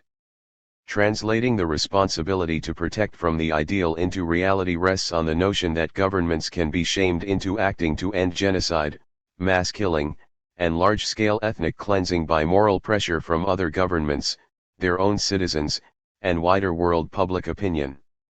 There are reasons to doubt that these pressures can really be so effective. Imagine if there had been an ISIS report in early 1994. Would New Zealand, as president of the UNSC for April, the presidency rotates each month between the members of the UNSC, have been able to shame the Clinton administration into intervening in Rwanda? If this logic holds, why were major public campaigns such as the Save Darfur Coalition unable to persuade their governments to act more effectively? Public opinion can only galvanize action when governments themselves are already predisposed towards taking it. Sadly, few citizens change the way they vote because their government chooses not to intervene to save foreigners. The 2005 World Summit. In 2005, the UN World Summit adopted a declaration committing all 191 member states to the principle of the responsibility to protect. Some lauded it as a major breakthrough, while others argued that the ISIS report's findings had been watered down to such an extent that it would not, in practice, afford new protections to imperiled peoples. There are some notable differences between the ISIS report and the World Summit text. What are those differences and how did they come about? The 2001 ISIS report was received most favorably by states such as Canada, the progenitor of the idea of the ISIS and the political custodian of the process, Germany, and the United Kingdom. Since the 1999 Kosovo intervention, the British, led by the Secretary of State for Foreign Affairs, Robin Cook, had been exploring the potential to develop criteria to guide global decision-making about humanitarian intervention. Other supporters of the ISIS report included Argentina, Australia, Colombia, Croatia, Ireland, South Korea, New Zealand, Norway, Peru, Rwanda, Sweden, and Tanzania. The great powers were much more skeptical from the outset. The United States rejected the idea of criteria on the grounds that it could not offer pre-commitments to engage its military forces where it had no national interests at stake, and that it would not bind itself to criteria that would constrain its right to decide when and where to use force. Welsh 2004, 180. China insisted that all questions relating to the use of force should be dealt with by the UNSC, a position supported by Russia. Both of these countries argued that the UN was already equipped to deal with humanitarian crises, and that by countenancing unauthorized intervention, the responsibility to protect risked undermining the UN Charter. Opinion outside the UNSC was also generally cautious. The NAM rejected the concept. India, for example, argued that the UNSC was already sufficiently empowered to act in humanitarian emergencies and observed that the failure to act in the past was caused by a lack of political will, not a lack of authority. Speaking on behalf of the NAM, the Malaysian government argued that the responsibility to protect represented a reincarnation of humanitarian intervention for which there was no basis in international law. As a result of these doubts, significant changes had to be made to persuade states to adopt the principle of the responsibility to protect. In particular, the proposal to include criteria governing the use of force was dropped during the negotiations leading up to the agreement at the World Summit. Moreover, and significantly watering down the recommendations in the ISIS report, it was agreed that responsibility to protect intervention required express UNSC authorization. This closed down the possibility of appealing to other bodies even if the will of a majority of council members was blocked by one or more of the P5 exercising the veto. Although momentous in that this was the first time that the Society of States had formally declared that sovereignty might sometimes give way to concerns about human rights, it is perhaps best understood as a codification of the humanitarian intervention norm that had developed in the 1990s. Key points. The responsibility to protect switches the focus from a debate about sovereignty versus human rights to a discussion of how best to protect endangered peoples. The ISIS report attempted to move the norm of humanitarian intervention forward by forging a new consensus around the criteria for judging when armed intervention for humanitarian purposes was justifiable. There are good reasons to think that criteria alone will not galvanize action or consensus in difficult cases.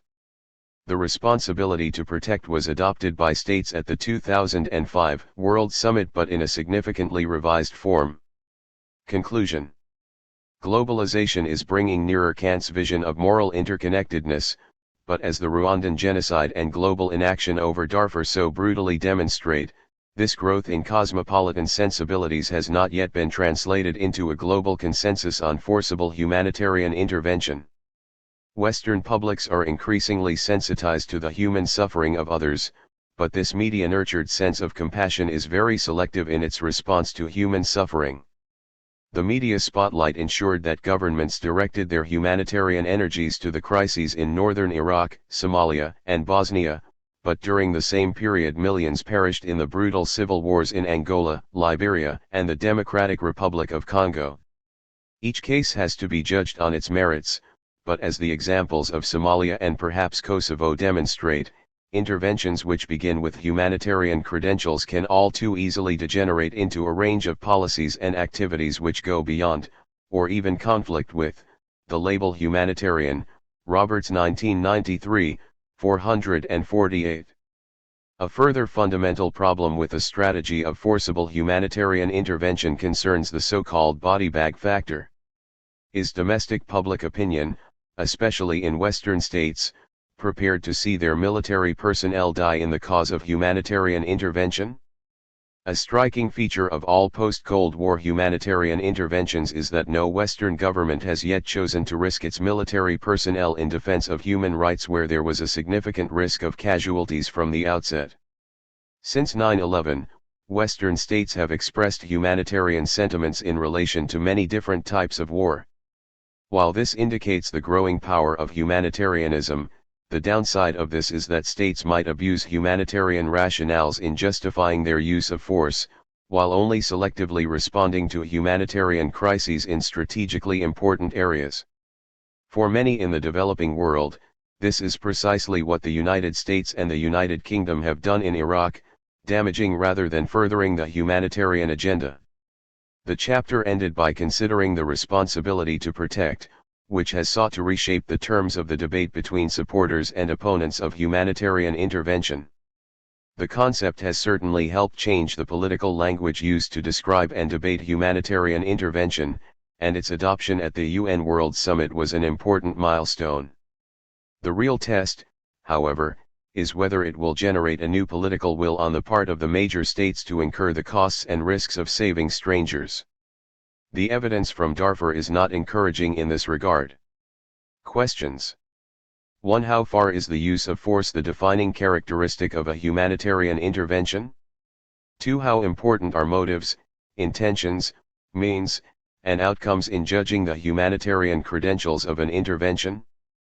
3. How persuasive is the counter-restrictionist case for a legal right of humanitarian intervention?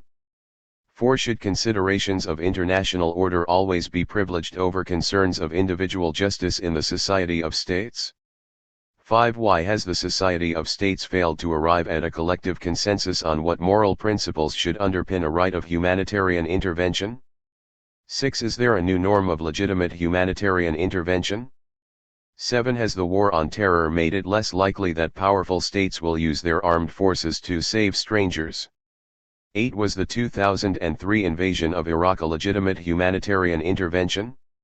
9. To what extent does the responsibility to protect principle resolve some of the political problems association with humanitarian intervention? 10. How far is military force an effective instrument for the promotion of humanitarian values? Guide to further reading. Bellamy A. 2006, Just Wars, From Cicero to Iraq, Cambridge, Polity Press. This book charts the development of the just war tradition and its relationship with international law. It contains a chapter on humanitarian intervention addressed from a just war perspective. Chesterman, S. 2001, Just War or Just Peace, Humanitarian Intervention in International Law, Oxford, Oxford University Press. An excellent analysis of the legality of humanitarian intervention which strongly supports the restrictionist view. Holsgrove, J.F., and Keohane R. eds. 2002, Humanitarian Intervention, Ethical, Legal, and Political Dilemmas, Cambridge, Cambridge University Press. A superb edited collection that explores the practice of humanitarian intervention from the perspectives of moral philosophy, international law, and political practice. Weiss, T.G. 2007, Humanitarian Intervention, Ideas in Action, Cambridge, Polity Press. Provides a compelling introduction to the theory and practice of humanitarian intervention and covers the responsibility to protect. Welsh, J. ed. 2004, Humanitarian Intervention and International Relations, Oxford, Oxford University Press. Another first-rate edited volume which brings together international relations theorists and practitioners who have been involved in intervention in the past decade. It includes a chapter by Wheeler that analyzes the development of the humanitarian intervention norm into the 21st century. Wheeler, N.J. 2000, Saving Strangers, Humanitarian Intervention in International Society, Oxford, Oxford University Press. Offers a new way of evaluating humanitarian interventions and considers a wide range of interventions in the Cold War and post-Cold War eras. Online Resource Center. Visit the online resource center that accompanies this book to access more learning resources on this chapter topic at www.oxfordtextbooks.co.uk/UK/org/Baylis_Smith4E. Part 5. Globalization in the Future. In this final part of the book we want to offer you some reflections on the impact of globalization for world politics in the new millennium. We thought long and hard about whether the editors should write a conclusion to the previous editions of this book, given that some readers wrote to us to suggest that there should be a concluding section to the book.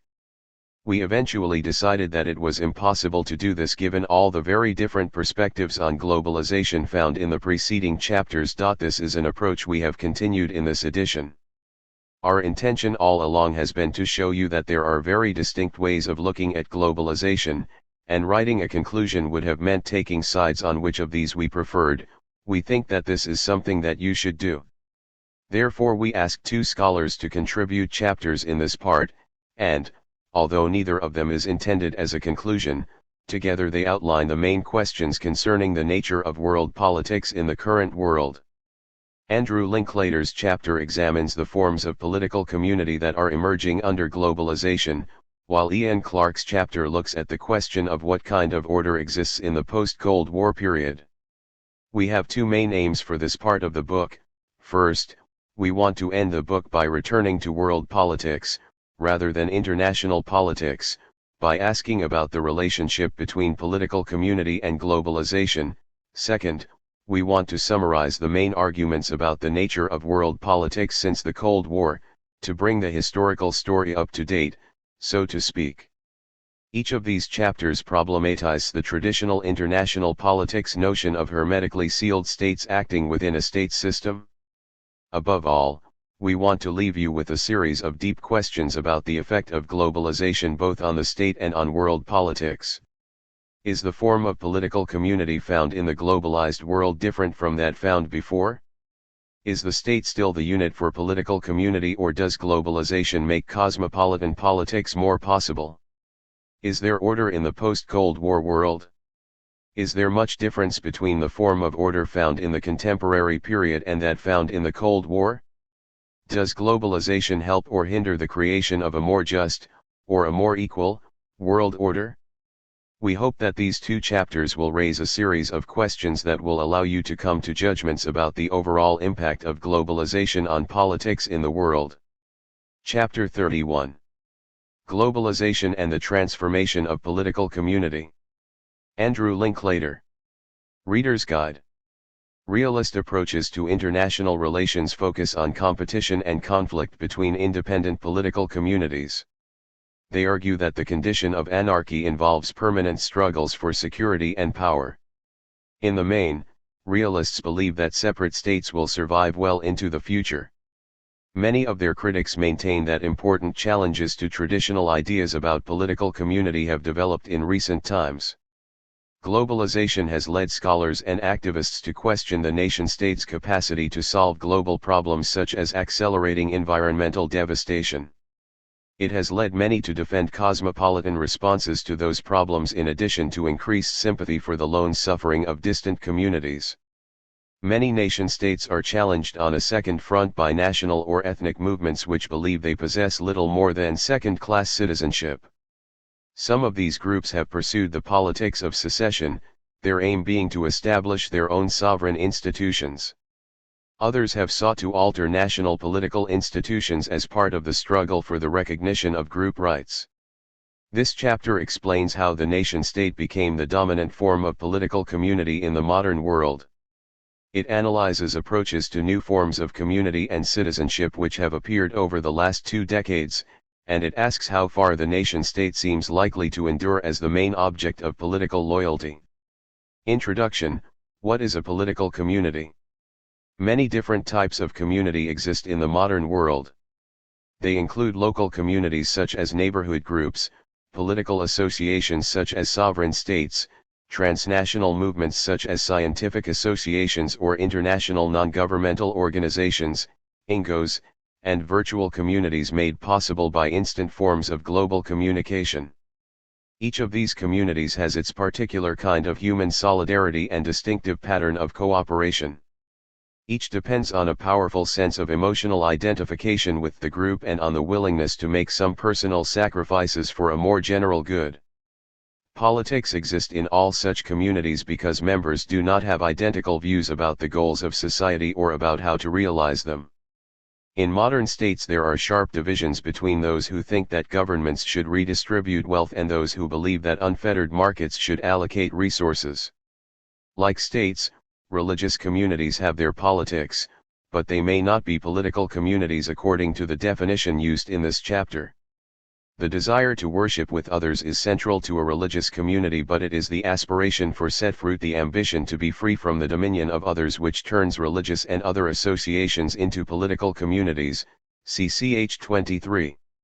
The loyalty and trust which bind together the members of a political community determine the outer limits of close cooperation. Members much prefer to cooperate with each other and to avoid sharing political power and material resources with outsiders. References to a shared past, which often includes the shared experience of suffering in warfare, are frequently central elements of social and political integration. Annual commemorations of 9/11 are a recent example of how death, threat, and sacrifice feature in national histories. National memories of, for example, the struggle against fascism during the Second World War commemorate the loss of those who died for the community. Some religious communities have expected their members to be martyrs for the cause. However, the expectation that members will sacrifice their lives in war for the sake of the larger group is a recurrent feature of the history of independent political communities. Most people belong to several communities at the same time, to professional or religious groups which may be transnational as well as to the nation-state. Some regimes, such as Nazi Germany, tried to compel their members to forsake loyalties that clash with the state. Totalitarian states such as Stalin's Russia demanded the same from their citizens, but they failed in part because many citizens attached more importance to their religious or ethnic affiliation than to the state. Liberal democratic forms of political community recognize that their citizens value many different loyalties, some directed towards local communities, others connected with membership of international non-governmental associations such as Greenpeace and Amnesty International. Most of these states also believe they have moral duties to peoples elsewhere.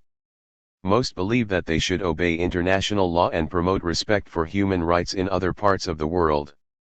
Whether globalization corrodes national loyalties and encourages closer identification with distant peoples is one of the most interesting questions of the modern age. We return to this question later. Whatever the future may hold, there is no doubt that war has had a massive impact on the evolution of political communities since the earliest times. Modern states are no different from the predecessors in seeking to ensure that they can count on their citizens' loyalty when national survival is at stake. See ch. 13. The importance of this demand on citizens is no longer as great in those political communities which have been spared the ordeal of war in recent decades. The period since the end of the Second World War has been described as the longest period of peace between the great powers since the Peace of Westphalia in 1648. This has been the era in which liberals began to argue that globalization, the condition in which social, cultural, economic, and political developments affect all places more or less simultaneously, thereby marking a new stage in the long history of the interconnectedness of the species, started to overtake great power conflict as the primary determinant of the course of world politics. On globalization, see the introduction to Majlish and Iri 2005. Realists argue that globalization does not have radical political consequences. The use of force to oust the Taliban in Afghanistan and to remove Saddam Hussein as part of the so-called war on terror have provided a sharp reminder of the centrality of power politics. The proliferation of weapons of mass destruction may result in a new era of interstate rivalries. On this account, there is no reason to suppose that cosmopolitanism will be the main beneficiary of globalization, and there are no grounds for thinking that the current era stands at the threshold of a new era in the history of political community. See also ch. 23. Box 31.1. Some political theorists on political community. The primary good that we distribute to one another is membership in some human community. Michael Walzer. Clearly then, as all associations aim at some good, that association which is most sovereign among them all and embraces all others will aim highest, that is at the most sovereign of all goods. This is the association which we call the state, the association which is political. Aristotle. What makes a man a citizen is the mutual obligation between subject and sovereign. Jean Bodin. Individuals are so constituted that they could accomplish but little by themselves and could scarcely get on without the assistance of civil society and its laws. But as soon as a sufficient number have united under a government, they are able to provide for most of their needs, and they find the help of other political societies not so necessary to them as the state is itself to individuals. Emmerich de Vattel. Do we want peoples to be virtuous? If so, let us begin by making them love their homeland. But how will they come to love it, if their homeland means nothing more to them than it does to foreigners, and if it grants to them only what it cannot refuse to anyone? Jean-Jacques Rousseau. Should we have been so slow to see that, each one of us being in the civil state as regards our fellow citizens, but in the state of nature as regards the rest of the world, we have taken all kinds of precautions against private wars only to kindle national wars 1,000 times more terrible? And that in joining a particular group of men, we have really declared ourselves to be enemies of the whole race. Jean-Jacques Rousseau. Both routine and extraordinary decisions taken by representatives of nations and nation-states profoundly affect citizens of other nation-states who in all probability have had no opportunity to signal consent or lack of it, but the international order is structured by agencies and forces over which citizens have minimum, if any, control, and in regard to which they have little basis to signal their disagreement. David held. I am a citizen of the world. Diogenes. I am not a citizen of the world. I am not even aware that there is a world such that one could be a citizen of it. No one has ever offered me citizenship, or described the naturalization process, or enlisted me in the world's institutional structures, or given me an account of its decision procedures, or provided me with a list of the benefits and obligations of citizenship, or shown me the world's calendar and the common celebrations and commemorations of its citizens. Michael Walzer. Key points. The members of a political community are usually committed to self-government. Because of expectations of war, states have tried to persuade their citizens to place obligations to the national community ahead of duties to other associations. Totalitarian states attempted to make the political community absolute. Liberal democratic states recognize that their citizens value their membership of many communities alongside the nation-state. Some liberals have argued that globalization promises a new era of peace between the great powers. This is a condition in which more cosmopolitan political communities may develop. Many realists have argued that the war on terror and the renewed risk of nuclear proliferation indicate that globalization will not alter the basic features of world politics. Nationalism and political community. The nation-state has been the dominant form of political community since the French Revolution, but very different kinds of political community existed in earlier times. The first city-states of Mesopotamia and ancient Greece, the early empires of Assyria, Persia, and Rome, and the Ottoman and Chinese empires were all political communities, but they were radically different from nation-states. Ancient Greek city-states, for example, cherished their independence, but, compared with modern democracies, they had highly exclusionary conceptions of community. Rights of political participation were restricted to adult male citizens in the polis. Women, resident aliens, and slaves were not full members of the community because they were denied citizenship. Most forms of political community in human history have been hostile to popular rule. Empires, for example, have been governed by military elites, not by the people at large. Ruling elites did not believe that states should represent nations or think that each nation should have its own state. These are recent ideas which have dominated political life for about 2 centuries. However natural these ideas may seem, they are exceptional features of political life. The historical record advises against assuming that they will last forever. If we look at European states in the 17th century, we will see that they were not nation-states in the modern sense, but territorial states which were governed by absolutist monarchs engaged in a struggle for economic and political power. It is important to explain how territorial states differed from earlier states, how they were replaced by nation-states, and how pressures on these relatively new forms of community have arisen in the recent phase of globalization. Territorial states. As Max Weber argued, all states aim to monopolize control of the instruments of violence. But they differ greatly in what they can do with coercive power. Pre-modern states had a limited ability to direct the lives of their subjects, whereas modern territorial states have the capacity to regulate, if not control, most aspects of society, including the economy and life within the family. Regarding this difference, Michael Mann, 1986, 710, argues that modern states have acquired high levels of intensive power, power that can be projected deep into society. In addition, pre-modern states had poorly defined frontiers and a limited ability to control frontier populations.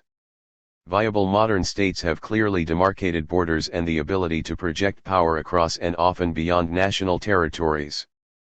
Commenting on this second difference, Mann, 1986, argues that modern territorial states have acquired a high level of extensive power, power that can be projected across space. The vast colonial empires which encompassed the Americas, Asia-Pacific, and Africa were evidence of the modern state's exceptional global reach. This is crucial for understanding the history of globalization. When the Spanish and Portuguese colonized Central and South America in the 16th century, and when Europe embarked on second wave of imperial expansion in the 19th century, it was states that created new levels and forms of global interconnectedness, held ETAL 1999. From territorial states to nation-states. The territorial states which established the first overseas empires gradually turned into nation-states. As Norbert Elias, 2000, argued, the modern state's monopoly control of the instruments of violence led to the pacification of society. In this context, closer emotional ties between citizens gradually developed. There were at least two reasons for this second development: the rise of capitalism and endemic warfare.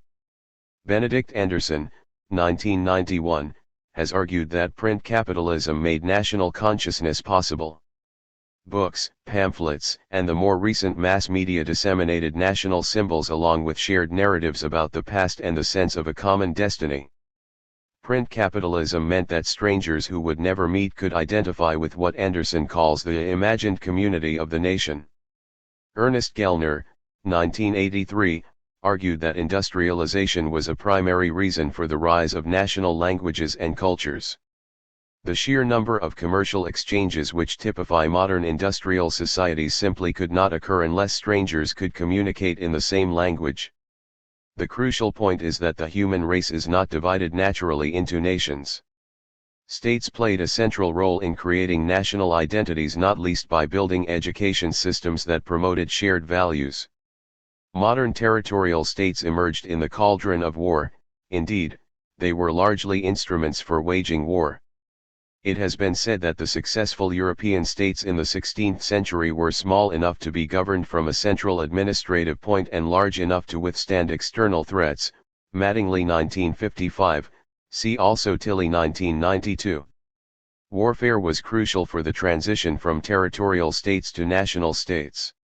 Warring states promoted national solidarity to ensure that citizens would stay loyal in times of military conflict. The turning point in modern history was the French Revolution, which created the idea of the nation in arms along with national conscription. From that period, nationalism has been the ideology which has had the greatest influence on the evolution of political communities.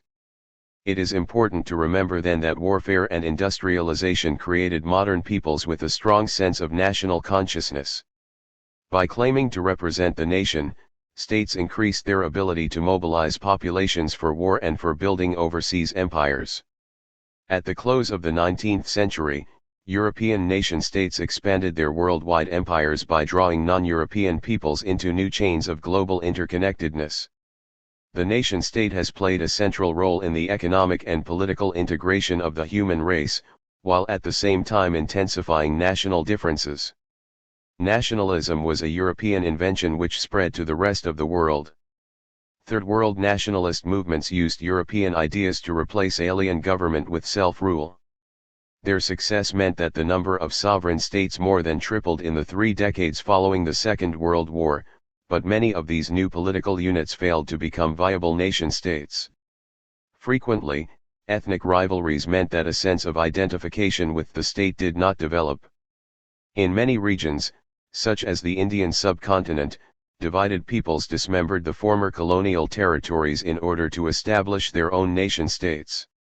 The separation of India and Pakistan in 1947, and of East Pakistan, Bangladesh, from West Pakistan in 1971, are 2 examples. However, because of decolonization, the modern state which is not indigenous to non-European societies became the principal form of political community across the world. The globalization of the modern state is one of the main features of increased global interconnectedness. Key points. Most forms of political community in human history have not represented the nation or the people. The idea that the state should represent the nation is a European development which has dominated politics for just over 200 years. War and capitalism are 2 reasons why the nation-state became the dominant form of political community. The extraordinary power of modern states, the growth of their intensive and extensive power made global empires possible. States have been the principal architects of global interconnectedness over the last 5 centuries. The global spread of the state and nationalism are key examples of global interconnectedness. Community and citizenship. We have seen that modern political communities accumulated extraordinary powers. The vast overseas empires they once commanded illustrate the point. It may appear odd that these political communities have been the site for unusual experiments in liberal democratic forms of governance, but there is no paradox here. Modern states created national peoples which they mobilized for war. The peoples which were formed in this way resisted the state's increased power over their lives. They organized politically to extract citizenship rights from the state. Demands for citizenship were first heard within the major European states, but they are now a powerful theme in political communities in all regions of the world. Along with the spread of the language of universal human rights, these demands reveal that the outlines of a global political culture have appeared alongside the increased interconnectedness of peoples in recent decades. See ch. 29. Citizenship and rights. Territorial states in early modern Europe were governed by absolute monarchs who saw the state as their private domain. During the 18th and 19th centuries, the rising commercial and industrial classes challenged monarchical power. They argued for political rights which were commensurate with their increasing economic importance. The middle classes sought to destroy royal privileges and promote constitutional government.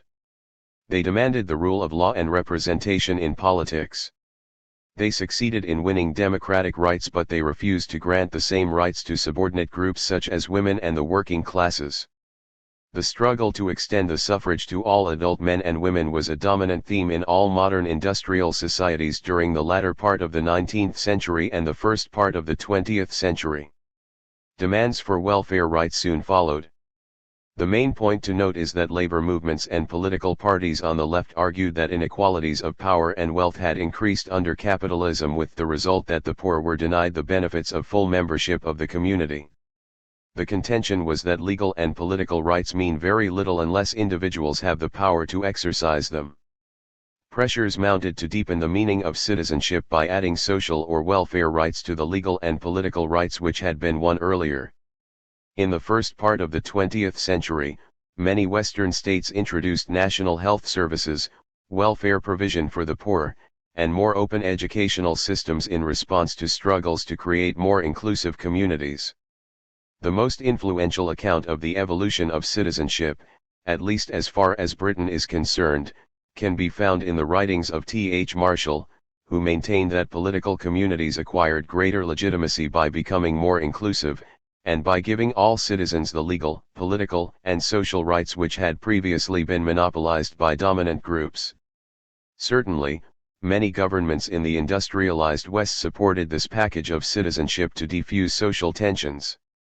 It may seem extraordinary now, but many writers in the 1950s and 1960s believed that the end of ideology had arrived in societies such as the United States. What they meant was that Western liberal democracies had solved or would shortly solve the social conflicts which have long threatened political stability. In the 1950s and 1960s, many believed that Europe's former colonies would follow Western patterns of economic and political development. Modernization theorists, as they were called, spoke about the impending modernization or development of traditional societies.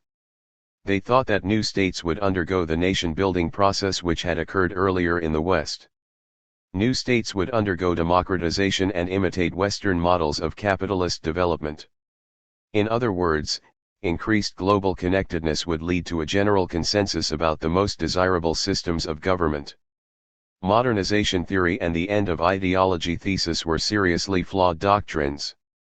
Civil rights movements, the student revolt, opposition to the Vietnam War, feminism, and environmental movements revealed the errors of the end of ideology thesis.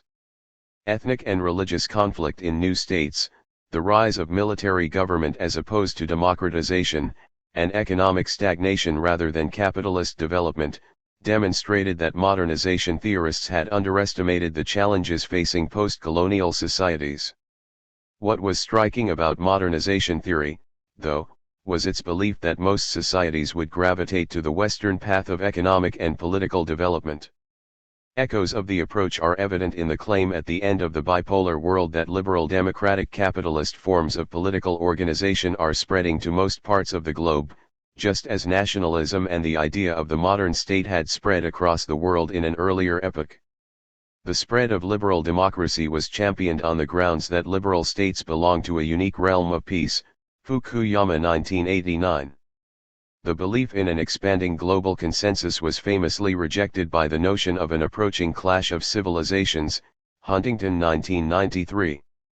More recent emphases on the religious revolt against Western secular modernity which have flourished since 9/11 have argued that globalization may produce new cultural cleavages and ideological conflicts rather than shared moral and political beliefs.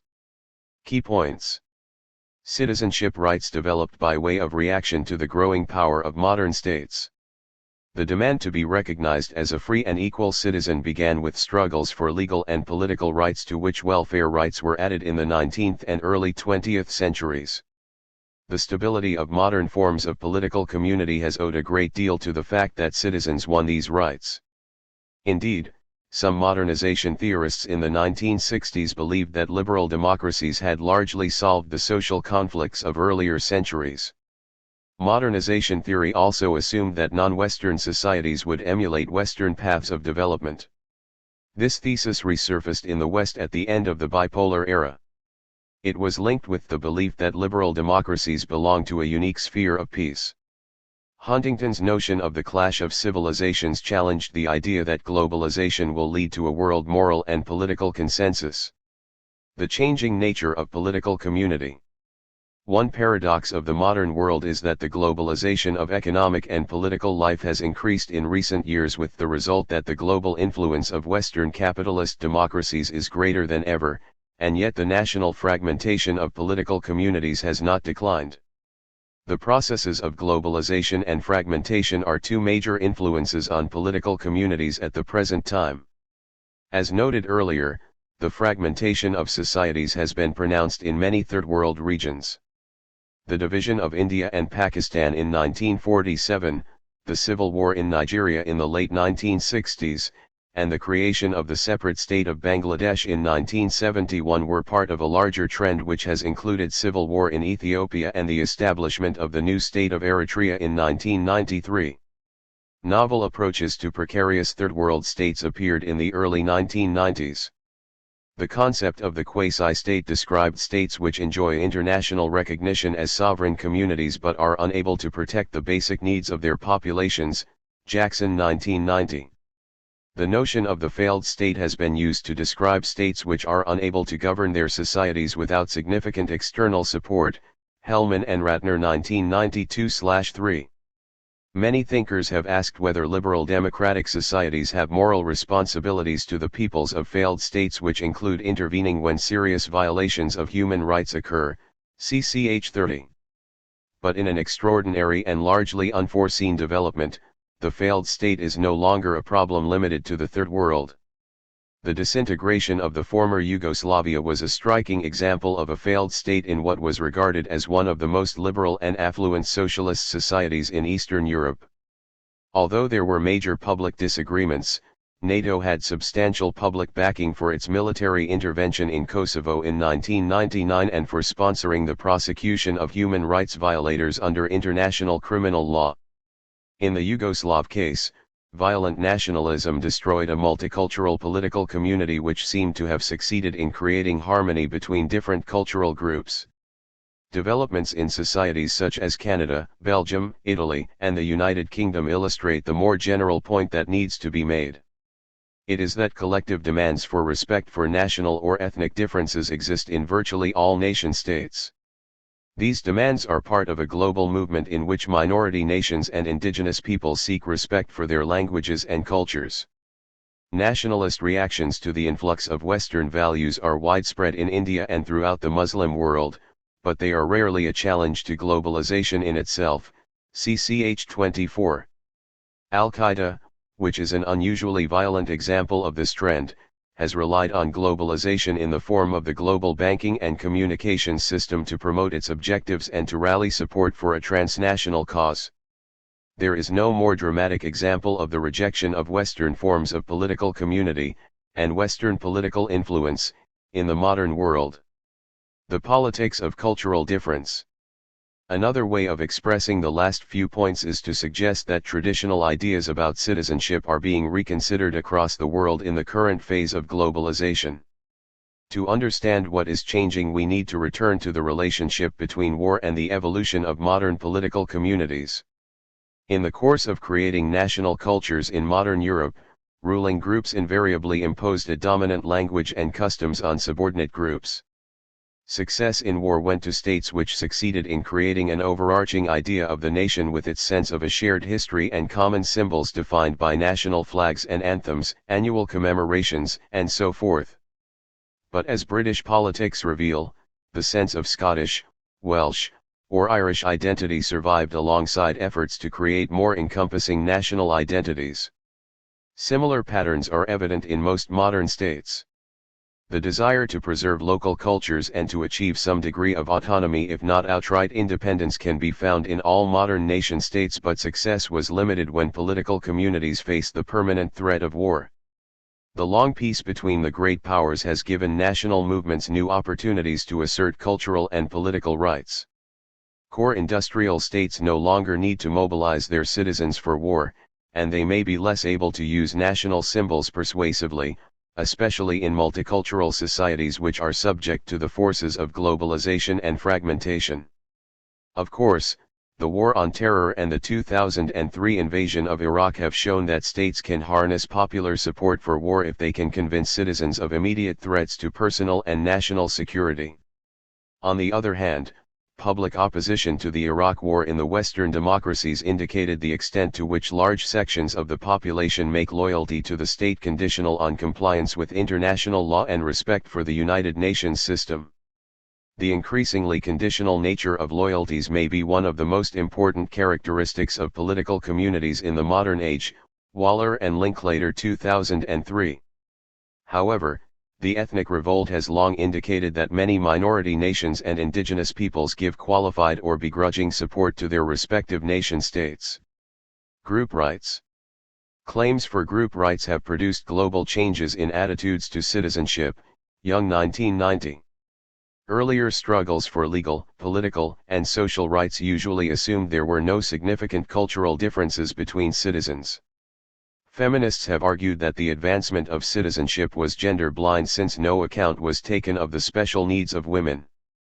Exponents of new conceptions of citizenship have maintained that the differences between citizens' differences of culture and gender must be reflected in public policy. Minority nations throughout the world and indigenous peoples in societies such as Australia, Canada, and New Zealand have spearheaded the claim that group rights should be respected by the wider polity, for example by assisting self-government and recognizing land rights. These are not simply important developments within nation-states. The political representatives of these movements belong to transnational alliances which work to create a global political culture which affirms group rights. The mass movement of peoples is one consequence of globalization that feeds into this process. Here too an important argument is that traditional conceptions of citizenship should be adapted to fit the multicultural nature of modern societies. Recent discussions about the wearing of the veil in Britain and elsewhere have led many to argue that multiculturalism encourages the development of parallel societies and the corrosion of national bonds. Claims that migrant and other groups should integrate into the wider community have been pressed in Britain, especially since 7/7 following terrorist attacks committed by British citizens. No discussion of the continuing struggle over the nature of political community and national citizenship would be complete without noting how feminist movements have influenced definitions of community. Many have challenged gendered ideas of the national culture which have been shaped by the male experience of war. Many protest against what they regard as the patriarchal assumptions which underpin the wearing of the veil by Muslim women, although many Muslim women reject this claim on the grounds that the veil gives expression to their religious identity. Discontent with traditional structures and values often exists alongside efforts to preserve them from the encroaching influence of Western modernity. Various forms of religious fundamentalism, Christian, Hindu, Islamic, etc., demonstrate that global interconnections facilitate the spread of modern Western values as well as cultural and religious resistance to these values at both the national and international levels. Cosmopolitan democracy and transnational citizenship. One of the most intriguing dimensions of political communities is how they deal with internal differences of class, gender, sexual identity, religion, race, and ethnicity. No less important is how they understand differences between citizens and aliens. Resistance to doctrines which claim that one race, nation, or gender has the right to dominate another is evident in most parts of the world. Modern nation-states have been transformed by egalitarian ideas which have challenged natural hierarchies between persons. One of the central questions to ask about globalization is whether it will change one of the core assumptions of political communities over many millennia: the belief that members of the in-group have special duties to each other and few, and possibly no, obligations towards out-groups. One must ask whether, over the decades and centuries to come, increased connections between human groups will encourage a greater sense of solidarity between the members of different communities or generate new conflicts over how human beings are bound together. Globalization has invited many to question the idea that political communities are primarily responsible for promoting the interests of their citizens. Various global problems which states cannot hope to solve on their own, climate change, for example, have encouraged the development of non-governmental organizations, NGOs, which are concerned with the fate of the earth. Affluent populations are often disturbed by images of human suffering caused by state terror, civil conflict, natural disaster, and famine. Public support for humanitarian intervention in Somalia and Kosovo, and assistance for the victims of the Asian tsunami in 2004, developed in the wake of images of suffering disseminated by the global media. Many think that global civil society reveals the dawn of a new era of human cooperation. Skeptics are quick to stress the continuing appeal of nationalism, the tenacity of the state, and the weakness of cosmopolitan loyalties, CCH 23. For them, interventions in Somalia in 1993 and in Kosovo in 1999 and inaction with respect to the Rwandan genocide in 1994 reveal that national populations are unwilling to sacrifice the lives of significant numbers of co-nationals for distant strangers, CCH 30. Cosmopolitan democracy. Cosmopolitan approaches to political community have enjoyed a renaissance in recent years. The idea of world citizenship is a concept which international non-governmental organizations have used to promote a stronger sense of responsibility for the global environment and for the human species. Proponents of cosmopolitan democracy have argued that national democracies have little control over global markets, and a limited ability to influence decisions taken by transnational corporations which influence currency values, employment prospects, and so forth, see Held 1995. They maintain that democracy may not survive if it remains tied to the nation-state. They argue for democratizing international organizations such as the World Trade Organization, and for ensuring that transnational corporations are held accountable for decisions that may harm vulnerable persons in different parts of the world. One response to globalization, then, argues for new forms of cosmopolitan political community, in which the members of different societies come together as cosmopolitan citizens to influence decisions that have global influence. Critics argue that the vision of cosmopolitan democracy is utopian. They maintain that democracy is unlikely to flourish at the global level because there is no counterpart to the nation which engages the emotions of millions of people. Democracy requires a level of trust and a commitment to the public good which only exists, at least at this stage in human history, between those who share a common nationality, Miller 1999.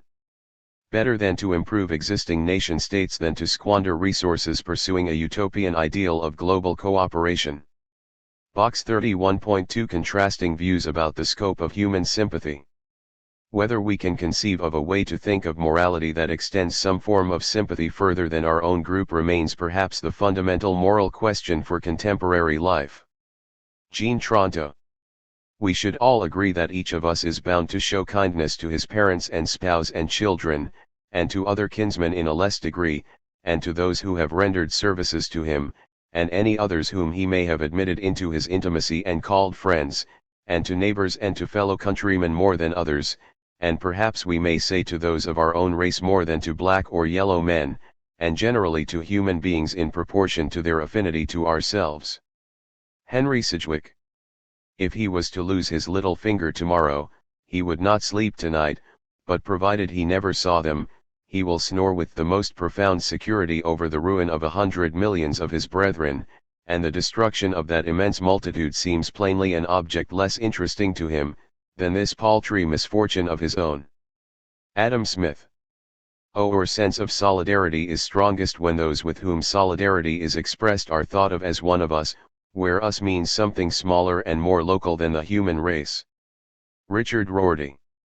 The fact that a person is physically near to us may make it more likely that we shall assist him, but this does not show that we ought to help him rather than another who happens to be further away. Peter Singer. Those closer to us will tend to be more vulnerable to our actions and choices than those distant from us, and thus we are not obliged to weigh everyone's interests exactly equally. Yet in so far as those distant from us are particularly vulnerable to our actions and choices, we have special obligations to care for them. Grace Clement. We are nowadays more strongly than ever aware that an enormously large part of humanity live their entire lives on the verge of starvation, that in fact there are always and in many places people dying of hunger. Many members of richer communities feel it to be almost a duty to do something about the misery of other human groups. To avoid misunderstanding on the issue, let it be said that relatively little is done. Norbert Elias.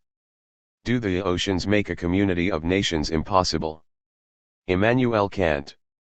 Box 31.3 Visions of New Forms of Community and Citizenship. The bourgeoisie has through its exploitation of the world market given a cosmopolitan character to production and consumption in every country. All old-fashioned national industries have been destroyed or are daily being destroyed. In place of the old wants, satisfied by the productions of the country, we find new wants, requiring for their satisfaction the products of different lands and climes.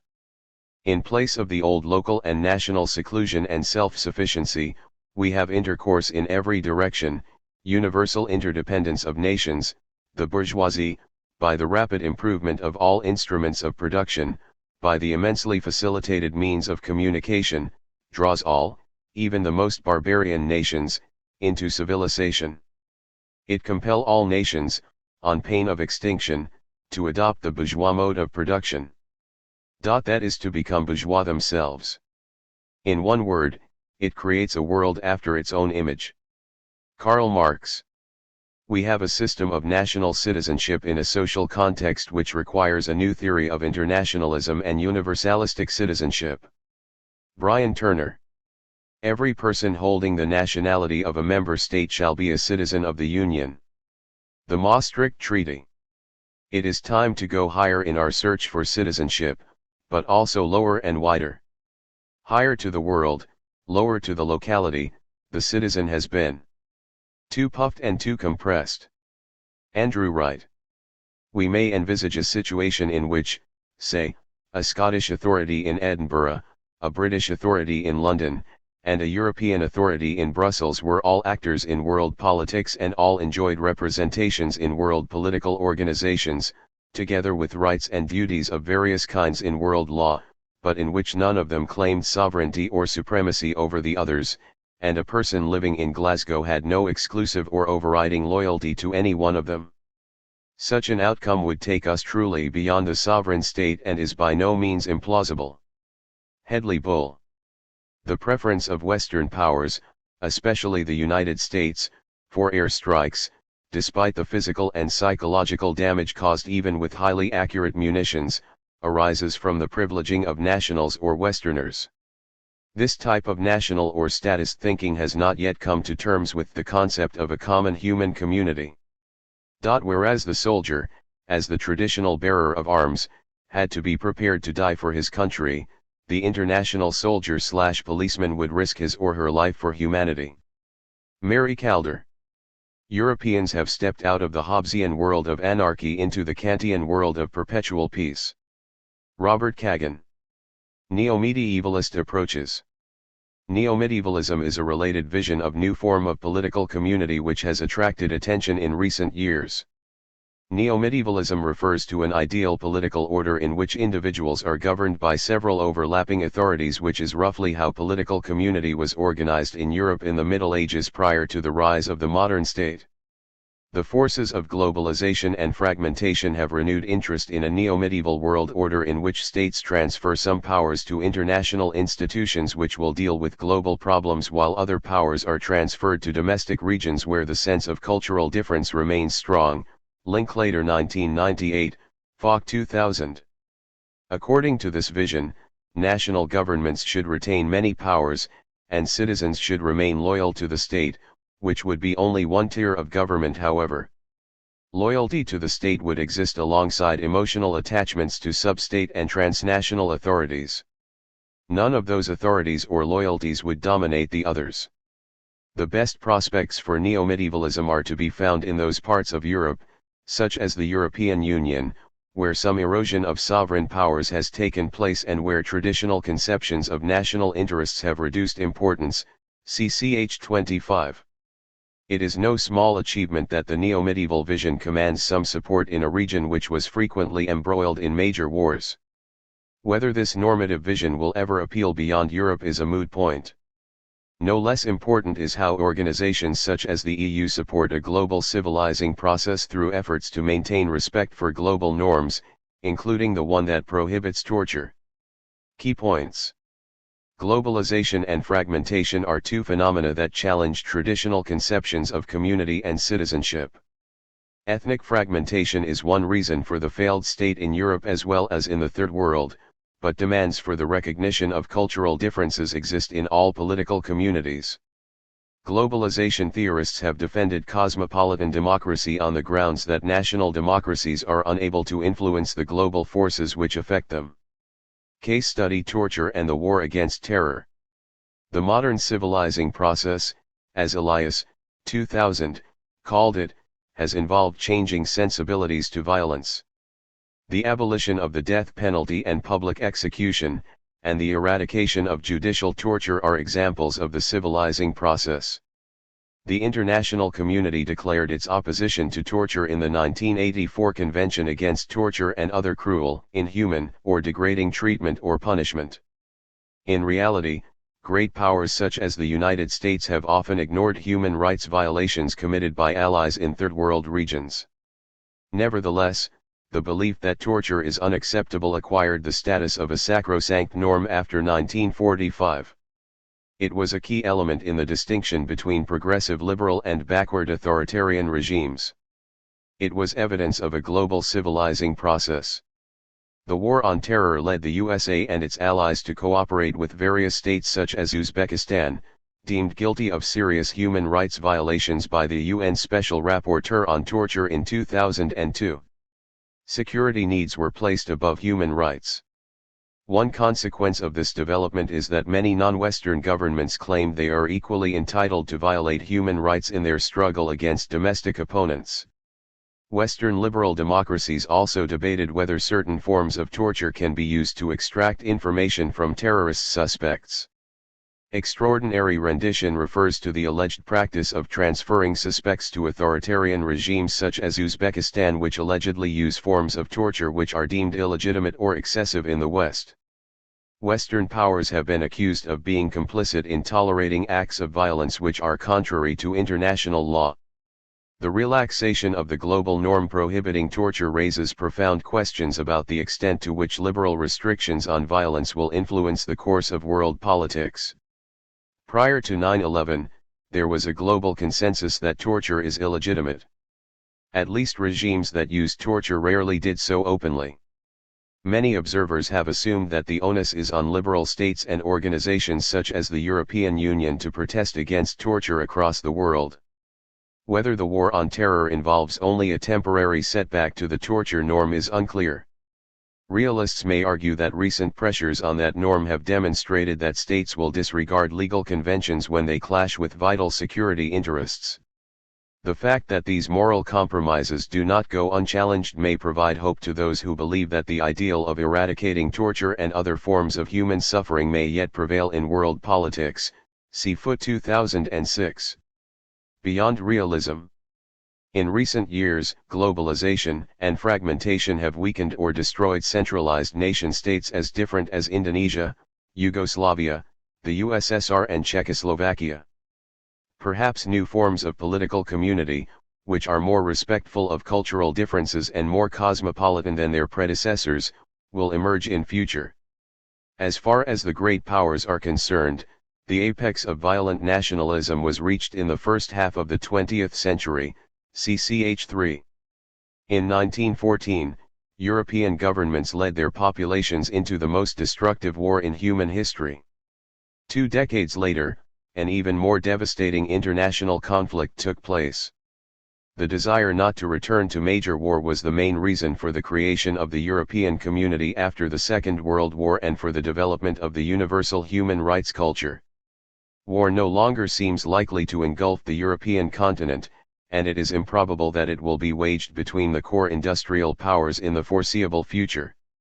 This may be a revolution in world politics, although the realist approach to international relations insists there is no warranty that peace between the great powers will survive indefinitely. It is impossible to say that the kind of nationalism which characterized international politics in the first half of the 20th century has run its course. Certainly, the war on terror has made security politics more central than they were in the 1990s. The level of public support which Bush and Blair commanded during the war against Iraq demonstrated that the state matters more than the United Nations when fears for personal and national security run high, although public concerns about needless civilian suffering in war are significant. Since 9/11 we have witnessed the revival of an old theme, which is that the state remains the only political association which can take effective measures to protect the security of its citizens. From this perspective, any expectation of new forms of community ignores the most basic fact of political life.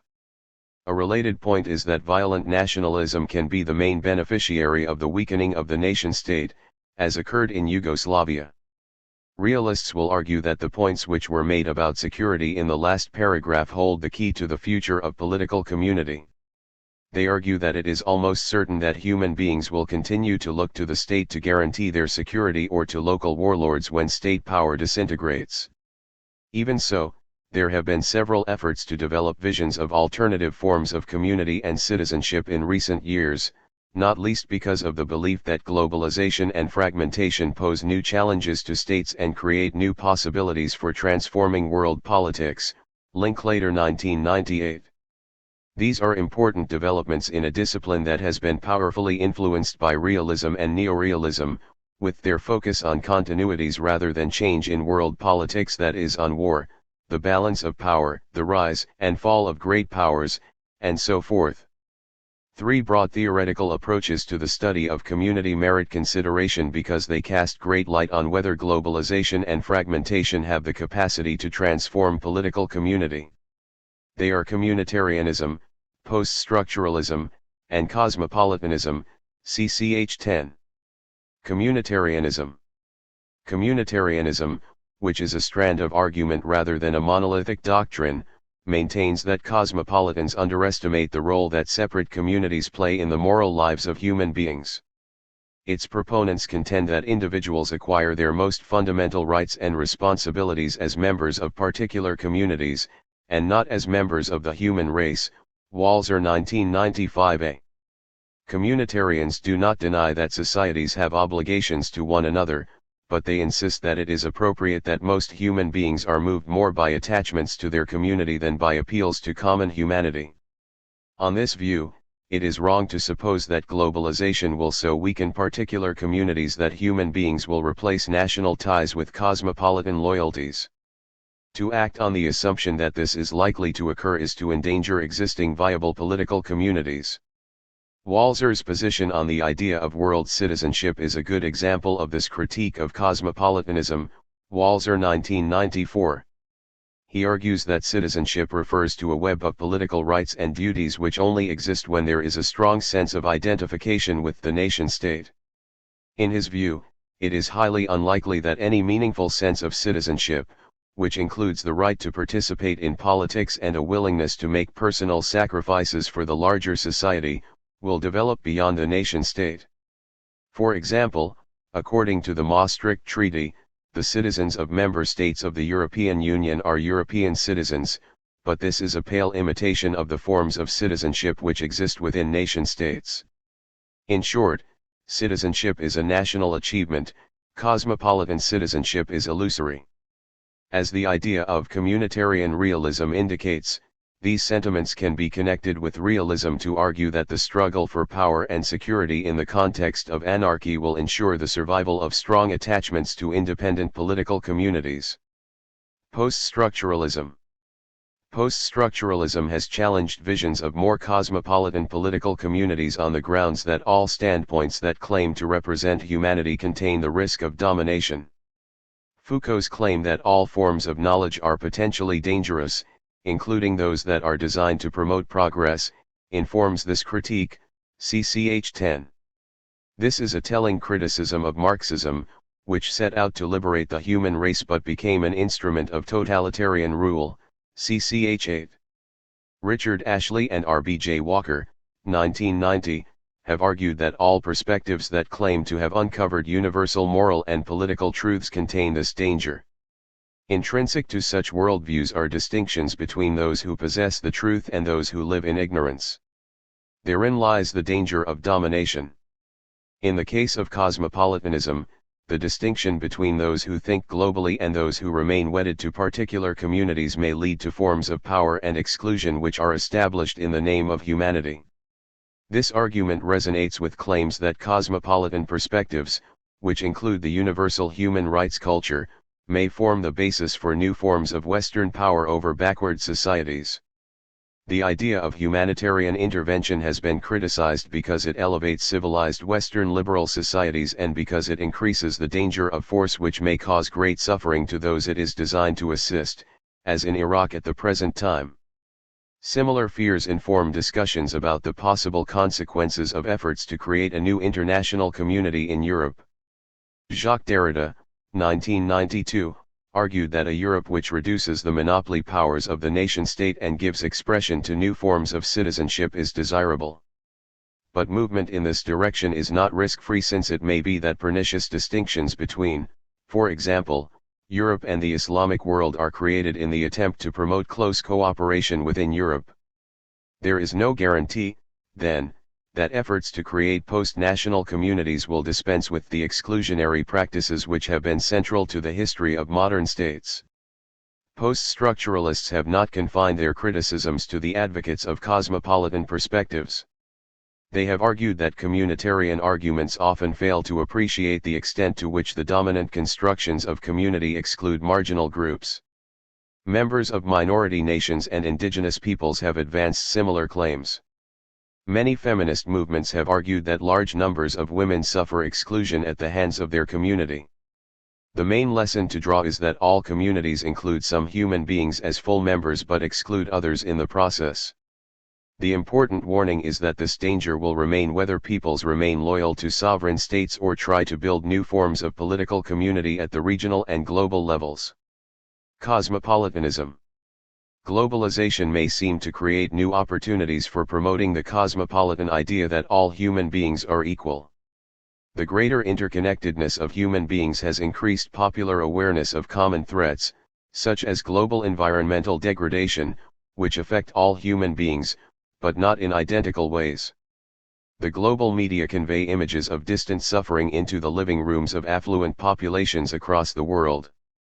They invite the affluent to reflect on whether there are personal and collective responsibilities to alleviate misery on a worldwide scale. The poor are not only connected with the affluent as images in the global media. Affluent societies have become increasingly aware of how the global trading system, agricultural subsidies, and so forth disadvantage vulnerable producers in third-world societies. There is perhaps a growing awareness of how global affluence and poverty are interconnected. Concerns about human rights violations, global poverty and inequality, and environmental degradation form the triad of moral themes on which contemporary cosmopolitan ideas have come to rest. How political communities and individuals should respond to the problems of global interconnectedness is one of the great moral challenges of the age. Some stress the importance of institutional innovations such as the establishment of the International Criminal Court in the effort to promote what Mary Calder, 1999, 124 ff., has called cosmopolitan law enforcement. Others stress the need to reform global organizations such as the World Trade Organization, POGI 2002. Some draw the conclusion that greater global interconnectedness requires lifestyle changes in the form of global environmental citizenship, support for fair trade and socially responsible investment, ethical tourism, and so forth. Such claims reflect the fact that individuals are linked with distant strangers in unprecedented ways and cannot easily avoid difficult questions about the moral principles which should bind them together. It is impossible to know whether globalization will lead to greater identification with all peoples in more cosmopolitan forms of political community. It may be unwise to expect one trend to dominate. Some people respond to global problems by supporting non-governmental organizations, some experience compassion fatigue, some stress the dangers inherent in global projects to alleviate suffering, and some doubt that the global measures will progress far in a world of self-interested states. Whether human sympathy will develop beyond the nation-state and whether more cosmopolitan political communities will emerge as a result are two of the most fundamental questions raised by globalization. Key points. The apex of nationalism in relations between the great powers occurred in the first half of the 20th century. Nationalism remains a powerful force in the modern world, but globalization and fragmentation have led to discussions about the possibility of new forms of political community. Cosmopolitan approaches which envisage an international system in which all individuals are respected as equal have flourished in the contemporary phase of globalization. Communitarians argue that most people value their membership of a particular political community, they are unlikely to shift their loyalty from the nation-state to the human race. Post-structuralists argue that all forms of political community contain the danger of domination or exclusion. Conclusion. The study of international politics has been largely concerned with understanding the relations between separate political communities, and particularly relations between the great powers. Realists and neorealists argue that all states are forced to compete for security and survival in the context of anarchy. They contend that separate states look to their own interests first and foremost. They maintain that the sense of community which exists between the citizens of particular states is unlikely to develop within the world at large. Realists and neorealists do not expect this condition to change while international anarchy survives. There is no reason to think that sovereign states are about to be replaced by new forms of political association, but there can be little doubt that globalization and fragmentation pose novel challenges for political communities across the world. The most recent phase in the development of globalization invites a discussion of how far the forms of cooperation which exist within viable nation-states can develop globally. While it is difficult to be optimistic about the immediate future, it must be remembered that the modern condition of globalization is a very recent development in the history of the human race, one to which the species is still learning to adapt. McNeil and McNeil 2003. A large number of perspectives are relevant to that discussion. They include the more optimistic standpoints that regard the rise of global civil society as evidence that cooperation between the members of different political communities is flourishing. They include the belief that political communities may yet evolve together in the direction of neo-medievalism or cosmopolitan democracy. They include pessimistic standpoints which maintain that the U.S. response to 9/11, along with growing concerns about the proliferation of weapons of mass destruction, reveal the continuing centrality of geopolitics. What is at stake in this discussion is whether globalization has a unique capacity to disrupt the forms of competition and conflict which have shaped independent political communities for centuries. Questions. 1. What is community, and what makes a community a political community? 2. Why has the modern state been the dominant form of political community? 3. What is the relationship between nationalism, citizenship, and political community? 4. What is the relationship between war and political community? 5. To what extent are globalization and fragmentation transforming political communities? 6. Can one be a citizen of the world? 7. What are the arguments for and against cosmopolitan democracy? 8. What are the main differences between the cosmopolitan, communitarian, and post-structuralist approaches to political community? 9. How far has the war against terror revealed the precariousness of the global norm against torture when national and personal security are threatened? 10. What evidence is there that globalization is engendering cosmopolitan sympathies for the suffering? Guide to further reading. General. Linktator, A. 1998, The Transformation of Political Community, Ethical Foundations of the Post-Westphalian Era, Cambridge, Polity Press. Provides a more detailed analysis of many of the themes considered in this chapter. Waller, M., and Linklater, A. eds. 2003, Political Loyalty and the Nation-State, London, Routledge. A collection of papers on whether the European nation-state continues to command the loyalty of its citizens. Communitarianism and Cosmopolitanism. Nussbaum, M. 2002, In Defense of Country, Boston, Beacon Press. An excellent collection of essays on patriotism and cosmopolitanism. The Modern State. Elias, N. 2000, The Civilizing Process, Sociogenetic and Psychogenetic Investigations, Oxford, Basil Blackwell. A landmark study of the rise of the modern state. Mann, M. 1986, 1993, Sources of Social Power, Volume 1, A History of Power from the Beginning to AD 1760 and Volume 2, The Rise of Classes and Nation-States, 1760-1914, Cambridge, Cambridge University Press. This two-volume work contains a wealth of information about city-states and ancient empires as well as the modern state. Tilley, C. 1992, Coercion, Capital and European States, AD 990-1992, Oxford, Blackwell. An outstanding account of how the modern state eclipsed other forms of political organization. Nationalism and Group Rights. Anderson, B. 1983, revised 1991, Imagined Communities, Reflections on the Origin and Spread of Nationalism, London, Verso. A key reference point in discussions about modern nationalism. Gellner, E.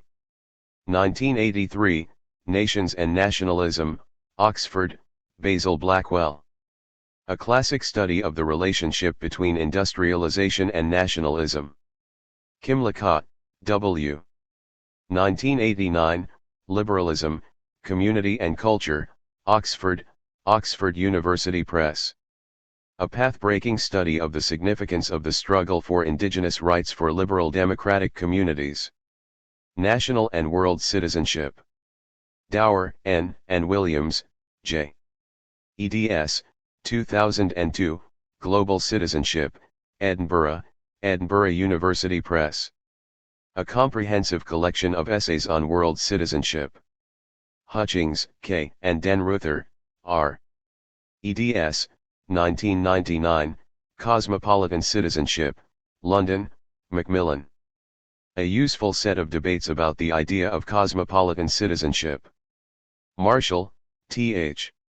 1973, Class, Citizenship and Social Development, Westport, Con, Greenwood Press.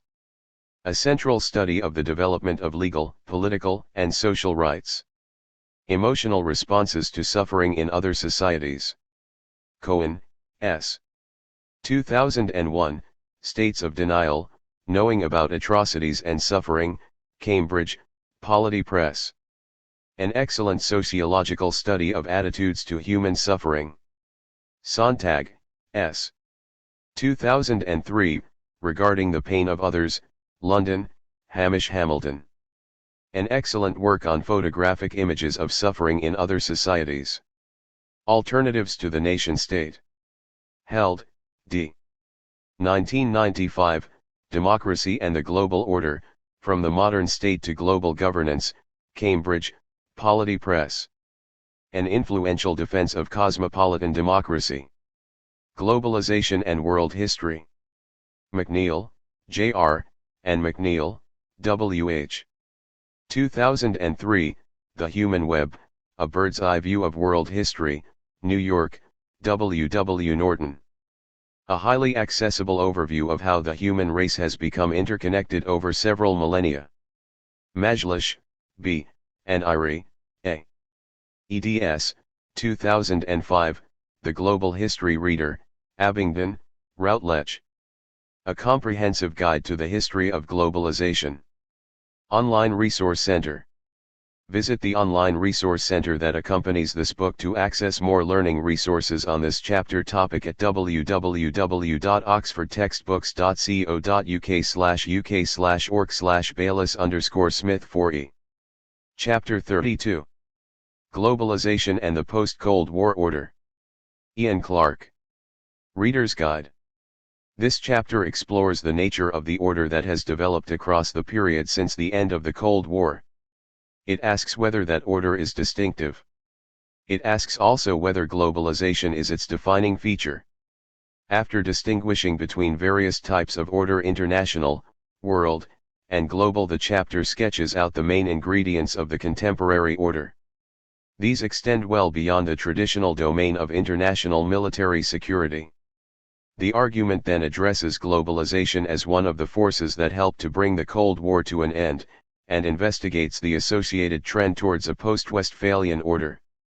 It explores also the ways in which globalization now causes problems and tensions in the present order, especially with regard to its legitimacy. The chapter ends by suggesting that globalization reflects changes within states, not just between them. What is distinctive about the present order is not the imminent demise of the state system, but the continuation of an international order, the constituent units of which are globalized states. Introduction. Box 32.1 Elements of discontinuity and continuity between Cold War and post-Cold War orders. Cold War. Soviet power in Eastern Europe. Bipolar competition. Rival ideologies. Global security integration. Military security as high politics. Discontinuity. Continuity. Some security structures, e.g. NATO. Economic globalization. Human rights. Reaction against secular state. Multiple identities. Environmental agendas. Poverty in the South. Post-Cold War. Dissolution of the Soviet Union. Unipolar peacemaking. Supremacy of liberal capitalism. Greater regional autonomy. National identity as high politics. This chapter is concerned with two key questions. The first is whether there is now a distinctive pattern of order in the post-Cold War world and, if so, what are its principal elements. The second is whether this order should be defined in terms of globalization. Is there now a pattern of international politics sufficiently distinctive to mark it off from the dominant traits during the Cold War? What we need to devise is a description of the present order that tells us something substantive about how it functions. Fully to understand our present period, we need to know more than that it was the phase that came after the Cold War. The second question directs attention to whether contemporary order can be captured by the imagery of globalization. There is, of course, intense debate as to the precise meaning, novelty, and extent of globalization. That some kind of transformation is underway is scarcely in doubt, even if commentators are unable to agree on its significance, or on whether the changes are to be welcomed or not. Is globalization simply one feature among many others of the post-Cold War order? Or is it so central to its nature that we can define the order in relation to it? Is the contemporary order above all a globalized order, and what might this mean in practice? Study of the overall character of the post-Cold War order remains problematic, as we are still too immersed in it to have any proper sense of perspective. While there have been studies aplenty of individual aspects of this present order, ethnicity, identity, religion, peacekeeping, humanitarian intervention, globalization, regionalism, economic transition, democratization, integration, financial instability, terrorism and the war against it, weapons of mass destruction, regime change, etc., we still lack any grand synthesis of its essential nature. In analyzing the contemporary order, we need to be mindful of how much greater are the demands upon, and the expectations about, the international order today than previously. In earlier periods, the interest in the international order was largely negative and lay in prevention of any threats that might emerge from it. The interest is now positive as well, as the international order is a much greater source than hitherto of a range of social goods. It can deliver information, economic resources, human rights, intervention, access to global social movements and international non-governmental organizations, INGOs, and an abundance of cultural artifacts. Many of these goods may be regarded as unwelcome intrusions, but they remain highly sought after by some governments, and/or sectors of society, around the world. Key point.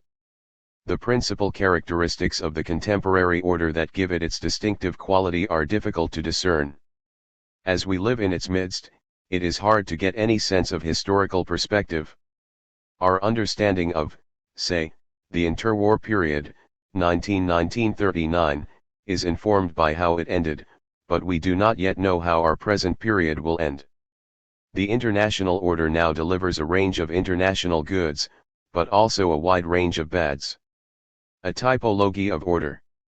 At the present moment, our ideas about order are being pulled in a number of competing directions.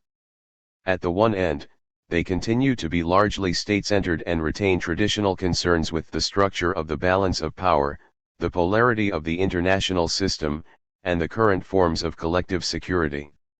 At the other is a widening agenda that encompasses the relationship between economic and political dimensions, new thinking about human security, CCH 28, debates about the distributive consequences of globalization, the role of human rights, the impact of environmentalism, and strategies for human emancipation.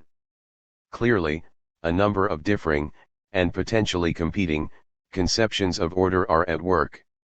This was nicely illustrated at the end of the Cold War when then U.S. President George Bush spoke about his vision of a new world order.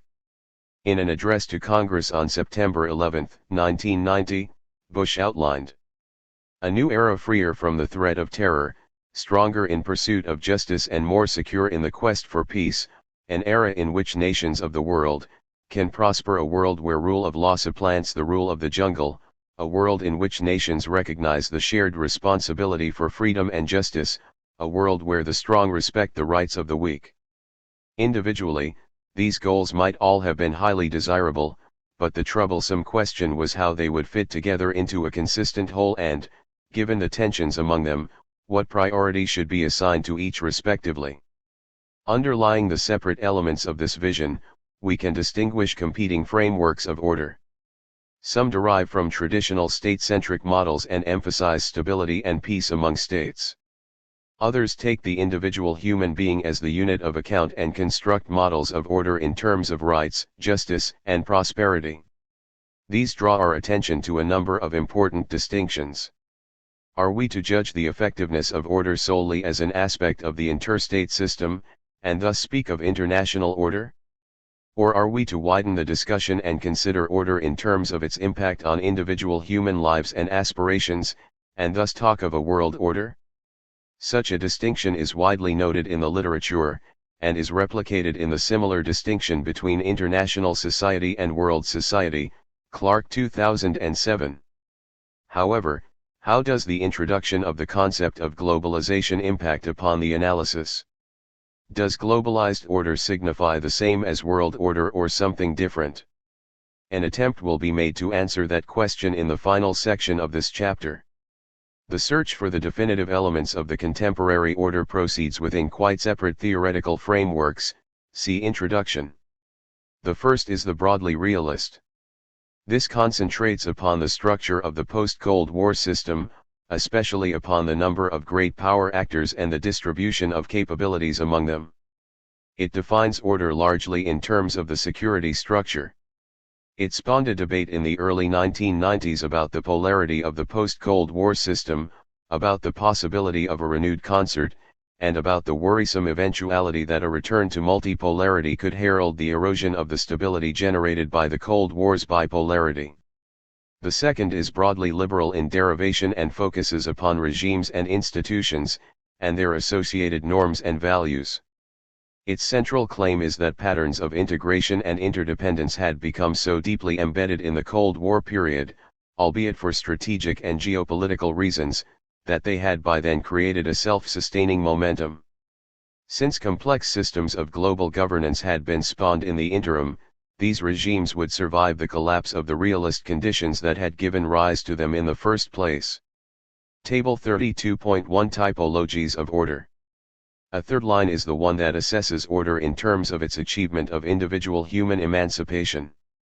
The mere fact of stability among the major powers, or the institutionalization of relations among the dominant groups of states, tells us little about the quality of life for most inhabitants of the globe. If it is true, as writers like Ken Booth, 1999, argue, that governments are the main source of the abuse of human rights, we need to do more than study the international human rights agreements that these very governments enter into, but look also at what is really happening to people on the ground. A fourth line of exploration is directly via the literature on globalization. This chapter asks simply whether or not globalization may be thought tantamount to a form of order.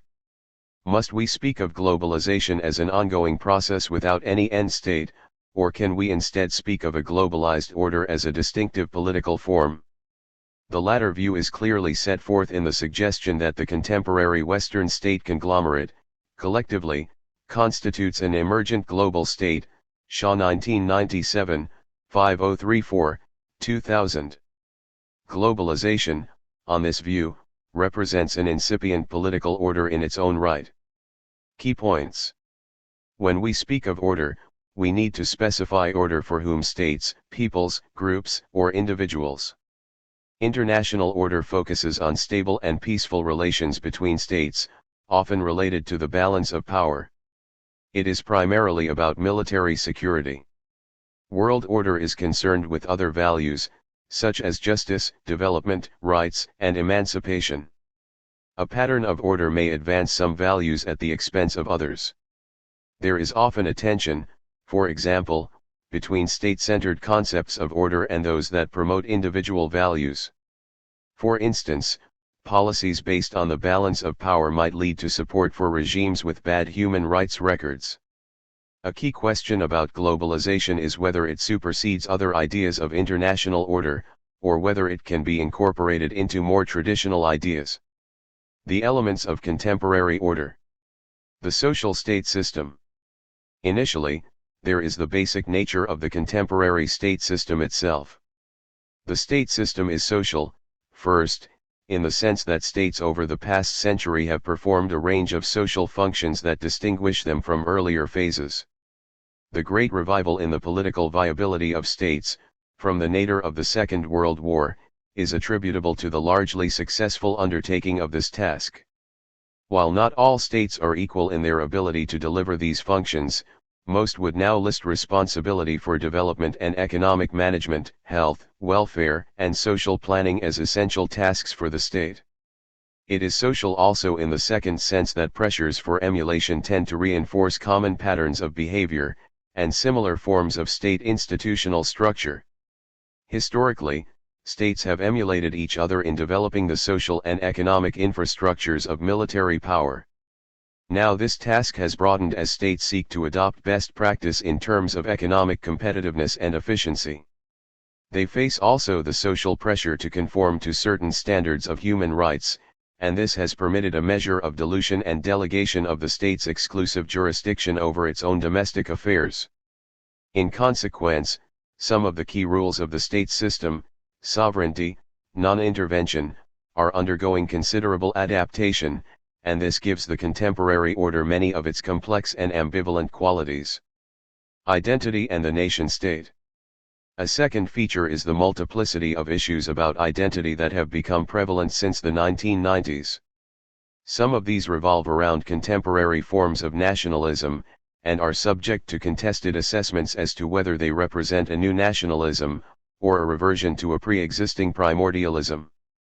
The state is both challenged and reinforced by a welter of additional crises of identity, tendencies towards apparently new forms of political community driven by ethnic separatism, regional identities, new transnational projects, new social movements, and the return to culture/religion.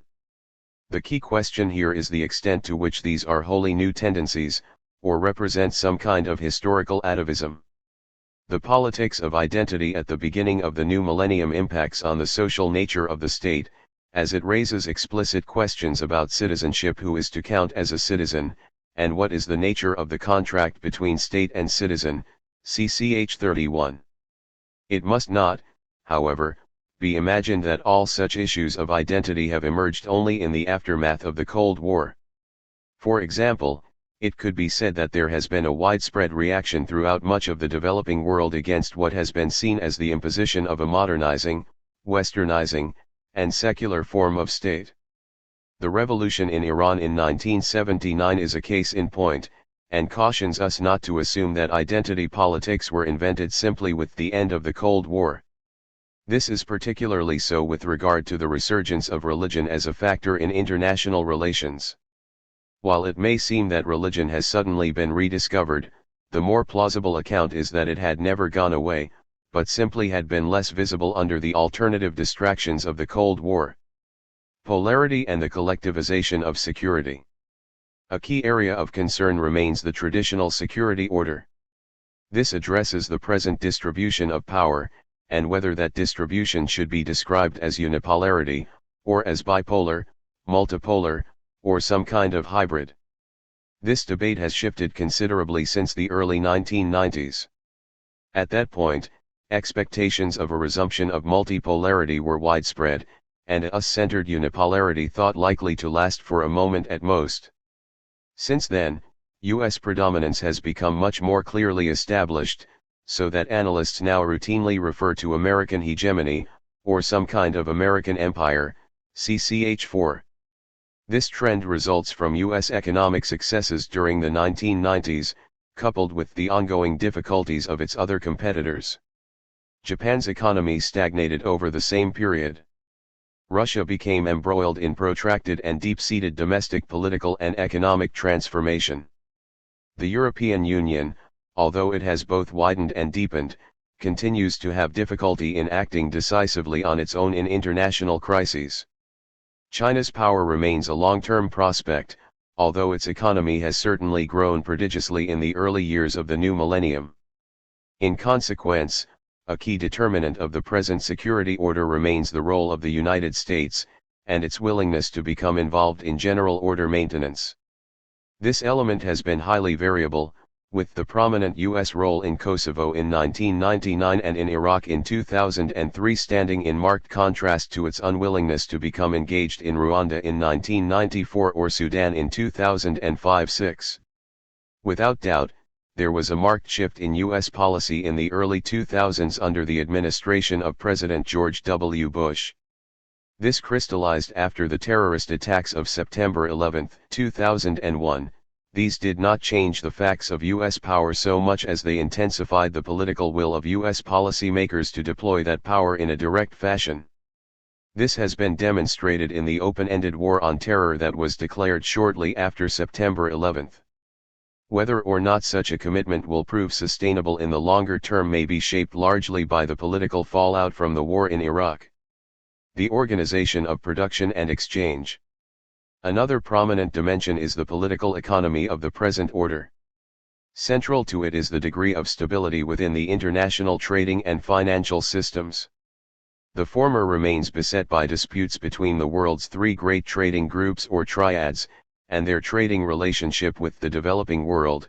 The latter shows periodic signs of undergoing meltdown, as during the financial turmoil that afflicted the East Asian economies towards the late 1990s. This economic order is partially managed by those elements of governance institutionalized in bodies such as the International Monetary Fund, IMF, World Bank, and the World Trade Organization, WTO. The resulting economic order penetrates deeply. Such bodies do not determine just the rules for international trade and borrowing, nor shape exchange rates alone. The full effects of this internationalization of production include its impact on those many other things that determine the quality of human lives: production of military equipment, the condition of the environment, social welfare, human, and specifically child, rights in the area of labor, and gender inequalities within the economy and in processes of development. Multilateral management and governance. One remarkable aspect of the order is the highly dense network of contemporary forms of international governance, regimes, international organizations, and ingos. These cover most aspects of life, including developments in legal, human rights, war crimes, the International Criminal Court, environmental, Kyoto Protocol, and economic regimes, as well as in the core peacekeeping activities of universal organizations like the United Nations. To what extent can we sensibly refer to globalization as giving rise, in turn, to a system of global governance? What is its potential for further development?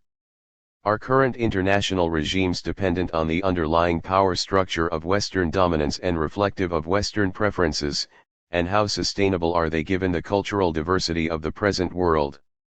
These issues link the discussion directly to the next element of order, since much of this regime infrastructure is to be found at a regional level. Box 32.2 Elements of order. Regionalism. The development of contemporary regionalism is yet another key to understanding the emerging order. This takes various forms, including economic, trading regions, security, such as NATO, and cultural activities. The intensification of regionalism is occasionally viewed as a denial of globalization, but is more plausibly regarded as one aspect of it, rather than as evidence to the contrary. The fact that a number of regions feel the need to develop regional institutions is itself a manifestation of globalization, in the same way that the universal spread of the nation-state, as the principal political form, was an earlier product of globalization. Nonetheless, there are interesting questions about the significance of regionalism for the post-Cold War order, such as the seemingly greater degree of autonomy enjoyed by regions since the end of the Cold War, and the role of regions in constituting new forms of identity. There is perhaps a paradox that, with the loss of Cold War constraints, regions now appear to have greater autonomy while, at the same time, levels of interpenetration and globalization indicate diminished possibilities for regional insulation. The liberal rights order. Arguably, this is the feature with the most striking continuities to the Cold War period. Human rights had become a conspicuous feature of post-1945 international politics, largely in reaction to the catastrophic experiences of the period before 1945, ch. 29. This theme was a paramount aspect of the Cold War period itself and was again highlighted with the collapse of the Soviet bloc, since that event was portrayed as a major step forward in extending the liberal order. In this respect, the focus on liberal rights is another element of continuity between the two periods. Indeed, it is often argued that it was the growth of concern with rights in the former Eastern Europe that had a corrosive effect on the maintenance of authoritarian political systems within the region. However, the post-Cold War order is paradoxically under pressure precisely because of its seemingly greater promotion of a type of universalism, thought to be evoking forms of religious and cultural resistance. This relates directly to wider questions about the future of democratization. How this develops is of momentous import for the future stability of the international order and touches on a series of interrelated issues, about the status of democracy as a universal norm, the current variable experience with democratization, the pressures upon democracy arising from globalization, and hence the appeals for cosmopolitan forms of democracy, and the future of democracy as a source of interstate peace and stability, ch. 13. North-South and the Two World Orders. Any examination of the contemporary order must give a high profile to the apparent gulf within it, separating the experience of the industrialized North from the increasingly marginalized South. Some see the tensions to which this gives rise as undermining the prospects for longer-term stability, ch. 27. Are North-South relations more stable now than in the previous eras, or do they remain precariously rooted in inequalities of power, massive gaps in quality of life, and incompatibilities of cultural values. It is also a very moot point, and a key area of disagreement, whether globalization is aggravating these inequalities, or, as its supporters believe, whether it remains the best available means of rectifying them in the longer term. Otherwise expressed, are the problems of the South due to the processes of globalization, or to the South's relative exclusion from them? In any case, does this divide threaten the durability of the post-Cold War order, or must we simply recognize it as a key component of that order, and for that reason understand it as an element of structural continuity with its predecessors? As against this image of two monolithic blocks of North and South, other analysts insist that such a conception is now out of date. The impacts of globalization cut across states and not just between them, yielding complex patterns of stratification that defy easy classification into North and South. There are enormous variations and inequalities within states and regions, and not just between them. For this reason, it may be too artificial to speak of two such orders, as there is much more diversity than such crude dichotomies tend to imply. Key points. Order is shaped by the changed nature of states and of the tasks they perform. There are complex questions about whether the end of the Cold War has released a new agenda of nationalism and national identity, or whether these issues have been present all along. Security is increasingly dealt with on a multilateral basis even when this does not conform to classical collective security models. The global economy is primarily shaped by relations between the three key groupings, North America, Western Europe, and East Asia, and is managed by a panoply of Western-dominated institutions. There are dense patterns of international institutions in all functional areas. There are strong trends towards regionalism, but they take different forms in various regions. Human rights have a much higher profile than in earlier historical periods. Are there two separate orders in the North and South, or a more complex diversity of orders? Globalization and the post-Westphalian order. There is a tendency to regard the current high degree of globalization as simply a consequence of the end of the Cold War. This is especially so with regard to the geographical extent of globalization.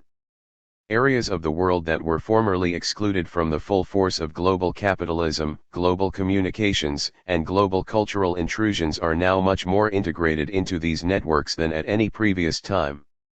In that sense, the main effect of the end of the Cold War has been precisely to break down the barriers that previously held globalization at bay, at least insofar as the second or socialist world had been concerned. This view has become coupled to a more general argument about the end of the Westphalian order.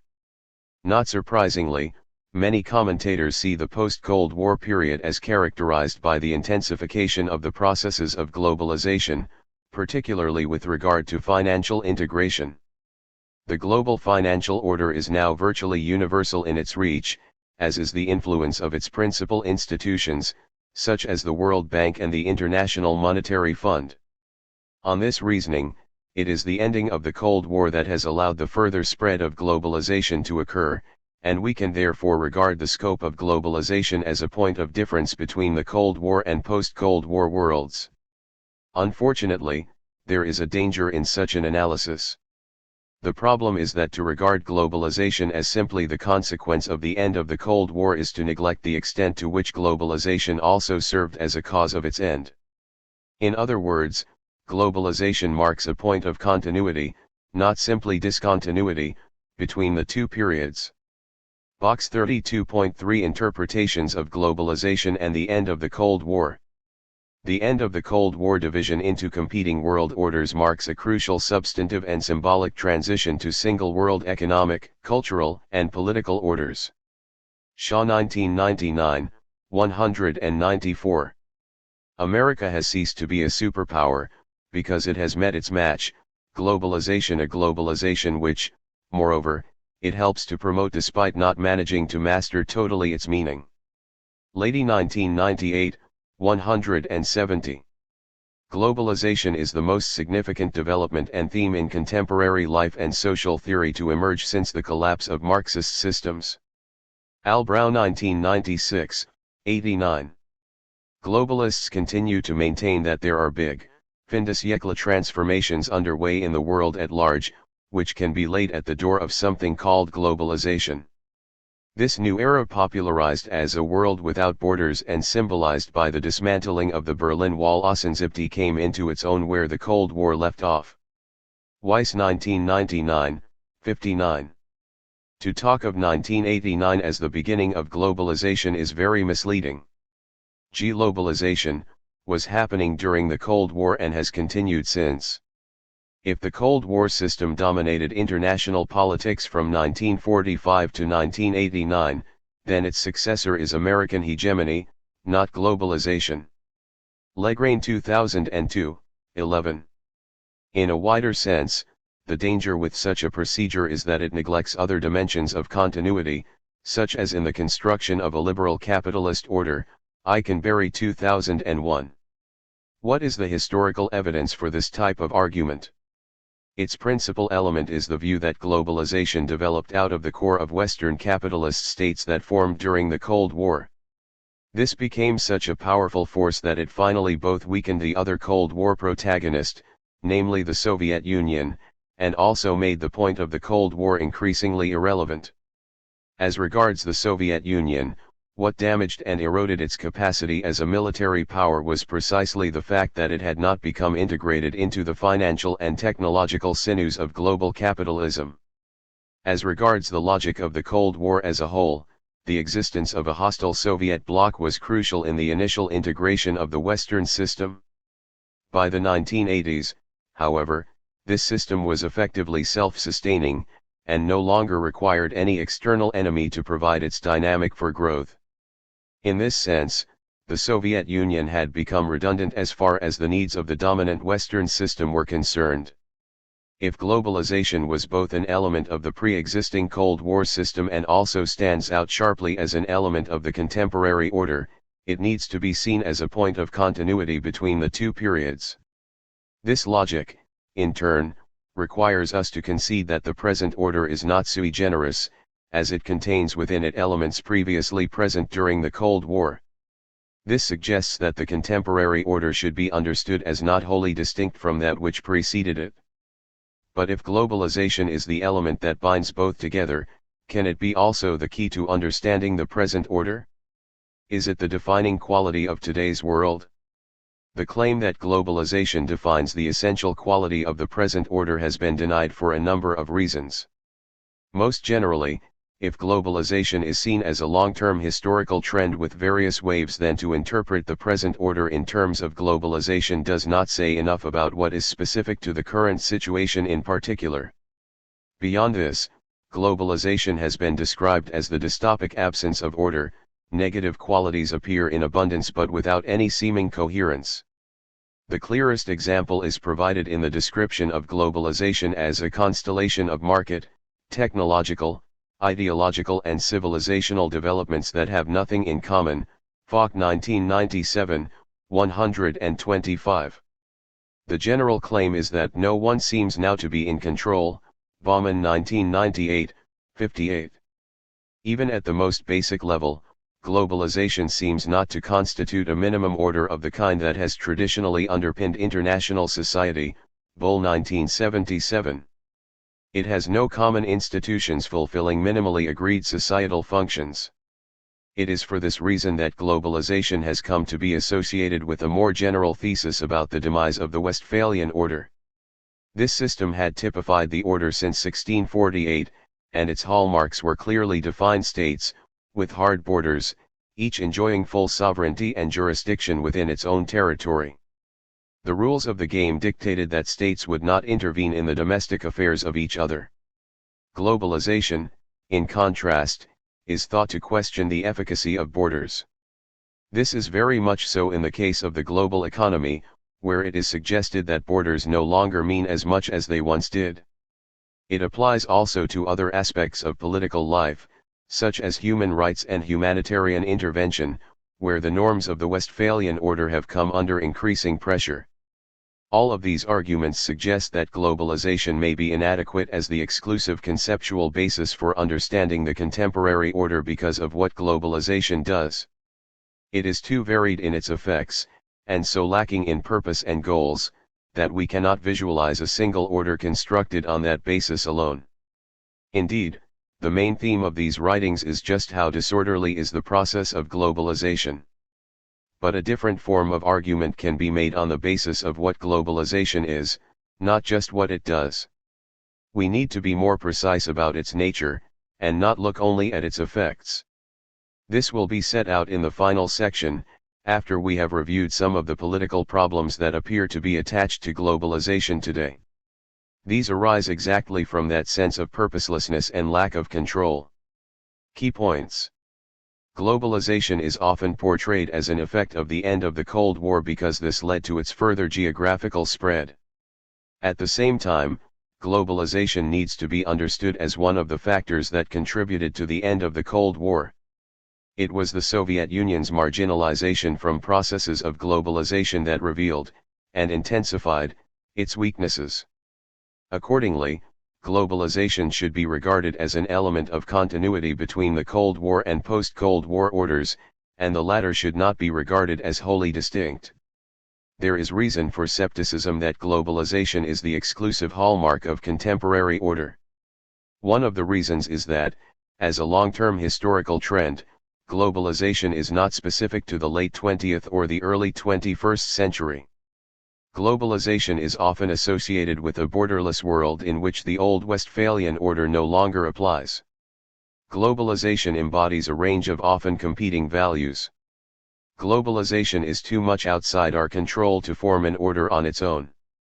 We are its objects rather than its subjects.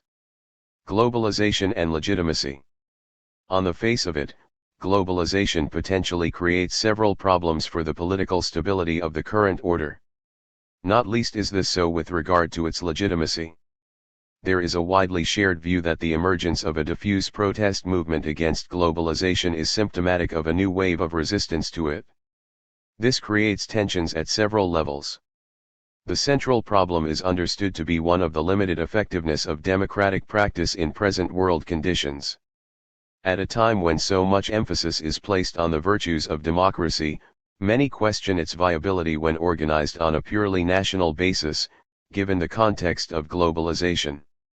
There are two facets to this issue: representation and accountability. It is all very well for citizens to be represented in national electoral institutions, but what voice does this give them in controlling those very economic, social, and cultural forces that cut across national borders, if their own governments do not have the capacity to deal with these? Conversely, this creates an issue of accountability. There may be little point in holding national and local politicians accountable through elections if these politicians remain relatively powerless to exercise influence over global corporations, global technology, global environmental changes, or the global financial system.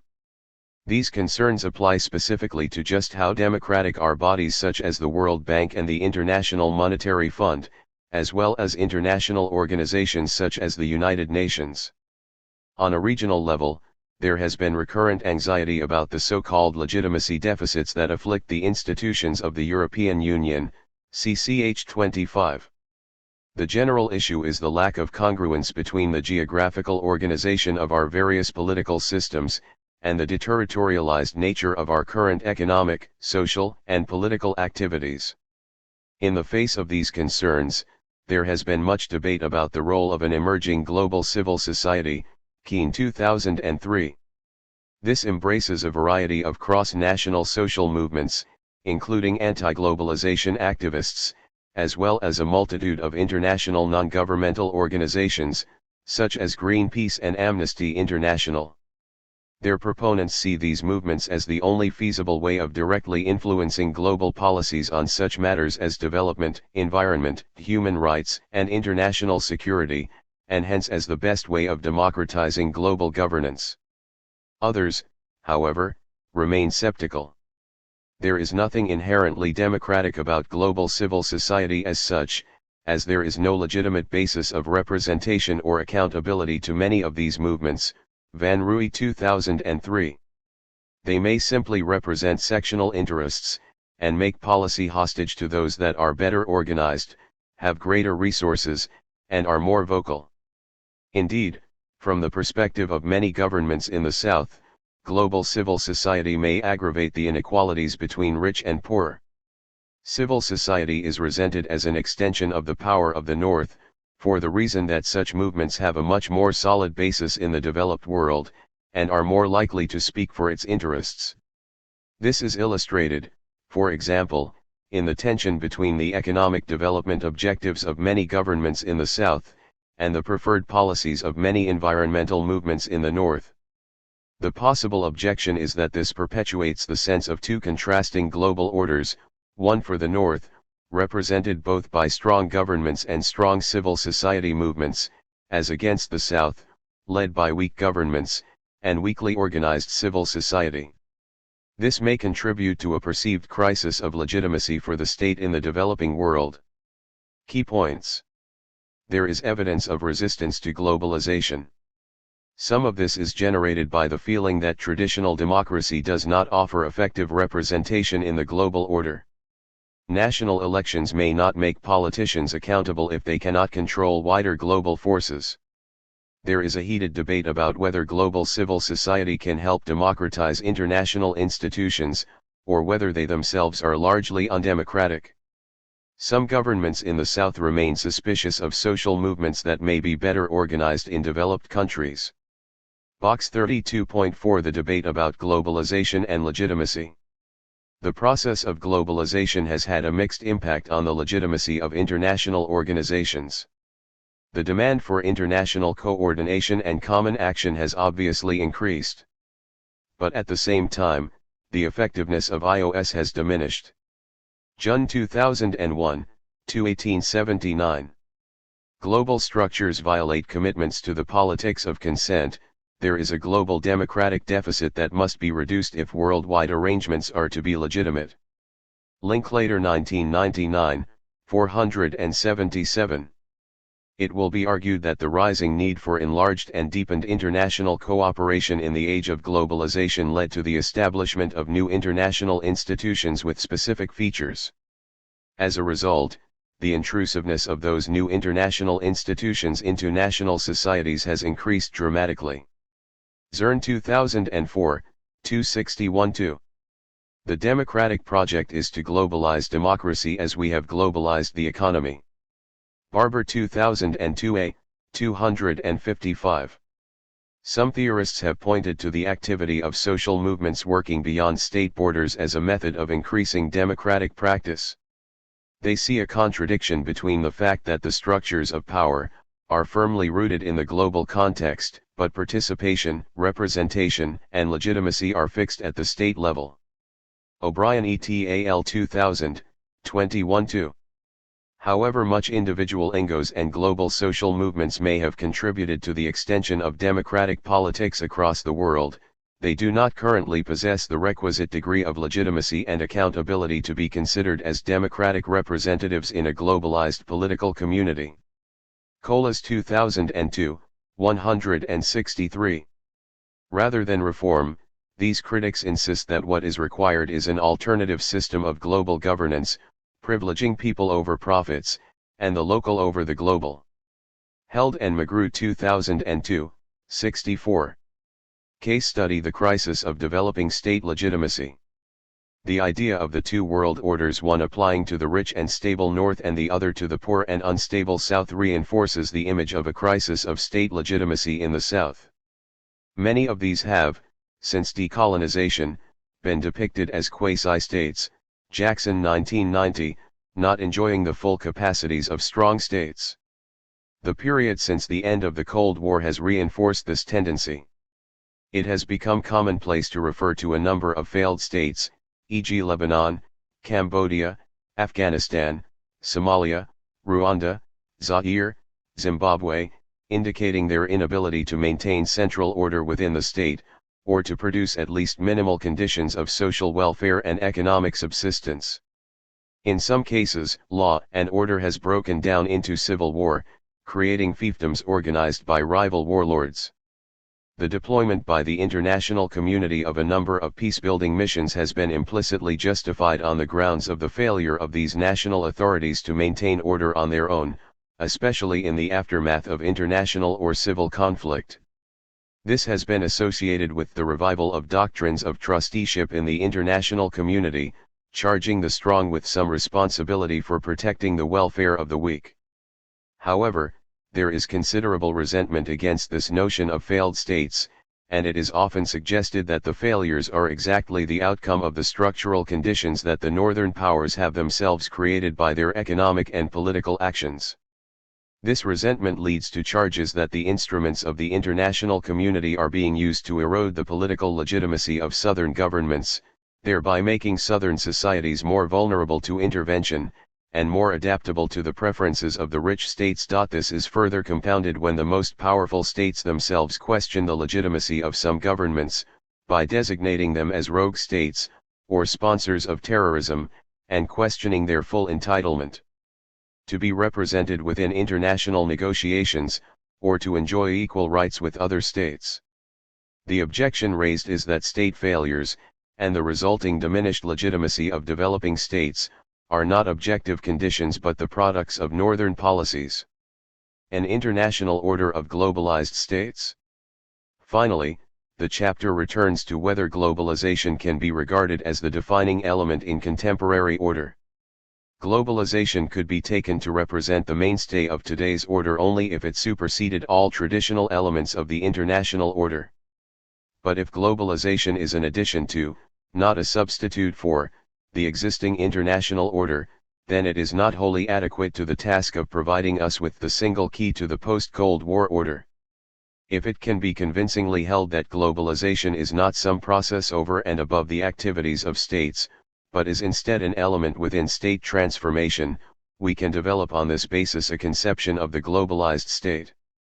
Globalization does not make the state disappear, but is a way of thinking about its present form. By extension, globalization does not make redundant the notion of an international order, but instead requires us to think about a globalized international order. In short, what is required is a notion of international order composed of globalized states. Much of the confusion results from the tendency to see globalization as exclusively pertaining to the environment in which states find themselves.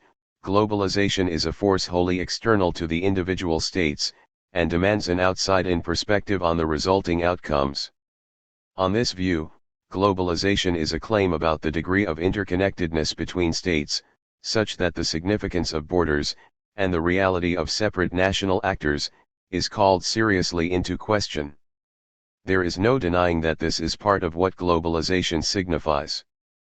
But what such a one-sided interpretation leaves out is the extent to which globalization refers also to a domestic process of change within states. Regarded in this alternative way, globalization can be understood as an expression of the profound transformations in the nature of the state, and in state-society relations, that have developed in recent decades. This requires an inside-out view of globalization as well. This leads us to think not of the demise or retreat of the state, but about its changing functionality. States still exist but do different things, do some things less well than they used to, and also have taken on new responsibilities in exchange. Even in an age of globalization, there remain both states and a state system. While, as noted above, the idea of international order is more limited than that of world or global order, the suggestion that globalization refers, at least in part, to a condition within states invites us to develop a theory about the nature of international order appropriate for globalized states. We need to face the seeming paradox that there can indeed be an international order of globalized states. The mistake then is to imagine that globalization signifies the end of all projects for international order, when what in fact is underway is the reconfiguration of the principles of international order to reflect the new realities of globalized states. Figure 32.1 Outside-in view of globalization. Figure 32.2 Inside-out view of globalization. Key points. Globalization is often thought of as an extreme form of interdependence. This sees it exclusively as an outside-in development. The implication of such analyses is that states are now much weaker as actors. Consequently, they are in retreat or becoming obsolete. If this were the case, ideas of international order would be much less relevant to our concept of order. But if globalization is considered as a transformation in the nature of states themselves, it suggests that states are still central to the discussion of order, they are different but not obsolete. This leads to the idea of a globalized state as a state form, and introduces an inside-out element. In this case, there is no contradiction between the norms and rules of a state system operating alongside globalized states. This international order will nonetheless have different norms and rules in recognition of the new nature of states and their transformed functions. Rules of sovereignty and non-intervention are undergoing change as symptoms of this adaptation. Conclusion. In short, we now face a hybrid situation in which states share a host of responsibilities with both intergovernmental organizations and a multiplicity of non-governmental and transnational actors. Formerly, the function of the international order was largely to cushion and protect the states so that they might go about their business as the principal providers of social goods to their citizens. This situation is now vastly more complex. Much of that provision, economic goods, monitoring of human rights, access to information, security, and so on, originates beyond the individual state itself, and indeed in non-state components that fall outside the jurisdiction of the international order narrowly conceived. This does not, however, mean that the international order has become redundant. It means simply that it needs to be redesigned to take account of the new division of labor between states, global networks, and the rudimentary forms of global governance. As long as states persist as important sources of political agency, they will construct a state system with its own rules and norms. It is this that we regard as the essential basis of the international order. Currently, the identity of states is undergoing considerable change, to the extent that we can describe them as globalized states. But these globalized states still coexist within an international order, albeit one that now differs from its recent historical forms. This order is currently seeking to develop a set of principles to reflect that transformation. The quest for a post-Cold War order is the expression of this uneasy search. There is no reason to assume that recent trends are irreversible, as the revival of the security state after September 11 would seem to indicate. The globalized state of the late 20th century is evidently not the only model of likely state development in the future. Questions. 1. Is the post-Cold War order still an international order? 2. How important an element in the contemporary order is the condition of globalization? 3. How would you distinguish between an international and a world order, and which is the more important framework for assessing the contemporary situation? 4. In which respects are the identities of states undergoing change? 5. How would you define the polarity of the contemporary international system? 6. Is global governance a significant element of today's order? 7. Is regionalism a contradiction of globalization? 8. Is the prominence of democracy and liberal rights convincing evidence of the impact of globalization? If so, why is globalization so problematic for democracy? 9. In which ways is globalization creating problems of political legitimacy? 10. Is the idea of an international order of globalized states contradictory? Guide to further reading.